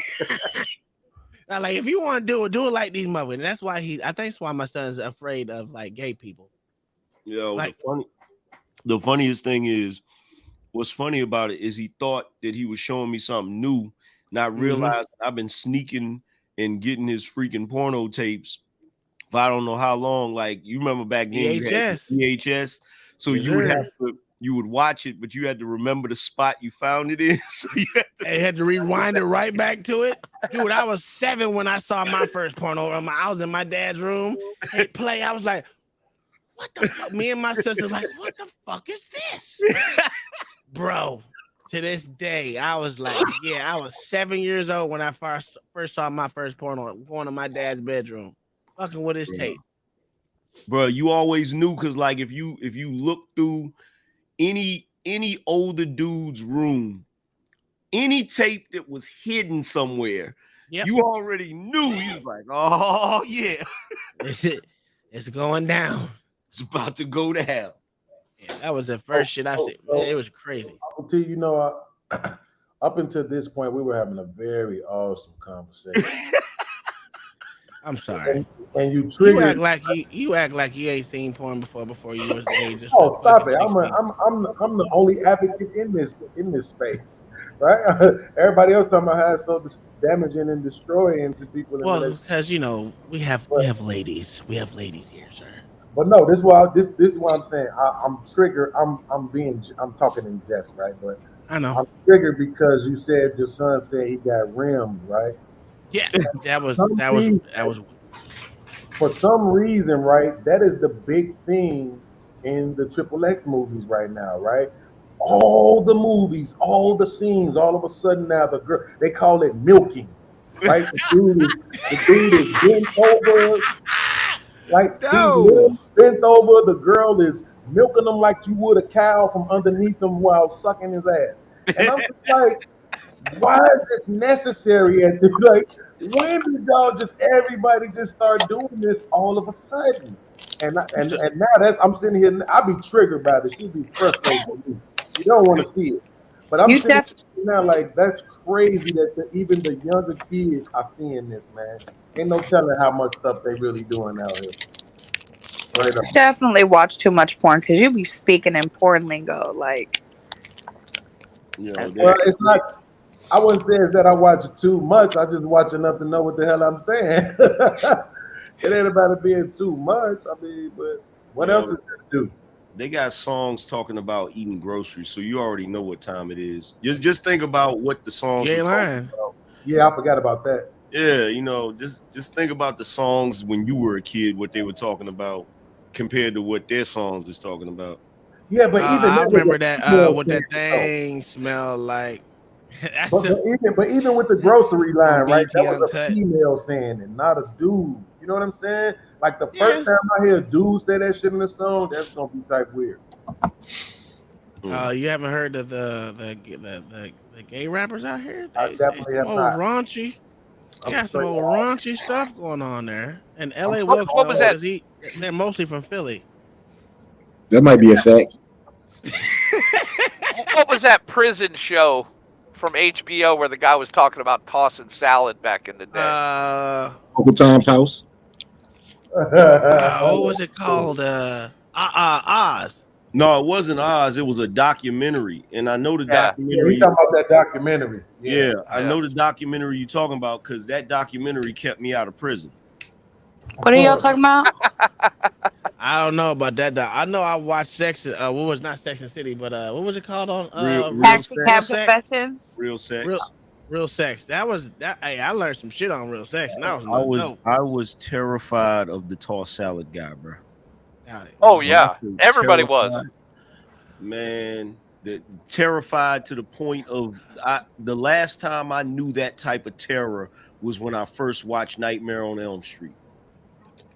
Yeah, I was terrified behind that until I grew up and realized it was fake. But you know, when you're a kid and you're like 7, you're like, yeah, that shit is crazy, bro. When you're a You know kid, what? I take it back. I take it back. I agree with you. I do watch too much porn. You know and you know why I say that? I'm gonna be honest. I've never told nobody this, bro. This is my first time saying this out loud, bro. Whenever I'm like I'm having sex, bro, we can hear you biting on that. I literally be telling my. I'm gonna give you the finger. I'll see y'all later. Y'all have a good night. You too, Miss Thank you for Berlin. having me, Uncle Tom and Kai. Thank you for coming up. Good night, Bird. I literally be telling my inner leg still, bro. Like all the moves, all the faces. You don't do what's this hat? All the noises, all that, bro. Here's the problem, Beans. It's not the fact that you watch too much porn. It's the fact that you admitted that you watch too much porn. I didn't think it was until I just thought about it right now. Hey, Uncle 'Cause Tom, I put the see a lot of toss guys salad say guy that from that's how they HBO in learn. the back chat. You Marcus, gotta Mr. watch Marcus. That's who it is. That's I heard a lot of guys say that that's how they learn about sex. Not even just about sex, but like, you know, what to do was through. Oh, I remember this. Yeah. That dude right there is a menace to society. They should have gave him. Now I gotta watch. They should have gave him the chair, bro. Like that person should not exist in any prison system. Like, yo, No, that guy should be in the schools telling children that so they stay out of prison. Yo, I remember this. Right. The certain you have like Jeff. And when guys come in, everybody's standing up there and they point down. Yeah, that young motherfucker's mine. That's mine. I talk to a lot of them because I'm on the reception side, right? And I see the fear in them. So I know, right, I can give them to a shark or a bad cooler. If I sell a guy, believe me, I'm going to get something out the deal. Yeah, he's selling your ass. First of all, right, if he's a newcomer, right, I want him to suck my ass with jelly. That's the slang of toss the salad. It means sucking my ass, right? Jelly or without jelly. Some people use syrup. I prefer a guy to use jelly, right? I will reach my climate, right? I will automatically get hard, right? I will, you know, How did we get here? if he's sucking my ass for about 10 minutes or longer, right? It's a sensation feeling and it makes you feel real good. Most all gays do that. You know what I'm saying? Like guys to suck their ass. It's just like a pussy, right? But the only difference is it's not a pussy, right? It's clean. The person is decent, and the person know that that's an asshole. But in mind, he's looking at it as a pussy because he's in prison. So, toss my salad, let him eat me. You know, we straight. That's it. What the fuck? Why? The most hazardous thing in prison life is being dead over drugs. They can get you killed or raped, one or the other. You can't pay. I had one opportunity where This is why I have no felonies, y'all. That scene right there has haunted me for my entire life. Every time I got ready to get into some shit, I thought about that dude. I was like, nah, bro. I just realized I never seen that whole clip. Thanks a lot, Uncle T, for ruining my life. With or without the jelly or with syrup. Oh my God. Right, that's the only part I know because y'all don't remember Chris Rock used that in his stand-up special one time. Yeah. That's how I know it. God. Oh yeah, the Booty Warrior was next. That one was a funny one. We can do this easy way. The nigga said, the nigga said, I want you. The nigga said, I like you. I want you. I'm gonna have you. Yo, I don't care what no one say. That shit is. Listen, ain't no way in hell. I'll be like, nope, I can't go to jail. I can't do it. I just can't do it, bro. That scene kept a lot of young men out of trouble. Yeah, it did. Yeah, listen. I remember that shit like it was yesterday. Now that it popped up and fresh in my memory, boy. And that's the only thing we could afford in our house was HBO. Back in the day, that was the only one we had. Yeah. Hey, yo, hold on. Wait, Uncle Tom, Uncle T, what the fuck, bro? I knew what I wanted to ask Angry Man this last time, but now I got a panel with some guys on here, so let me ask y'all this. Angry Man, I know you had it because you was on the East Coast. Video Music Box. Yeah. Did you all have Video Music Box too, Wilkes and Uncle T and Mayo? We did. I did. I was East Coast too. Oh, okay. We did. But it wasn't that big of a thing for me. I'd much rather BET Uncut, my thing. Because I thought I knew what this was, because we had something called The Box in Chicago.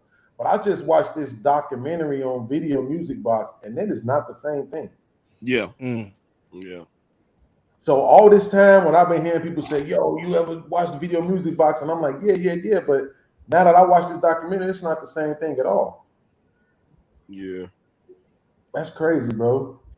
I really do appreciate that documentary, man. If y'all ever watched it, it was produced by Nas, bro. It's really good, bro. I seen that joint. I seen it. Really good, bro. Shout out to the East Coast, man. I can't front. Oh, I know it's not. I always been a fan of New York. Uncle Tom, here he comes. God damn. I don't even know why y'all even mention that sorry ass state, man. I think I hate New Jersey. No, I'm sorry. I hate Maryland, Baltimore, Maryland more than New York and New Jersey together. What Baltimore ever do to you? It's a trashy ass city, bro. Well, that's part I can believe. It's a trashy ass city, bro. Ain't that the city where they did the let the drugs be legal for a minute type thing? No, that's in Seattle and Portland. Both of those the drugs are all legal. I thought it was either Philly or Baltimore. One of them did where they created like a whole little section. No, that's literally Seattle. Over here and sell drugs, and we're not gonna bother y'all as long as y'all ain't shooting and killing people. Oh, I don't know about that part, but I know in Seattle they can do drugs. They'll even give you a drug kit for you to use. Your drug of Philly's choice. got Kensington. Wow. Kensington is trash. That's that's hey, that's where Wilkes be patrolling you right said there. He got drug it. kit? Yeah, they get your drug kit. You've never seen me say that. You show that video on my channel, bro. It's Yeah, they crazy. need drug kits there. I don't patrol Kensington. So LA, you a cop in Philly? Yeah. Oh, you a brave man, bro. I tell that. Look, I tell that to Charles Faulkner too, because he was a cop in Baltimore for a minute. Like, bro, Baltimore y'all some brave dudes. I'm gonna tell you right now. Like, He's a real man. Or they not brave, and that's why they joined the gang. Nah, bullshit. No, Bullshit. podcasts don't do him. Bullshit. Hey, look, let me tell you something. To be a cop in any one of them cities, I'm gonna salute you for being brave, because them niggas don't know how to act in Philly, bro. Like, real shit. If you a cop in damn Chicago, I'm gonna be like, God damn, bro. For real. Yeah, listen. I'm gonna tell you like this: the worst cops I've ever seen have not been from Chicago, Philly. None of the worst cops I've ever seen. It's a runner up for two. L.A. New York is number 2, and number 1 is Mesa. I think it's New Mexico. Mesa, New Mexico. Mesa, Arizona. Arizona. There we go. Arizona. I'm sorry. Yeah. Well, if you looking just inside the United States, the two that has the reputation for being the most corrupt is LA and New York. Oh yeah, for sure. Because the NYPD got so much power. Like that one police department dude, they budget is like the size of another state's budget, just that police department alone. Like they got cops in Europe. Yeah. That's how much power the NYPD have. And when you got that much power, you're gonna have so much corruption. It's ridiculous how much power that one department got. It's ridiculous.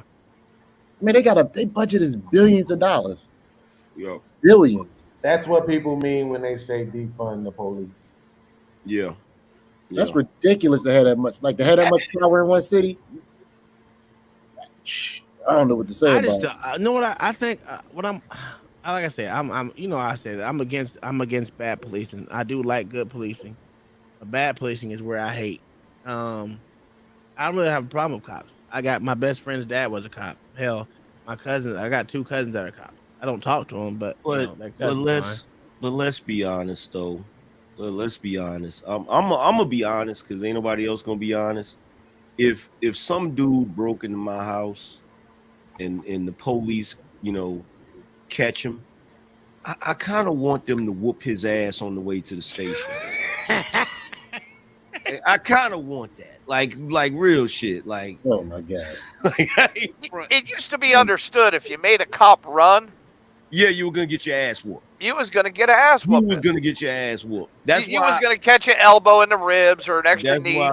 That's why I never ran from the cops unless I was certain I could beat them.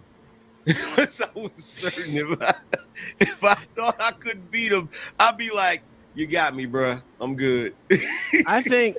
Okay, I have been robbed before, and I'm like this. I've always said this before. They just come to write a fucking report. They ain't getting my shit back. So you are responsible for your own safety, your own shit. So, and I mean, it's in the Supreme Court says that too. So it is what it is. On my next show, what I'm gonna be doing is juxtaposing police to gangs. That's right? fair. Well, you can And do that for the military too. They're just as big of a gang. that's a fact, right? But the I mean, problem is that That's just sometimes a group of people. A gang is when just a group of people for the when same you cause. when you say things like that, right? People think you're being emotional, or they think you're being facetious. Well, You you take it know, a little too far with it, though. But you're saying criminal gangs. But see, here's the thing, Beans. we If I literally just saw a crime committed on video. look, bro, if I was and I don't think I seen look, one cop that said it was okay. Look, bro, if I was a cop, I'm gonna tell you the truth. I LA would be, is being fidgety. He's sleepy. His eyes is getting heavy. look, I would be the type of dude. I would be a cool type of cop. I would let dudes get away with certain shit. But I'm Most gonna of be them honest. do. But I'm gonna be honest. If I had to chase you, I'm whooping your ass. Like, I'm not even gonna front. Like, no, if I gotta be out of breath, I'm kicking your ass. I'm definitely whooping your ass. So I mean, I I'm guess not gonna beat you to death, but I'm definitely gonna whoop your ass. But again, though, right? That's a crime, right? So I'm not saying I don't understand it, right? I can't say whether or not it's right or wrong, but Beans, he just called the gangs a crime, right? He called it criminal, right? And so Beans, that's what I'm saying. if he don't got the cuffs on yet, is it a crime? Technically, you're being detained. Right. Technically, you're being detained. That's different. That's different. I ain't gonna make it like it was a lot of cops, but it was a couple of cops that I wish would have had that type of mentality. You know what I'm saying? Like, not the majority of them, though, because the majority of them are. Hey, Mr. Wilkes, it's gonna be okay. It's just okay. I mean, you look like you're upset. Beans know by now. I don't give a damn. Ain't talking about me. Listen, One hug. you stupid. You stupid. I got shot at too many times to even care. I hear you. Honestly, though, because look, this is what I'm saying, right? You see what Mel's immediate response was, yeah, but they're criminals, right? But you just heard the cop talk about how much corruption it is, right? Corruption. No, he said he's been shot at. He don't give a shit. That's what he said. No. I'm Hey, talking about what LA, Mel said, let me ask you a question, LA. How long you been a cop in Philly?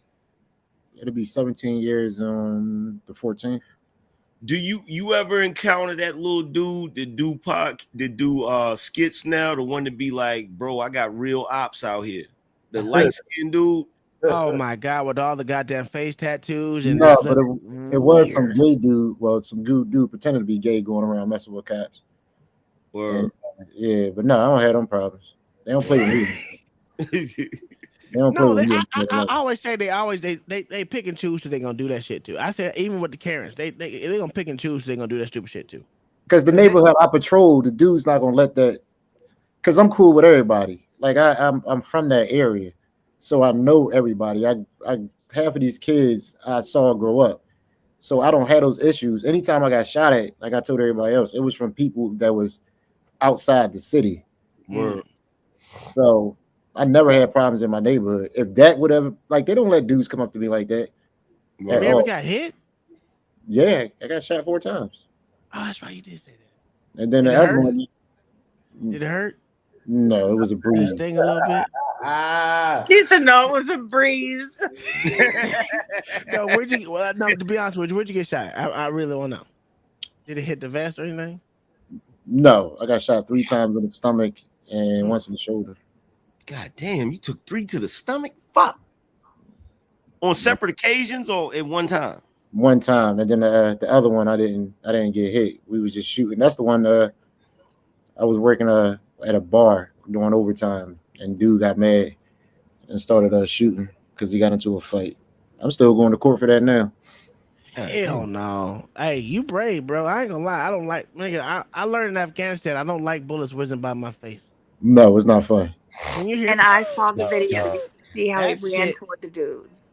when you fucking hear a fucking bullet ricochet, it makes you realize how fucking close you are to death, and you just don't know it because it's most of it's subsonic anyway.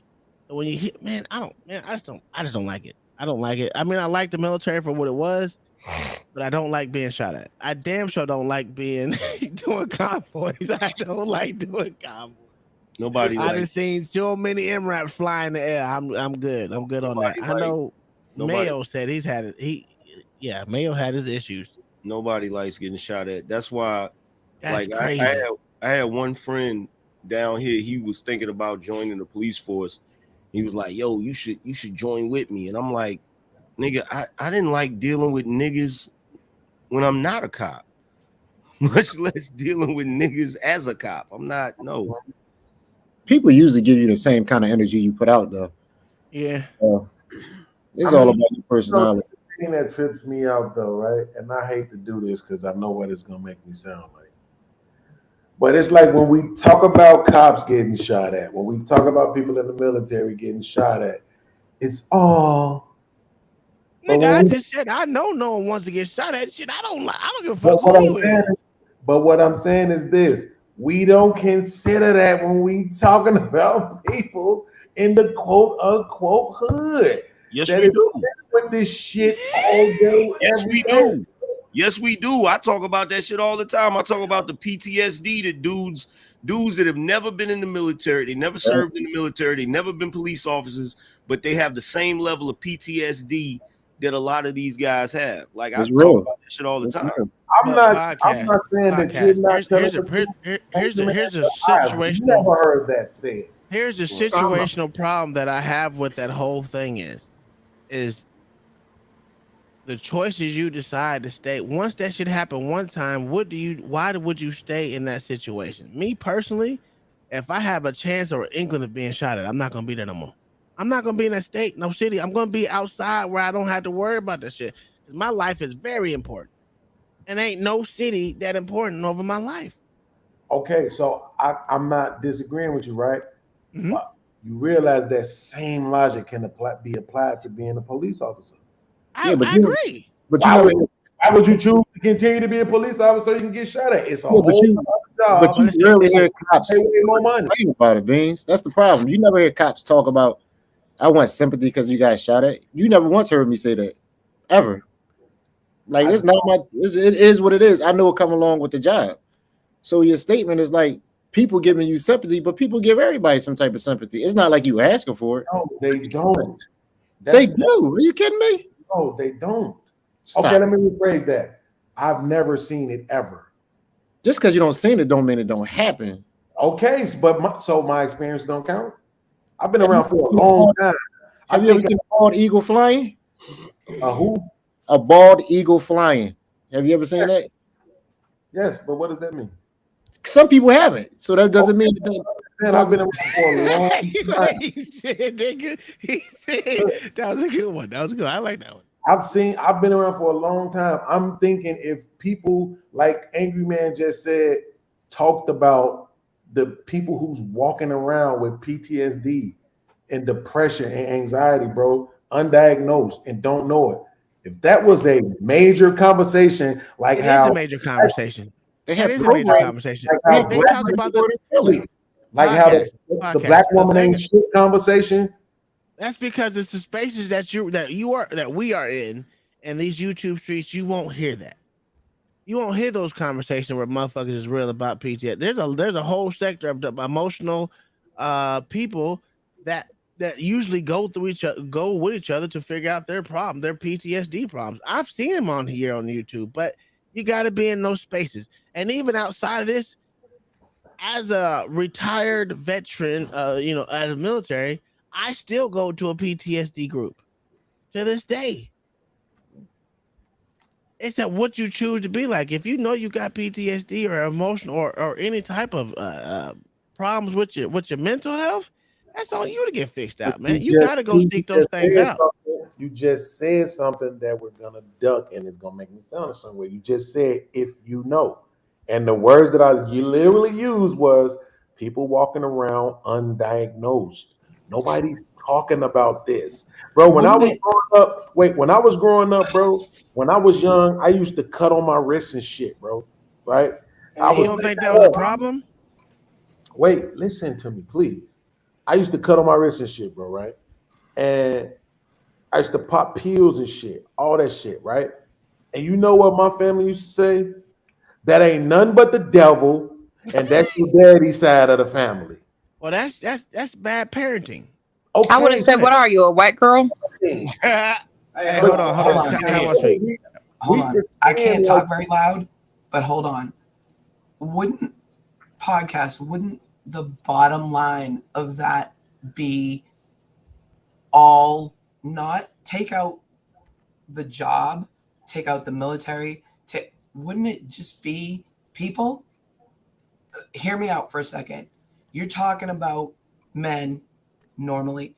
And it sounds like that to me that they're, and I've dealt with part of that battle with him. And it's a very private thing to a lot of men. I think it's partially maybe they were bashed growing up by family. You know, there's women, there's men that bash them for having feelings or whatever the case may be. Maybe they were going through something, whatever, and they took it out on themselves, whatever the case may be. But the bottom line is that whether they're a cop, whether they're from a rough neighborhood, a bad upbringing, hard upbringing, whatever the case may be, the bottom line of it really is everybody's the same as far as bottom line is you're all human beings and you're all fighting some kind of demon of where it came from is different. Where the PTSD is, where it came from is different, but the bottom line is it's all the same. And they do talk to each other. It's just they talk to each other quietly because they don't want to talk about it because there's such a stigma with it of you're a wuss, you're a pussy, whatever the case may be. For, I don't know, they look at it as fear. Good. So I'm gonna be honest with you. Like when I was a kid, my mom and dad, not my mom and dad, but my dad for sure was like, look, you ain't got no mental illness. You got to figure that shit out. Yeah. Your job is to fix you. And whatever it takes to fix you, fix that shit and keep it moving. That was his exact word. Now, my dad was military. And that's what it was. Podcast is making podcast is making things hard. Is really simple. It's not hard. Y'all just listen to respond. Look, hold on, Angry Man. I mean, hold on, please. People, when I talk, people listen with their feelings to respond to me instead of actually listening to what I said. This is what I've said so far, that people in general speak very sympathetically to the plight of police officers and military men about being shot at, right? But then when they speak about people in the community and their behavior, they don't lend any credence to what they're dealing with on a daily basis. The war zone that a lot of people are dealing with on a daily basis in the community. And so far, what I've heard is podcast is making it complicated, and podcast, yes, people do talk about it, and it's just because the space you in. And it's like I'm saying, I could create a brand new YouTube account right now. And you know what I'm not going to see in that timeline? Anybody talking about what's going on in the community and how it's affecting the people in the community. That has something to do with the behavior that you see from the community. That's all I was saying. Okay. And none of that I said was a lie. I didn't lie about anything, and I didn't over-exaggerate it. No, but when you're talking about compassion, you also have to look at police and military are serving their communities. Yeah. They're serving the country. People in the communities and the people in the community live there. And the people, listen, there are people in that community that literally, that's their job, is they literally take care of the people in the community. Now, when one of those get injured, shot at, or whatever, the community goes around those people. It's not like I've been in the hood and I've seen when people unjustly get shot for no apparent reason that had nothing to do with it, and the community backs them up. Full stop. And I've seen it plenty of times. I'm not gonna say it's everyone that gets shot in the hood, someone's backing them, but that's what family's for. That's what everyone else for. You gotta. The reason you see that type of compassion for soldiers and police officers is because The premise is they put on their uniform every day and they head into trouble for the purpose of protecting somebody else. Meanwhile, in the hood, you got niggas that go out there and cut up for the purpose of cutting up. That's the difference. But look what you just did. You just started talking about the dudes that's cutting up. That's not who we talking about. We talking about the people that live through the But that's part of it. You keep trying. See, I'm gonna tell you what you do, podcast, and this is the reason why niggas give you pushback the way they do, because you keep trying to ignore the niggas that's fucking up the community just because they fucking feel like doing it. That's not what I'm doing, Angry Man. Look what we were just talking about. We was talking about the police getting shot at, and we was talking about military getting shot at. Did we speak at all about who was shooting at them? Yes or no? No, we didn't. No. Okay, then. So now, why are we talking about the people that shoot in the community instead of just the people who have to deal with being shot at and the bullets? Well, I just did. I said because unjustly, that's what we're talking being about. shot. That's exactly what I just spoke on. I said people back those people that are unjustly shot at. Even when the little kid got shot, when the little girl that got shot in the car by the so-called gang member or whatever else, it was a little girl. That gets spoke about, and I guarantee you, the community rallied behind that father. The father was killed with the daughter. So the mother of the child and the grandmother, the parents, I'm quite sure their family was surrounded by love, no matter how you look at it. Yeah, services exist in all these big cities. You're not wrong. You're definitely not wrong about that. But don't you find that ironic if you have that information, then why is it that when people complain about police shootings, it's always folks that say that's all y'all complain about. Y'all never complain. Hold on, here in these spaces over here, and this space over here that I've actually been in, we talk about all the people that get shot unjustly. What you talking about on your channel? Yeah. Oh yeah, well, I'm not talking about on your channel. I hate people that are in the hood getting shot for no goddamn reason. That's why I say that Black Lives Matter shit don't mean shit when there's motherfucker. And you've heard this. I don't know if you haven't heard this on there. I've heard it on plenty of channels.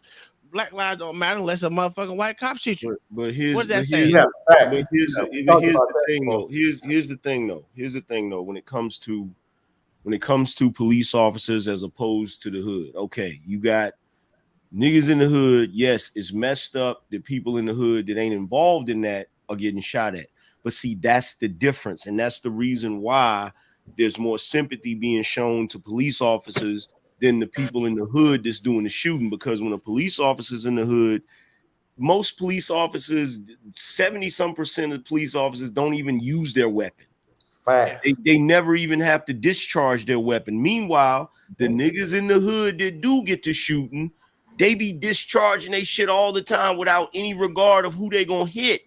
So what you're talking about, you're talking about the people that are getting affected by it, but you're also not pointing out we have to be able to distinguish between the people that's being affected and the people that's perpetuating the shit. Because when you look at the hood and you look at crime, you're not thinking about the people that are being affected by it as much as you're thinking about the people that are committing it. Because if you can stop the people that's committing it, the people that's being affected will stop being affected. You see what I'm saying? I do see what you're saying. I acknowledge exactly what you're saying. I'm just being completely honest with that. I think it's bad faith. All right, go ahead, Illuminate. What you guys say, brother? Because we wasn't talking about that. We was talking about the effects of being shot at, right? Oh yeah, I agree. Okay. So specifically for that, yeah. Illuminated, what you got for us? Shout out to the panel. What's up, everybody except for Angry Man? What's up, Miss Tom? How y'all doing? What's up, daughter? All right. But what podcast? I think what they're trying to communicate to you, especially on the. I'm just listen, bro. Please. All I'm saying is when you put on the uniform, there is a unspoken stress when it comes to family, especially when you get deployed. When you get deployed, you don't know if you're coming back or not. That's stress within itself. And like I said, not everybody was in quote unquote shot at or combat, but you're in that environment. Getting a rocket attacked every other day and stuff like that on your fob, Some people have getting blown up, stuff like that. I talked to one of the soldiers that I hadn't seen in a while. He's a pilot now.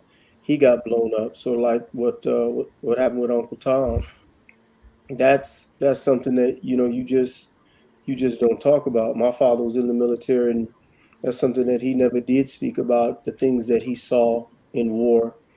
So it's a quiet thing with those that put on the uniform. Just like LA, when he goes out the door every day, he doesn't know if he's coming back home.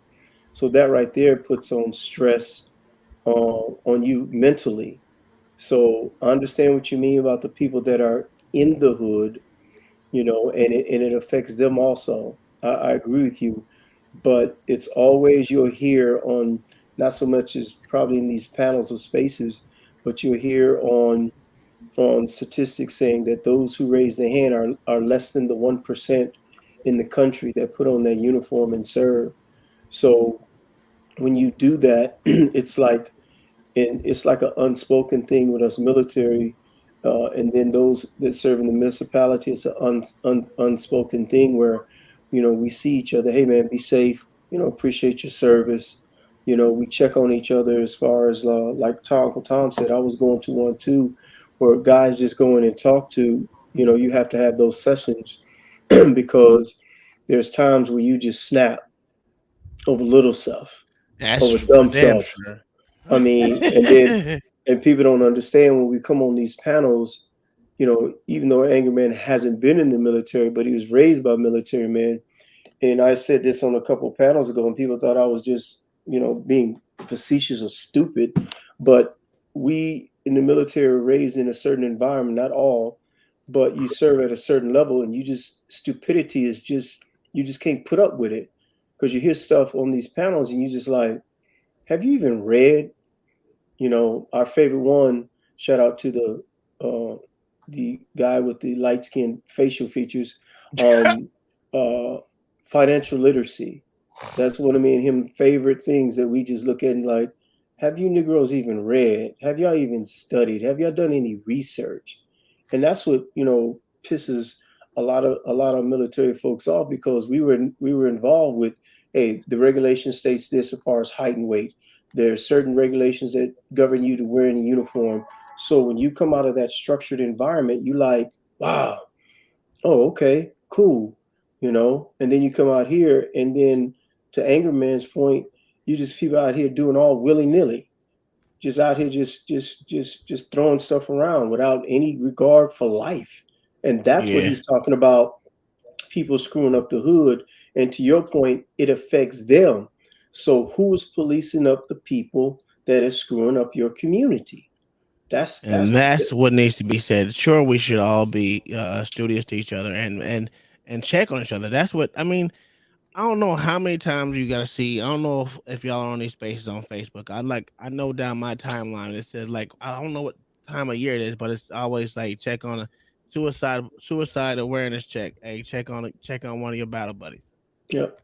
That's Yep. been said since before I even got out the military, because that's one thing they do. They try to check up on us, no matter what. Even some of the people I haven't talked to in years since I got out, I still call them every now and again and say, hey, what's up? How you doing? Yep. Hey, hope your family's eating right, whatever. But that's something that black people should do within the community. I mean, 'cause I don't live in the hood. I ain't gonna lie to that. But if I was living next door to someone that I knew, and I'm a person that always pays attention to shit that goes on around me. So if I see something out of ordinary, I know you walk down the street every day at 5 o'clock. If I don't see you walking down the street at 5 o'clock, I'm coming to check on you because there's something that's out of the ordinary. A lot of people don't do that.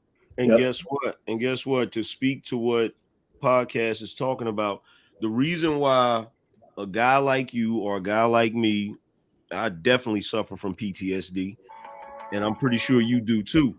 The reason why we don't have the ability to talk about these issues, you may come up here and talk about these issues, but you know as well as I do, the average dude in the hood, they think it's a badge of honor to pretend like getting shot, getting stabbed, going through whatever had no effect on them. That's a badge of honor to walk around the hood like nothing ever affected you. So what happens is we don't have the same type of camaraderie as the military guys. Like when I need to talk about PTSD stuff, you know who I have to talk about? I have to talk to my cousin who did 2 tours in Iraq. Because he'll talk with me about it. You know what I'm saying? He'll talk with me about it. But the average nigga in the hood that I know that's been shot or stabbed or whatever, they don't want to talk about it. They want to pretend like, oh man, that was nothing. Yeah, I got shot, but it is what it is. Like they try to act like it don't phase them. You feel what I'm saying? Who was that? Yeah, but that's all by design. It's all by design. My significant other was a sniper in the Marines, and he has extreme PTSD, which is why he lives off grid. And that's a different subject. But I'm just concerned. Like, I don't understand why, when you say hood, and I'm not saying anyone in particular on the panel, but when I hear the word hood, or someone talks to me about the hood, it's always a bad connotation. It's just bad. It's like, I mean, and it bothers me. It's like, you know, if you're black and you live in a neighborhood that's predominantly black, you live in the hood, and we weren't like this in the 50s, in the 40s, you know, and until late 60s. We weren't like this. You know, you could have, and I don't like the word community either, because that's false. There's no community. That's just some language that's thrown out there to throw us all in one category. Like, I'm totally different from everyone on this category, on this panel. But if I'm black, then me and Miss Sandra are exactly alike. You know, we're 2 black women. You know, no, we're individuals, and so they do this with the community and the hood. They throw everything together, and you're supposed to just abide by the same rules and just have the same beliefs, and that's the problem, I think. You know, I think here's the thing. When I say I can't speak for everybody else, but when I say the hood, I'm speaking about something very specific. I'm not necessarily speaking about civilians, because even in the hood, even in the hood, when you're a part of street life, you don't when you're talking about the hood, you're not necessarily talking about the average everyday people that live in that neighborhood that live regular lives. You're talking about, when I talk about it, I'm talking about the dudes that hustle. I'm talking about the dudes that stick up kids. I'm talking about the dope fiends. I'm talking about a very specific demographic in those neighborhoods. You see what I'm saying? So when I say the hood, I am talking about something very negative. You feel what I'm saying? I'm not but talking see, about. you're being very specific. But like, if you talk to someone, I had someone tell me, I'm not from the hood, but I grew up poor too. And I'm like, I didn't grow up poor, and I'm not. What hood are you? I was brought up in a neighborhood. It's just, I think every person has their own individual story that's very much needed to be heard and respected. But to just combine everyone into one, when you say good, what you're saying is very specific, and I appreciate that. Yeah. But for the regular person out there, when they hear hood, they just hear, oh, that's just black people's neighborhood, you know? Yeah, And so no matter, you could be brought up from Beverly Hills, which I think is a crappy place, but it doesn't matter. All they see is black and the hood. And I don't understand how our race has gotten to that point where it's just a neighborhood and you're just assumed to be poor, or you're just assumed to be uneducated. I don't understand that. Well, also too, think of it this way, We're Katie. individuals. Think of it this way. No, think of it this way. A lot of times when the rap culture came out, it was about the struggle. And you have a lot of people you're finding out that are what you would call studio gangsters. Like I say, I'm no rap connoisseur or anything like that. You had people that came up within that community that talked about the struggle and talked about things that were going on in that particular community. So in order to get there, to what someone spoke on earlier, talked about their badge of honor, I believe it was Anger Man, they have to start making up stories, and you have what you would call ghostwriters. So they like, oh man, this dude really had a hard life. He came out of the projects, or she came out of the projects. They was on welfare, and so and so was a drug dealer and all this stuff. So when they go in and they tell that story, people say, oh yeah, I can identify, I can relate to that. But if you look at it, the biggest consumer of rap culture, I shouldn't say rap culture, but rap music, is Caucasians. And not all Caucasians are from the hood. And it was one time, and Angry Man can probably speak on this, is that, was it okay for Caucasians to say the N-word because they identify, quote unquote, with the struggle? So there is something that, it just, like you said, the deterioration is when they took the father out of the home. After that, it was all downhill for the Black family, for sure. So I think I'm starting to think it's time for me to get back into church, because all I want to say right now is God is so good, bro. Like earlier today, because for whatever, I can't say for whatever reason, because I know why. Because sometimes I say things that just strike people a certain way, but people always think that it's like this running gag in this space, like podcasts is just dumber than everybody else. But nobody thinks that, bro. Oh, hold on. Earlier, I was saying the same thing Katie just said to LA about the word hood. I was literally explaining that to him, right? And she just literally said the same thing. But I didn't disagree with you, though. I know you didn't. I'm talking about way earlier. This is before you even came on the show. We were talking about the word hood. Yeah, but did I disagree with you, or did I say, yeah, you were right? I can see this to the fact that you were right. You didn't. You didn't. Come on, podcast. You wanna roll the tapes back? I said that's fair. I just said you didn't. I'm agreeing with you. Oh, okay. Yeah, I'm agreeing with you. See what I mean? That's how easy it is for people to misunderstand me. It's that. I'll say what's illuminated. It's just the way you said it. You could have been like, "Yeah, you agreed," but the way you said it, I think it on me. Then it's on me. Then it's me. And I'm going to say what's illuminated. I went to a great book school, so I understand your love for reading. And I'll be honest, sometimes you irritate me because you're so slow when you talk. And I think it's just my generation, maybe. I'm like, get to the point. Stop holding back. Just say what you have to say. But I do appreciate what you share. But I just have to be honest. Sometimes I'm like, a lot of times, like with me and Angry Man has a soliloquy, and he gives a dissertation when he speaks, because the reason why we do that is because a lot of times when you get to the point, there are steps to that point, and you want to make sure that people understand. For the people in the back, for you don't have a short and we know where you're going with this. Just yeah, right. Exactly. See, so like you say, you know where we're going, but the people in the back don't. So for the backbenchers, you have to explain it in such a way to where you want to make sure, because when you run the tape back, like LA said, he's like, man, I should have said it, or I didn't articulate it that way. I should have said it in a different format or a different way.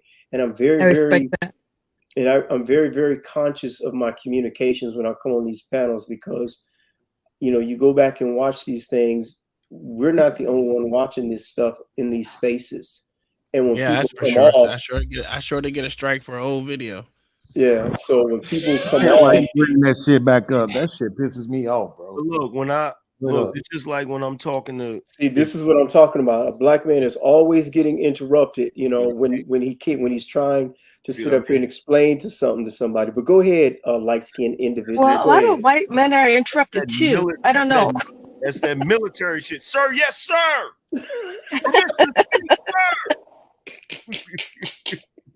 Look, that's like what I'm talking to. If I'm talking to podcasts and I say the hood, I know podcasts know exactly what I'm talking about. Mm-hmm. You see what I'm saying? I know he knows exactly what I'm talking about, and I could have a conversation with him about certain things, and I know he's gonna understand to a T what freaking, you know, how you supposed to move or how you supposed to operate in certain scenarios or whatever.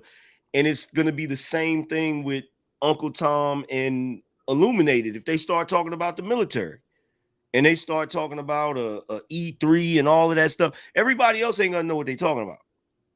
Not necessarily, but they'll know what they're talking about. So like the whole thing, and that's why Illuminated is expanding on it, because if a few seconds ago when I said the hood, you thought that I meant the whole neighborhood. There's a reason we shorten it up and call it the hood instead of But the neighborhood. why? But why? I'm so sorry. I don't know your name. I'm seeing you Man. speak. Angry Man. Why is it okay? So the ghetto term came from Germany. And I'm not positive about it. I thought it was more Slavic, but okay, so it comes from Germany.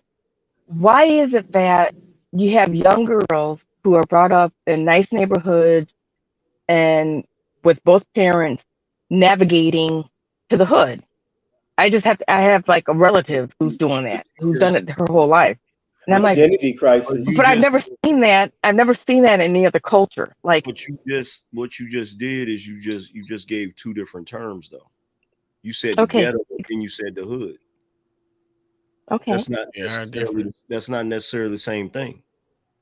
Because Okay. if I say I'm from, like, if a dude from Bed-Stuy, Brooklyn, or if a dude from south side of Atlanta say, yo, you from the hood, he's talking about a specific neighborhood that may be predominantly black. It doesn't necessarily mean it's the ghetto. You see what I'm saying? I do. So I'm just curious because when I was in Germany, I remember I met some young girls who only wanted to date Jewish men, and they were kind of rebelling against the whole, World War II type thing, against their grandparents and everything. So that's where I'm kind of reneging on what I kind of said earlier about. That's where the term comes from. That's where ghetto comes from. Yep, I guess my point is, why do black people think that you have to, like, why is it like this cultural phenomenon where you're trying to oh my god be blacker? Being ghetto is supposed to be a badge of honor, right? Right. This is the reason why. The reason why is because coming up, black people had to struggle, right? They had to struggle. And so black people being in that type of situation in the 60s and the 70s and the 80s, it became a badge of honor to survive that struggle. So what happens is it's just like New York. Like, people always look at New Yorkers and say, why are they so proud? They're proud because they survived New York, which is a difficult place to survive, especially in the 80s and the 90s. That's why they say if you can make it there, you make it anywhere, right? Because there's so many people condensed in one area. You're dealing with so much aggression, so many attitudes. I know people that lost their life just on a humble in New York, just over little shit. I know a dude got stabbed in his neck because he took a little boy's bike and was riding the bike, and his older brother came with an ice pick and stabbed him in the neck, killed him. You know what I'm saying? So when you have that going on, the people that come from that, like, you look at somebody like a 50 Cent, he will brag about the fact that he's from Southside Jamaica, Queens, that he survived that, but you couldn't pay him to live in Southside Jamaica, Queens right now. You see what I'm saying? I won't give any. I hear what you're saying. I won't give any celebrity credit. Like, I think they're in a completely different world. And he's a celebrity now, but he was Look, I mean, all of them started off someplace. But here's the thing. That fit the agenda. But here's the thing. My question is, why, if I graduate from college on a Saturday, and my cousin Timmy is going to be let out of prison on Saturday, people literally have to scratch their heads to decide which party they're going to go to. Because like I was just saying a second ago, look, everybody, I don't care who you are, I don't care what culture you come from. Everybody loves to see the underdog win. Everybody loves a coming of age story. Everybody loves an underdog story. And the reality is, Black people have one of the greatest underdog stories ever created in the history of the world. So what happens is, when you have people that come from a struggle background and then they make it, and then they talk about it, they're talking about it from the aspect of the admirable side of it. They're not talking about the messed up side of it. They're talking about the admirable side of it, which is the coming up out of it. And what happens is, other people who have never had the struggle, they see that and they view that as something of substance. It's like, man, I never went through nothing, and this person was able to overcome these obstacles and blah, blah, blah. So what it is you got Black people that, quite frankly, make shit look good. They make a lot of shit look good. Like you got rappers that make the concept of selling drugs look good, to the point where people want to do that because they don't know the messed up side of it. They don't know the horrible side of it. They don't know like, you got people. That's true, because I sold drugs and I'm a good dude. Yeah, like I ain't Well, gonna I lie. think that if someone doesn't know the degradation of, That was the only reason why I yeah, sold but if drugs. someone doesn't know the degradation of doing drugs at this point in time, well, I and knew. Listen. I knew people that do drugs, and I didn't care. The point was, it was looking cool. It was a quick way to get money, and I saw people from the same neighborhood that I grew up in.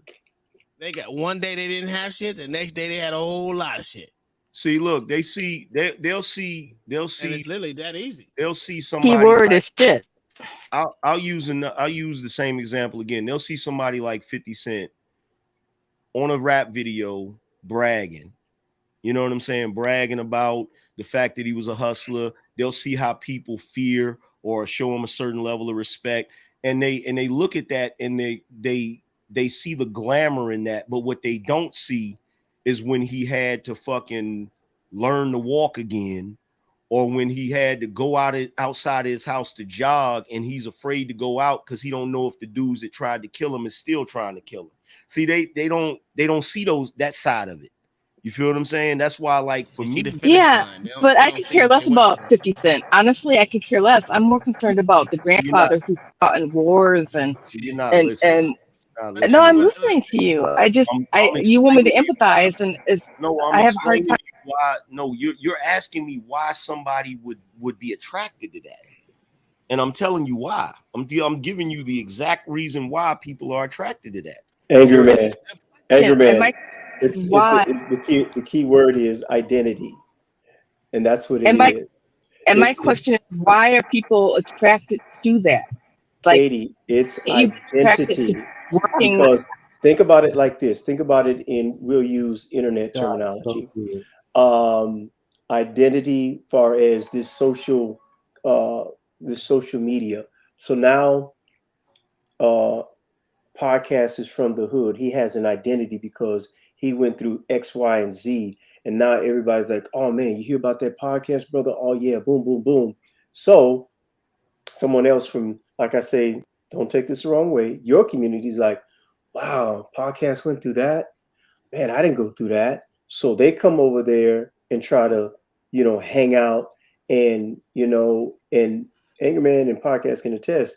It's like when I say those people from a different community try to come in and almost, you want to say, infiltrate. First thing people tell them is like, dude, what you doing over here? You don't belong around here. You don't belong around here. Or they'll kick them out and say, no, man. Because it's an insult. Yeah, it's like an insult because if I came up barely having anything, struggling and having to deal with stupid shit, like, you might live in a neighborhood where you don't have to deal with certain shit. I might live in a neighborhood where I got to deal with that shit every day. Every day I come outside, I got to deal with that shit. I can't hide from the bully. I got to fight the bully. You know what I'm saying? I gotta deal with, and after you fight that bully, there's another bully to fight. There's always another bully. There's always somebody trying to be top dog, and you always got to deal with all of this shit. and then you have somebody that come from the suburbs that got a nice house, that got central air, me, heat. You got and me. Clarence, and Clarence has great parents. Yeah, and then literally, man, I'm telling you, saving my life, because that's what I did. I was a straight A student. I graduated when I was 16. I did all that shit, but I was bored. So what a bored person do? Hey, well, let's go to the hood where I know where people is that are less than me, and I can go in. I think I should fit in, but I'm doing it because I want to be cool. I'm doing it because there's a little glitz and glamour in that neighborhood where you're in, and you're like, you know what? Fuck it, let's do it. Bro, in the freaking 80s, I was with my grandmother. My grandmother got about $300 and some a month to live on. You feel me? And that struggle. And no, like the house we were in at one time had barely any heat. Talking about you got to get up in the morning. She got the freaking oven door open. You know what I'm saying? To get I remember that. I remember those days. So, look, you remember this? You remember this, Illuminate? You remember how they'll take a quilt and hang it up over one of the doors to keep the cold in that room coming in, to conserve the heat or whatever. Like, yo, like when I say, look, I get up here sometimes and I tell people that I came from the bottom, they think I be joking. Like I came from the fucking bottom. You feel what I'm saying? Yeah. So it to me, it's not, when I talk about certain stuff, I don't view certain things as a badge of honor, but there are some things that I do view as a badge of honor. I do view the fact that, dudes tried to bully me and I didn't let them. I fucking adapted and started kicking ass. Like, even though that's a negative thing, I still view it as a positive because I didn't let the fucking hood defeat me. I didn't let it destroy me. You know what I'm saying? So because I know Uncle Tom, he doesn't apologize for staying in a 5,500 square foot house. Not at all. Yeah. And it's almost like shit, I'm gonna tell you. I'm gonna tell you, it's almost like too angry, man. It's almost like when you do Once make you get it out, man, it's like I want to. It's almost like almost certain black people want you to be apologetic. Yeah. Oh man, you shouldn't have that. Look at all those. Here we go. Look at all these poor people that's on the street. Okay. Before I got where I got to, they were still poor, right? Yeah. So now that I'm in this, specific demographic and living this particular lifestyle, I'm supposed to feel a certain kind of way. You don't feel as though that I had to work my way up to where I'm at now, Well, and that's I have a question though. Would you want people to take advantage of you, knowing the hardships that you came from? No AC, living in the hood. Like, do you want people to take special consideration or appreciate? No, because a lot of times this is where it get personal now. And Uncle Tom and most of the people on this panel, and you probably can identify this too. Why is it that when you make it and when you get to a particular social status, economic status, it's like family members feel as though that you owe them? Yeah. Look at Miss Tom. She's like, oh my God. Hey, let me hold That's because she hear it from my dad. My dad be like, hey, why don't you just give me some money? I'm like, I ain't giving you shit. You're a grown ass man. See? Yeah, and I'm asking sincerely. Like, I just want to know people's opinions about that. No, I'm just saying. And the reason why I say that is because it's almost so, and it comes that way with your children too. It's like, hey, you should wait. We had a discussion on this a couple panels ago, and they were trying to tell married folks about their children as far as if they do good, we take credit, and if they do bad, we should still take credit. I said no. That was Chingy, not Chingy, Cheeky's panel. Yeah. So what we said was, I remember Trigger Mike was on that panel. We was like, no. What we do is I quoted the scripture: train up a child in the way he should go. When he or she is get old, they shall not depart. So when they get grown, because that's what they told you when they was in your house. I can't wait to get out of this house and get on my own and do this and do that. So then when they get grown, then they come back to you and say, hey, no. Let me give you a little life lesson here. You decided to, do this, and me and your mother had to go through this struggle, and we figured it out. I'm not saying that you're being mean to your child, but sometimes you have to eat some humble pie and say no, because a lot of times they'll sit back and try to, feel as though that you owe them.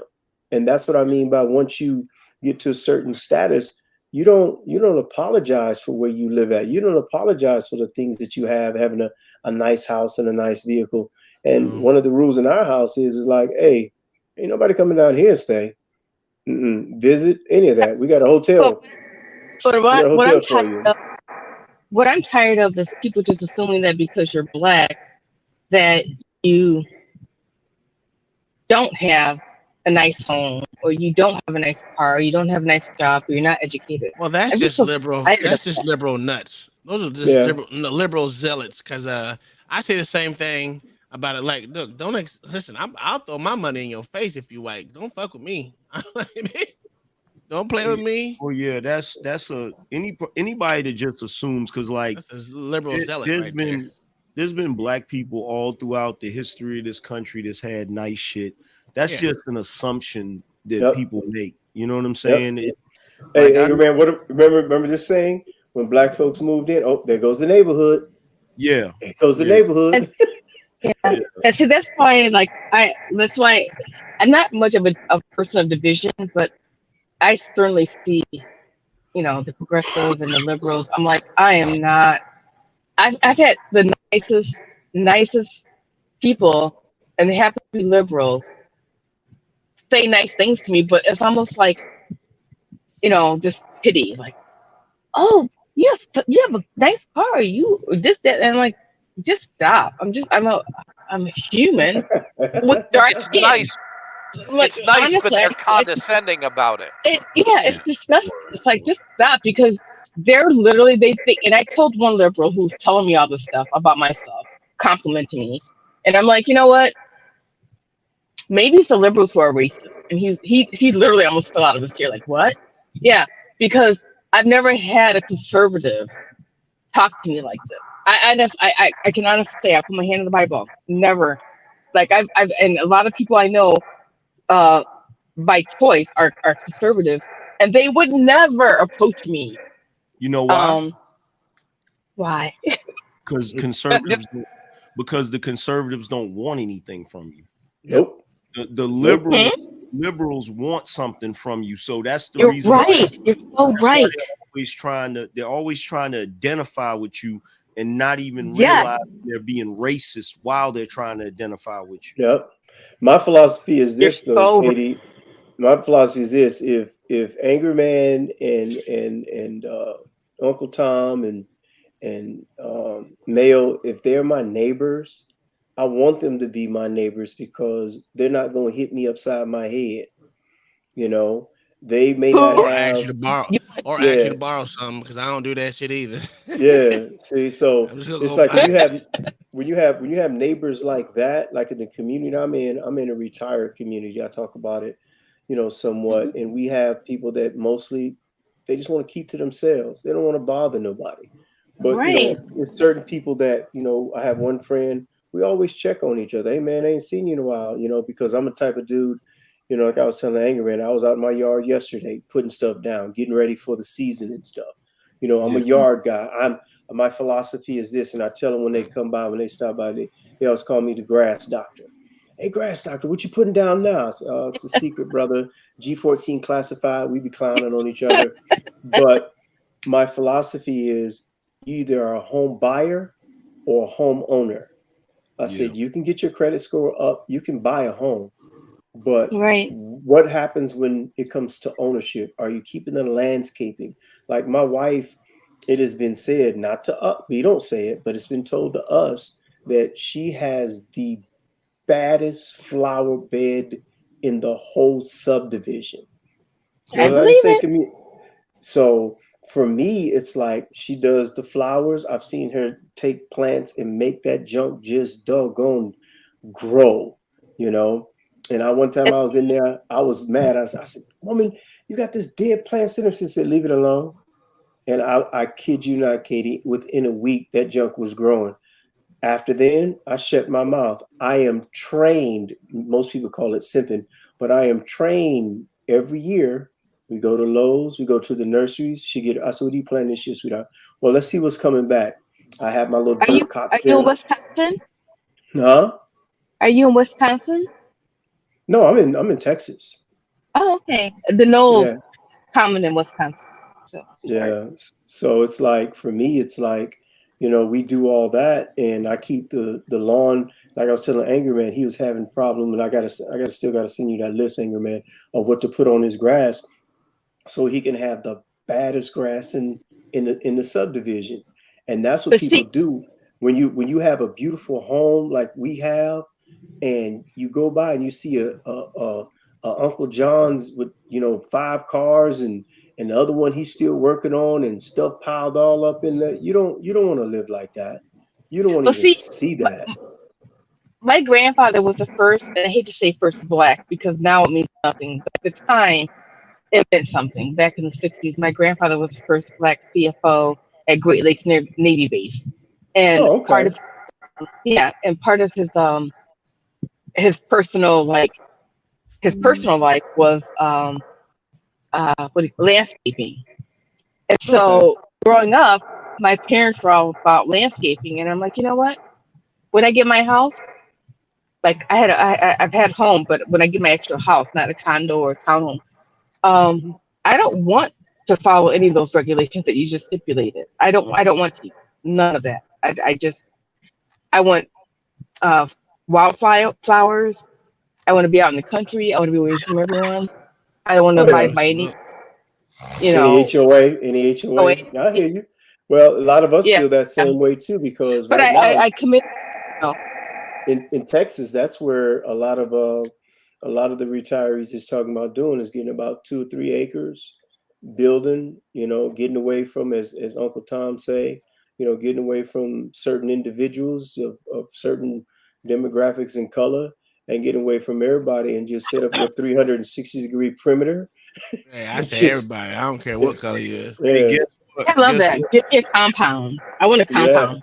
that's what I was talking about. Guess what? Guess what, Illuminated? I had a Negro Uh-oh. come up on the Negro. He came up on the Fight Club panel, and he said, "Angry Man, you up here advocating for dudes to be plumbers. I'm a chef out here in LA. I'm living good. I'm out here competing. You down there in Raleigh, comfortable. You comfortable, bro. You can't run with the wolves." I'm like, this stupid Negro wants me to give up this comfort, this beauty, this peace that I have Insane. They out don't here, understand it, bro. and go to LA. Nah. Why would I do that? Hey, because again, it goes back to Katie's point. That's They ridiculous. feel as though they feel as though if you're not from, as we talk about on Uncle Tom's panel a lot, if you're not over on the East Coast, West Coast, forget flyover country, and they're all points in between. You have to. This is their world, and they talk about it all the time on these political channels and stuff about living in that bubble. Why in God's name would I want to go to a place where you see on television people are literally on the street and have set up camps and stuff? Literal Fact. families are out there on the street, and in businesses, you got to drive to go to your one of your stores to get groceries or to shop. Whereas over in Raleigh, you can go out, you can go to your Chick-fil-A, and shout out to Chick-fil-A, get your number 5 or number 7, or get you a salad. You ain't saying right. That's God's chicken. Stop playing with them. Hey, whatever, because get you a frozen lemonade, and sit out in the parking lot if you want to, and eat it in peace without somebody tapping on. Hey man, let me hold something. What you got? Or somebody No. trying Oh my to gosh. cart. That sounds tough. My goal is to have a pole barn surrounded have by one of those. wildflowers, and I know you guys have everything. I really admire what you've accomplished. I want my own pole barn. I want my dogs, and I want my holster with my Luger in it on my Hey, property. And like I tell yeah, Katie, I tell people on this panel all the time, because me and Uncle Tom, we had that discussion with a certain individual from California. I told him, hey Ain't no man, way. you better move to either Florida or Texas, because life down here is good. And you know, me and my wife both are from the same hometown and everything. And we looking for plane tickets now. And every time she's like, that's what's wrong, sweetie. She's like, I don't want to go home. I admire It's you. almost, Honestly, I admire both of you for being able to accomplish this. For me, it's a little bit of a struggle, but I just need to be more focused. But yeah, that's you're gonna get freaking there. awesome. And you And think and about it. Bird Lady too. Bird Lady with Yeah, her It's not overnight. It's not an overnight yeah. thing. And But think if it about this. is overnight, you won't respect it. Hey, Katie, but think about this. I want you to remember your struggle, because when you get there, you're going to come back on these panel and you're going to have a whole different attitude. So look, I ain't apologizing to none of you Negroes. I am where I am, and I like where I like. If you don't like it, forget Hey, y'all. Anger Man, Saturday. well said, Illuminated. It's was a funny because I'm show. like making fun of you for being so patient with everyone else, but you're patient with me. So now I see you in a different light. Yeah, you don't. And you know what? I'll be the first one, and I say this on all the panels I go to. sorry. I'll be the first one to congratulate you, because my thing is when I get to the spot where God has for me, there are certain people that I want to bless, because for me it's not about money. I'm trying to make it to the end. So if I can break somebody off a little something, or do something for somebody, I don't mind. I don't care. I'm good. I'm okay. So all this stuff about, you should be doing this and you should be doing that. Whatever, bro. I did my time. I'm happy. I'm happy. I'm comfortable. Like I said, when I get my I think I told Angry, like, we've been looking at, new vehicles and stuff. So she's deciding on which one. Me, I told her, I said, I don't want a new vehicle. Every dime, nickel, penny, and food stamp is going towards my house. I want to make sure that it's nice. All I know is this: that Negro talking about LA done lost his mind. You know what people do in my neighborhood? You come to my neighborhood, you see kids outside riding bikes and playing basketball. Yeah. There's at not least mine. You see kids shooting. There's at least there's at least. Stop lying. I'm almost No, I'm not. convinced. I'm almost convinced that the majority of the Raleigh police force lives in this neighborhood. I'm almost convinced. The funny thing about it, so I was driving my golf cart around the neighborhood today, and there's this little kid that drove right by me in a goddamn 4x4. I was like, "Bitch, fuck you! You got a 4x4, and I'm in a motherfucking golf cart." Oh, no, You know what? It was a 4x4. Hey, Illuminate. You know what else they do out here? I know, but it was just a point. They compete every year in the fall. They compete with Halloween decorations and Christmas. They do that here too. Yep, same here. It's a golf cart and side by side parade and contest. So like this weekend, I took the boy. We all went shooting. It was like 10 of us. We're all out there shooting. I mean, I brought not all my guns, but a lot of them. I mean, it was a gun fest out there, bro. It was pretty cool. Yeah, it's awesome. That's the thing. Yeah, they're posting on my other channel. In this community, Anger Man, it's like everybody has like a half acre lot, and we're 50 feet apart from each other. So everybody's got their own space. Yeah, but that's not enough for me. And hold on, check it out. But check out how I was blessed though, Anger Man. Out of the whole subdivision, there were 2 lots. Mine's came out to be 1.7 acres. And Uncle Tom can attest to this. In Shirts, that's unheard of. You're not getting almost 2 acres in the city of San is too dry for me, man. Plus, you're right by the shitter. The damn what is it? Yeah, we got robbed in Shirts. You know, so Well, we got robbed in Converse. We got robbed in Converse. Put it that way. yeah, Converse is down the different. street. Yeah, Yeah. so like But, everybody has I'm their like little. this. Here's the thing. When I was like, you know what? The best way to tell what neighborhood you're gonna live in is you drive around there before you even decide to go rent a place and look at all the cars that are in the driveway. There's cars in the driveway that are beat up. You don't want to live there. That's where I got robbed. There was no, like every other house was a goddamn BMW or a goddamn Mercedes Benz. And I'm like, all right, cool. We in the game. Man, these motherfuckers cut the electricity to the house to get in. Yeah, that's like over here. Most thing you see is Mercedes Benzes, BMWs, Audis, Teslas. Yep. Well, we got motherfucking lifted trucks that are like lifted 8 feet off the ground, and most of the cars in our neighborhood is, I would say. Bird Lady wants to say something. Go ahead, Bird Lady.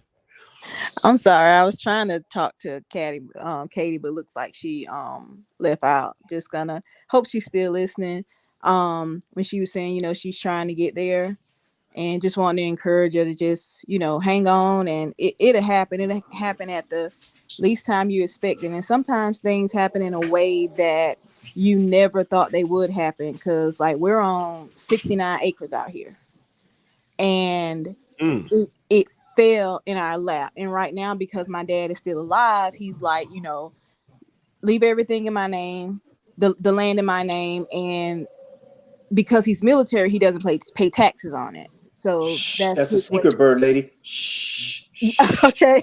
I didn't know that, but it was. Well, I love hearing you speak, Bird Lady, and I'm gonna have to visit your channel because I have to start growing.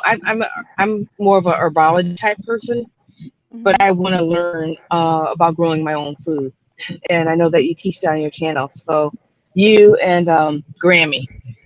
Oh, But, yeah. Yeah, I'm more now of is the perfect time because it's new out here. We just cleared it and set the house down here, and so it's like I'm starting from scratch. So a lot of the gardening videos that I have on my channel is stuff that I've already grown, but I'm gonna document how to start it from scratch. Thank you, good sir. And how to do it organically, how to raise your own chickens, and well, I know you've seen the pigs, right? Because I think you commented on the pigs. Oh yeah. So all of that stuff, it'll be documented because we are getting in a point in time to where we're gonna have to do this kind of stuff. Even the eggs are being tainted. So yeah, I'm ready. I've been thinking about it for years. I'm a prepper, but I got to start growing my own stuff. We got our own urban garden also too. So that's what we're doing.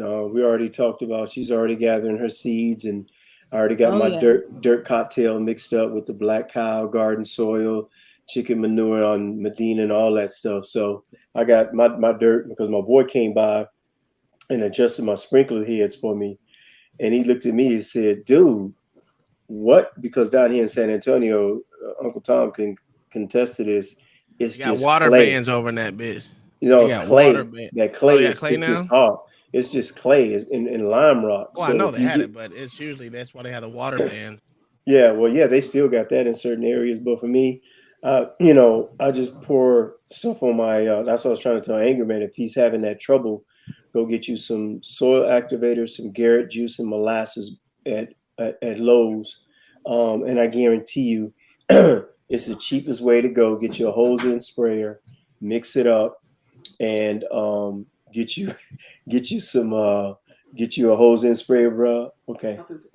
Okay, and spray on your yard, and I guarantee you, when it comes this summer, that junk will start turning over, and you can spray that on your yard every day. I mean, humic, fulvic, seaweed, kelp, all that. You can spray it on your yard every day, bro. Illuminate it. You know, you can just go buy carrots at the stove. You know what? The problem I'm having now in my backyard is the damn squirrels and the deer. Have you tried cayenne pepper? I could. I haven't done it yet. I got a big ass thing of cayenne pepper in the freaking I haven't taken it out there yet though. cayenne pepper, and if that doesn't work, just chop up either put it in like some water and let ivory soap melt down. And that smell of that ivory soap will actually keep them away as well. Or you can just kind of grate some ivory soap and just sprinkle it around where they are, and that should get rid of them organically without you having to actually, use any insecticide, pesticides, and things like that. So those are two that has worked for me. Cayenne pepper is great for the gut. Just like in your morning coffee, put cayenne pepper in your coffee. I'm more like into the herbology, holistic side of things. Not the growing things. I'm trying to get into now because it's so important. But yeah. But what you guys were talking about earlier when you were talking about the neighborhoods that you live in, I went through the extension office through University of Georgia, and I obtained my master gardener license. So I'm actually a licensed certified master gardener. My goal was to teach the people in the community how to grow their own food, because a lot of people don't know that if you're on food stamps, you can actually buy seeds and plants that are food producing with food stamps. So when I started the program to teach people in the quote unquote hood how to do this, they weren't interested in it at all. I have a question for you, Bird Lady, because I know over here where I live, right, they had a community garden, right? And I had a homeboy when I first got here, and I was working at this place driving for Enterprise. I was working at a body shop, and he used to go over to the local community garden, and they had damn pumpkins there. They had fresh herbs. They had everything that you can think about in there, right? He ain't though. My homeboy, he's not dead. I mean, he was older. He's an older dude, and they had grapes. They had everything there, right? You go look at it now. It's just 3 years later, all weeds, and it's ridiculous because it's right next to a place, and it's literally in the hood. And they at one point in time when people were actually tending to it, it looked beautiful. But it seemed like as the older people, sad to say, die, expire, and go where to go. It's like just no one cares about it, and that's what frustrated about me when I looked at it. I'm like, it was such a fruit. I mean, they can go there and pick their own stuff, and all you gotta do is make sure you replant, and you're good. Nope, they can't take care of it. It was a place. Ridiculous. It was a place in Detroit like that, Uncle Tom, that had a what you would call a community garden. And I was asking the people out here where we're at, because we're starting to get those. I don't know if y'all saw the caption. Stephen Curry was complaining about he don't want no low income housing next to his $30 million crib. So that's a fact.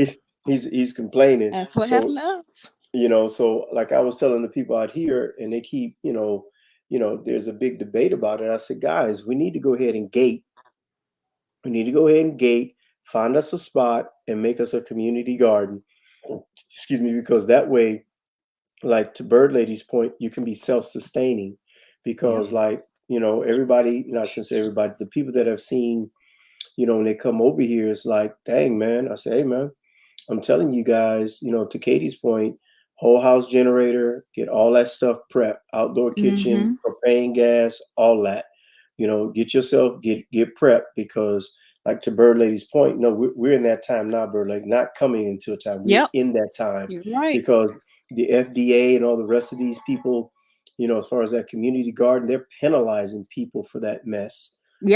As far as giving away food, because there was an Amish community up in Pennsylvania.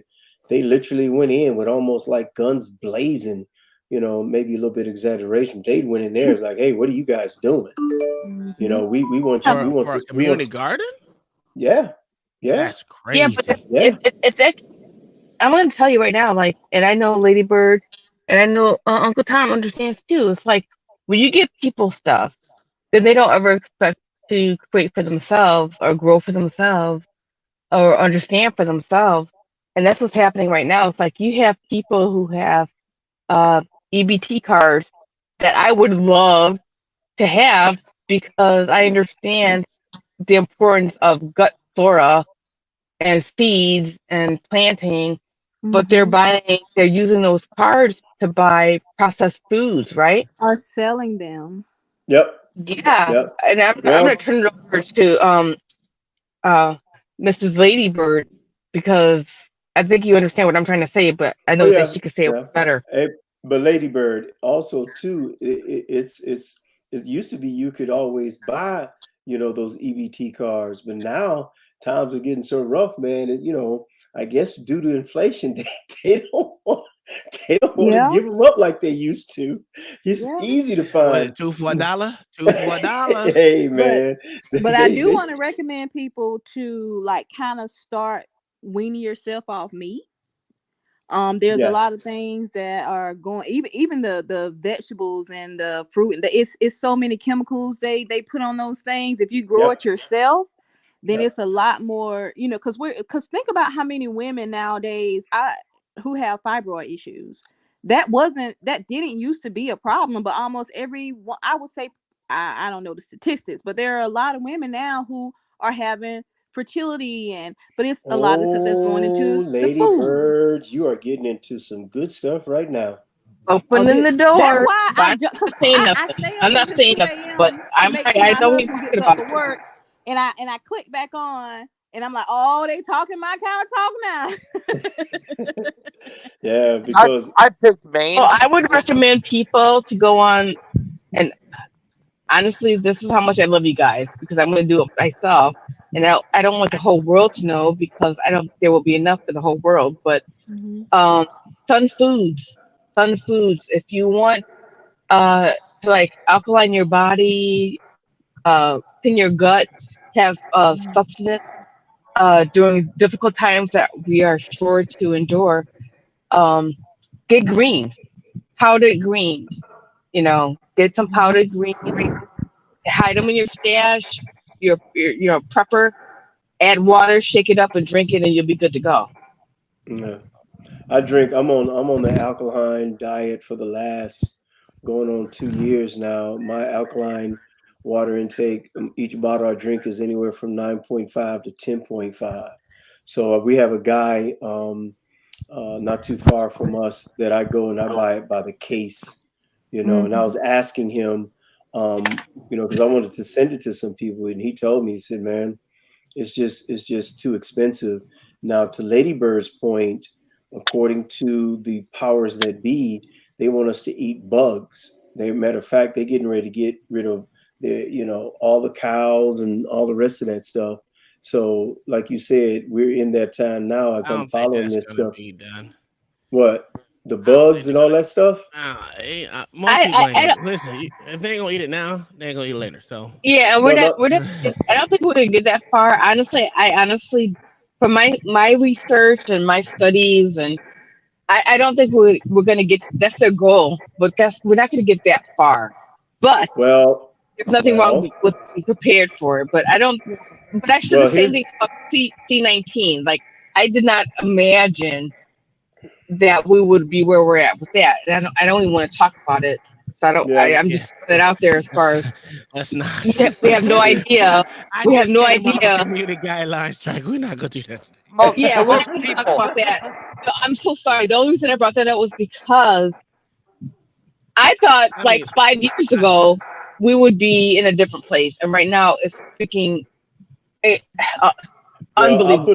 Like, I'll put it to you like this here, Katie. According to stuff that we talked before the strike that Uncle Tom got, my whole thing is that the agenda and the stuff that I posted on my social site over there on Telegram.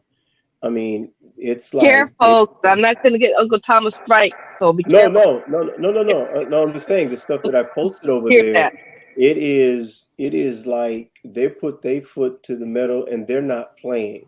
That's why I talk about the agenda. All you have to do is I just understand read that. their agenda.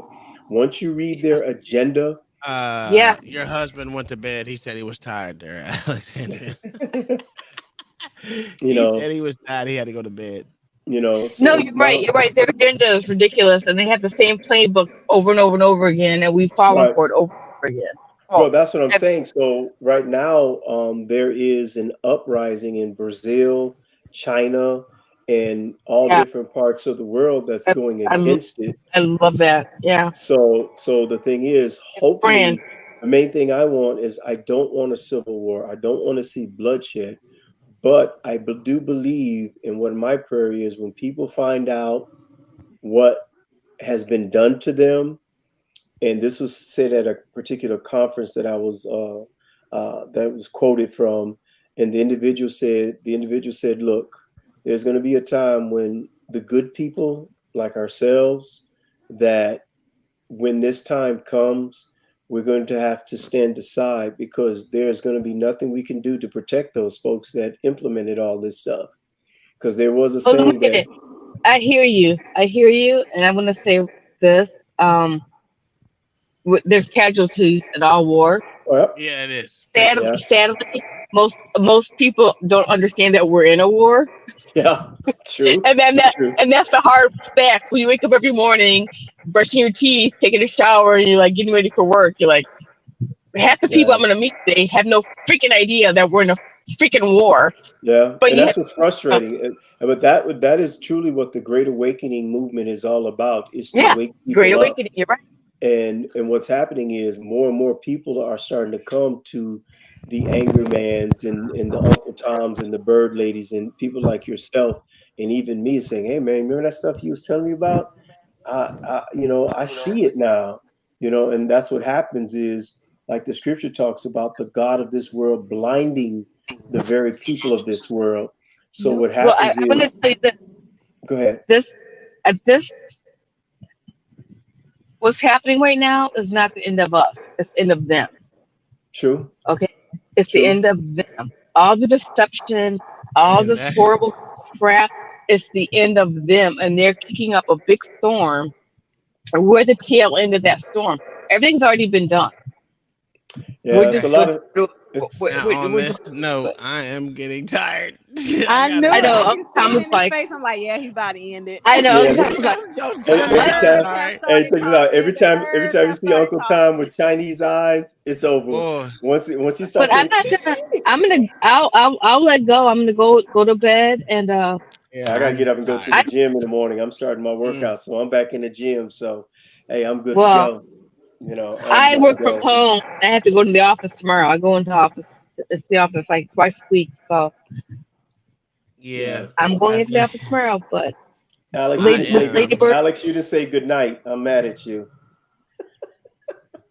daughter. All right, y'all have a good night. Bird lady, I'm gonna go on.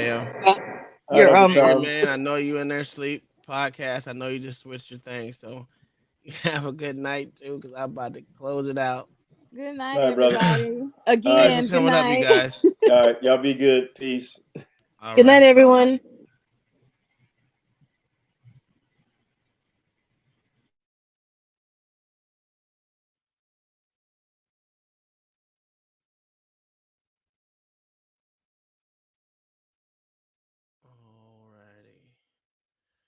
I'm not as good as what's his name?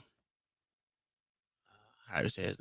Aaron at kicking people real quick. I don't know how to do that. He does it really good.